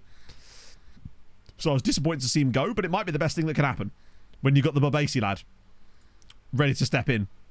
FRT, it means free transfer. So basically the player has a meeting with you, and if you give them the wrong answer, although sometimes there isn't a right answer, they will basically then insist that they're going to leave on a free transfer, so they will never sign a new contract with you no matter what you do. And they will just leave on a free. So you have to sell them, basically. Otherwise, you just lose them on a free transfer. And I wasn't about to have that happen. Look at Maxwell Ahmed, I guess. Although he seems to be really tired for some reason. Why are you so tired, bud? Ah, that's why. Wrong squad. Call it Al. What are the Owls? Al's Toy Barn. We'll play Blash Crow. Swap you over like that. But basically, he's going to need a rest. He's got big stuff to go. He's got big stuff to come. Oh, Cress's Lap. I totally forgot about Lakazar Hubanov. If only I could have found this guy. Just one workable loan. He never manages to do more than 1 year on loan. He goes out. All about, well... I'm trying to think who I'd put in. Actually, I put Fulvio in. Fulvio's not getting enough game time, and I really should be giving him more. Watch me talk about the old... oh, yeah, what if we go unbeaten XYZ? Watch us just lose this game to Hammerin, and it's just absolutely irrelevant all of a sudden. Sevilla do not look good. Bottom of the Champions League. Well, not quite bottom. Nearly bottom of the Champions League. And they regularly struggle in, like, the Conference League. So this might not be that much of a complex game for us, potentially. Ooh, okay, 0-0 draw. But nobody got hurt, which is the most important factor there. Hey, postcode! Thank you for the 12 months. And lightning car, thank you for the follow. 10 points out of 10. 14 goals, only one conceded. Like, last year we only conceded 7 goals in the league. This year it's just the one. Although what I will say is Hammerin have not conceded any goals yet. I was about to say, have Sweetie only scored... Sweet, you've got 1 goal scored, 1 against. Admittedly, they have only played 2 games. Presumably because they had the whole, you know, playing 2 games in Europe in the same week. Who's last in the league? It's got to be, yeah, Mosta. Valletta, wow, they might even stay up this year. You never know. I'd like to keep an eye on the second tier in case there is any elaborate, ridiculous... There we go. Here's the breakout scorers for this year. We've got this guy here. Ahmed Bougabal. Superb name. Got a free transfer. He's a Mauritanian... No, wait. Mauritanian international. Mosta before that date. Probably, let me guess, on that date. No. Our next game against Mosta isn't until December. Safety confirmed. Now, we'll just randomly lose this game to Sevilla now. Yeah, to be fair, Maxwell did have like 75% OPC when I put him on the pitch, so that's on me. That's because he was obviously in the second team. A lot of the guys that came back from loans this summer, I had to go through and check to make sure they were actually like available still. Hibernians at this rate, yeah, lads, don't get relegated. We can't really afford to have someone like Hibernians get relegated. Hello, Lightning Car. Let me guess, is he going to ask me about Babasi? Oh, would you believe it? He is going to tell me about Babasi. Imagine. Oh, that's just lovely.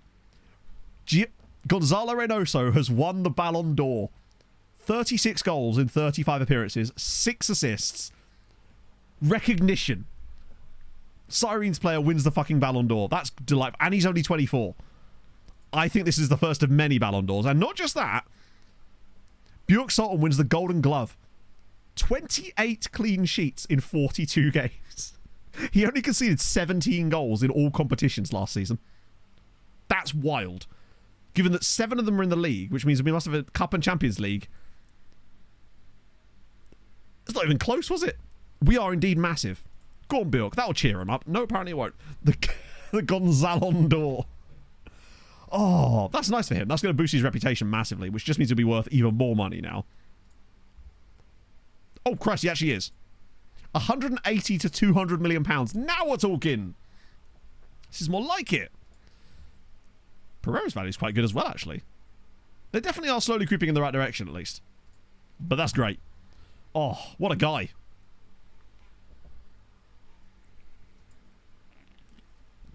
We do need a guy to get the foul on floor. That's beautiful. And to be fair, he does need to pick it up a little bit because he hasn't actually scored in the Champions League yet this season, despite getting 19 last year. So now is the day for it. He needs to score against Sevilla and bang a hat-trick against Sevilla. No, Hibernians sadly have never played Hibernian. There was a chance that it could have happened this year because they are both in the Conference League, but they didn't draw each other, unfortunately, I don't think. No, Hibernians aren't in Europe. What am I talking about? I keep confusing them with someone else. Naturally, Sevilla are the favourites. We're the reigning Champions League holders. They're 33rd. They're the favourites. Cheers, FM. Things that make sense. And make you go, ooh. I forgot they took him. Are they actually playing him? I guess that's more of like a substitute option for them, but we take that. I'm surprised they haven't done it. It's a shame I can't arrange friendlies for other teams, really. That would be a level of building a nation that perhaps even I wouldn't stoop to, is arranging friendlies for other teams. Although I could be tempted.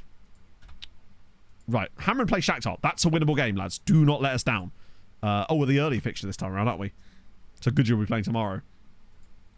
Drop by El Salvador. How could you? Devonshire Cougars. All right. Anything new? Probably not, right? We just had that lovely batch a minute ago. Oh, there is one. Ooh, Maurizio Herrero.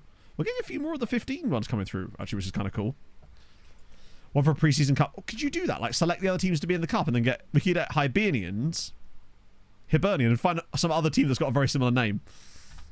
There's bound to be one out there in, like, Liberia. Right. This should be relatively full strength, right?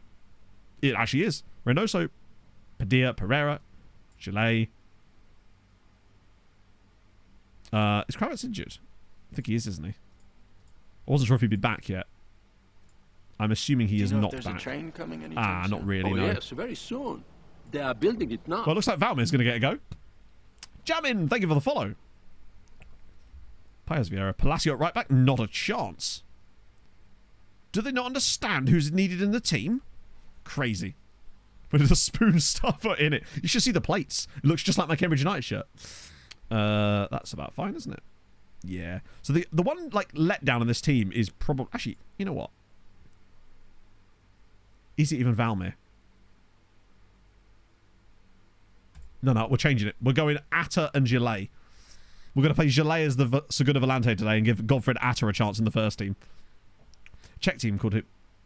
Oh, no, that's Bohemians you're thinking of. There's a Czech team called Bohemians, if I recall. I want to see Fulvio more too, but the fact is we can't drop him instead of Padilla. Not with the start of the season Padilla's had. 7 goals and 4 assists in 8 appearances. He is him this year. Yeah. He's having the exact same season he did at the start of last year until he got that injury. And now if he carries this up the entire year, I could easily see him beating every single record he's ever had. Like, he had 21 goals for us one season. I think he could get more than that this year, which is weird because his position now isn't really even designed to score goals. He just gets them. And remember, he's our penalty taker too, but he hasn't even scored a penalty yet this season. He's got 7 goals, all non-penalty. He's just right place, right time. Delightful. Right. We need to go 3 wins out of 3. I hope he's already hurt himself. Are you joking? Actually, I don't think he has. Oh, hello, FM, being silly. Give me back my frames, please. If you'd be so kind. God, be nice. I think on F125 chat, we won't have this problem. Well, we might have different problems, but we won't have this specific problem. I won't have to worry about the game stealing all my frames, or nothing. Although it appears to be refusing to relinquish them currently. Let me just try and progress it a little bit. I find sometimes just doing that helps. Padilla, can he cut inside and grab another one? Oh, what a save! He honestly should have had another goal there. 100%. Stop it, FM. Be kind. There's blatantly another team out there called Sirens. Or Sirens. Well, not Sirens, but like something similar. Come on, FM. Goodness sake. I might just wait till the end of the highlight. Yeah, we'll get 10 new problems, the likes of which we couldn't even imagine. Right, now that we're out of the match engine, it should be okay now. No, it's somehow worse. There we go. Oh, it's only his wrist. He should be fine here. Right, Compedia. Off the crossbar this time. Okay, a strong start. I'm going to just ignore that for the time being. We are the away side as well, so we do have to be careful with that. It's kind of cool to see Godfred Atta just in our first team, actually playing well. A guy that I never really thought was going to make much of an impact for us. I thought he'd always be like a lone farm guy, but, you know, he's coming to the team on merit today as well, albeit with slight injuries, but to other teams. But the fact is, I feel completely comfortable having him in our lineup. So we'll have to see. I'm expecting goal for Padilla, at least 1 assist for Babasi, and here comes the first of those, I suspect. Oh, what a block. Yeah, just don't touch the ball with your hand. If he was a goalkeeper, I'd be worried. But sadly, well, not even sadly, he's no Matthias de Potter. Their goalkeeper is doing quite well so far. The fact that we've already created... Oh, God, Hamron losing. Wow.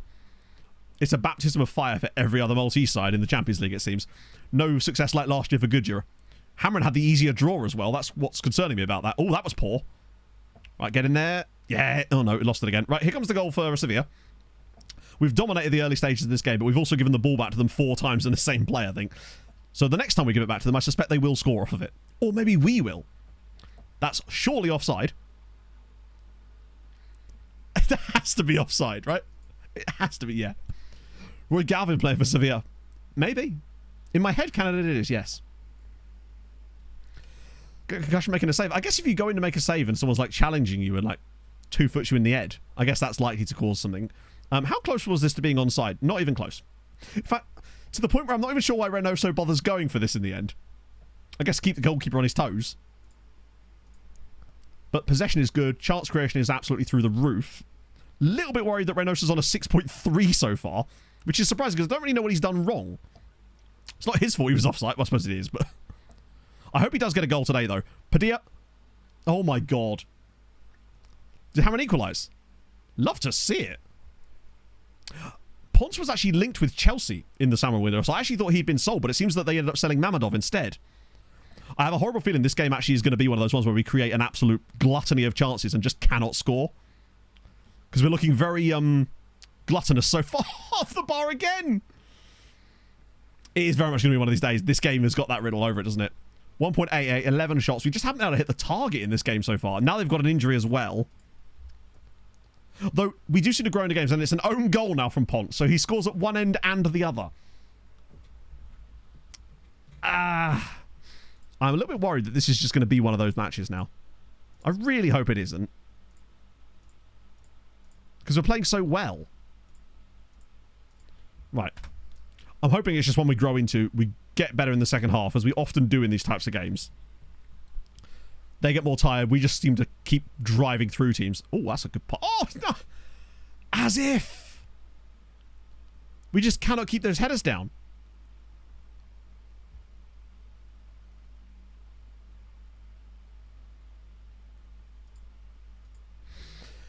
What's the betting that they actually did end up scoring their first shot? Well, not the first shot. They've actually technically had a shot. Right, we're going to have to freshen this up again because Reynoso... How is he back on a 6.9? Pereira's been poor. Pineda is a good super sub, though, to be fair. Fulvio can change games, so I'm going to let him have a chance at doing exactly that. Gert's not been great. We'll go for Pebbles. Those are my dice rolls. And Lahovi's Lahovi, but Sauerschnieg is just so useful off the bench, it's unreal. Let's go. My final roll of the dice, if you like. We don't have to win this game emphatically. We do just need to get the win, though. That's the important factor here, is just getting the result. Oh, my God. Yeah, this has got 0-0. Or even worse, 1-0 all over it. It's a shame, though, because this is easy points for us that we are not taking advantage of here. And I can't even bring Bazama on. He's knackered. He's barely any more fresh than Reynoso is. Reynoso's going to have not scored in 3 straight Champions League matches. And he's had chances too. Yeah. 19 shots, 6 on target, 3.05. No goals. Frustrating, that one. That should have easily been a win. Reynoso had 1.4 XG by himself. Facundo Pereira had 1 as well. Just those 2 players alone combined for 2.4. Wait, they have Daily Cloud? Do they? Oh, they do. Which they paid nothing for from Panathinaikos. Oh, at least Hamron got paid. Yeah, that's disappointing. That was just free money. Like, 3 points that we just flushed down the toilet there. Nothing you can do about it, though. Like, the chance, every single chance seemed to hit the post or the bar. Basically. It's just one of those days. But that's also probably what's going to stop us from winning the group. One of these days we'll win this bloody group, but... And then Hamron lose 2-1 at home. What a catastrophically awful game of football. Combined for 0.7 XG. Which, to be fair, is an own goal. So Pont scores about... Yeah, this is going to be a tough one for Malta, I suspect, this year in general. The only hope we've got, really, is that we do really well, Sweetie do really well in the Europa, and they are, and then that one of our Conference League teams, mainly, weirdly, Balzan, do well as well. But I don't think we're going to be getting a lot of extra points in the Champions League, so we're going to need the others to help us. Alex just started a coaching course. Okay, cool. Presumably it has a bit of Krav Maga in there for the knives. I do hope he gets poached by someone else. That'd be so fun. Goodja today are playing against Bayer Leverkusen. Okay, in my head, this feels like a winnable game, given how bad Bayer Leverkusen were last season in the Europa League. But I suspect they'll lose this 1-0 and have like 0.12 XG. That seems to be how they've played in Europe this year. They really have not been it. I'm hoping just getting some money in the tank will help them. Just guaranteed funds over the next couple of years will help them start to develop. They just might lag behind a little bit first. Futura Kings B. I'm going for 1-0 win to Bayer Leverkusen, where they create absolutely nothing. Sweet, you're back in the league at least. Shows that Radincic's injury wasn't too severe either. Balzan through in the cup. Oh, there we go. A Champions League victory. Goodyear 1, Bayer Leverkusen 0. What are these games, bro? A grand total of 4 shots in the entire match from either side. Goodyear with 2 shots, 1 on target. Leverkusen with 2 shots, none on target. Why are these AI games so horrendously bad? But we'll take it. It's worked to our advantage this time. Goodyear have actually got some points. Admittedly, I still don't think it's going to be enough. Because they've already lost to... Actually, they've only lost to Braga. Must have been a hell of a good shot, yeah.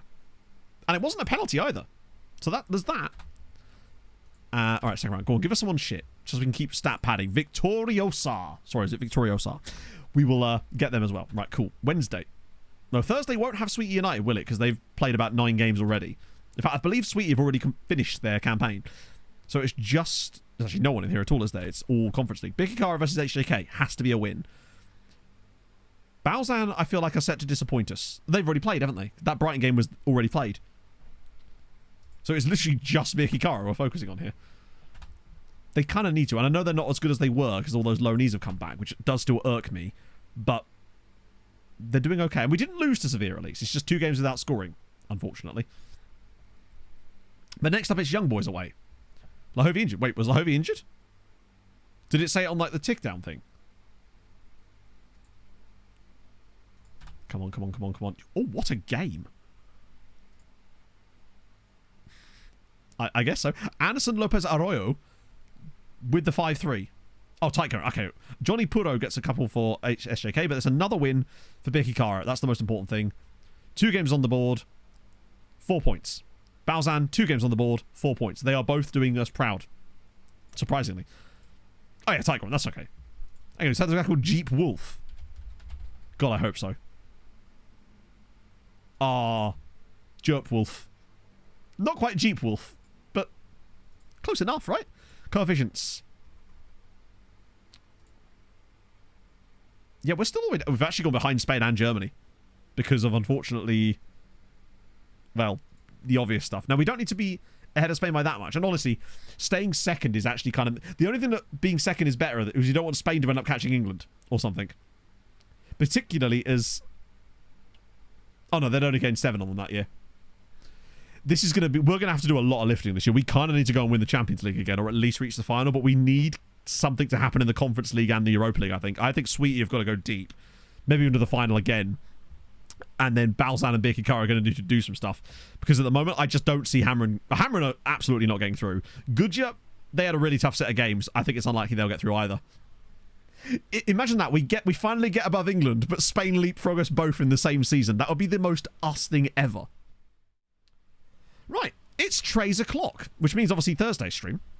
We get Young Boys away, Liverpool away, that's the one. And then PSG away.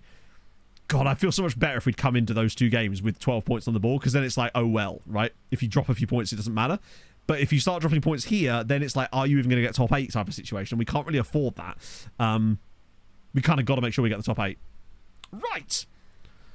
Who was around this afternoon? Oh, it's Waikacum.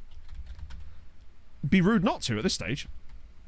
So, yes, I will be back on Thursday as normal. Obviously, I'm actually streaming this weekend.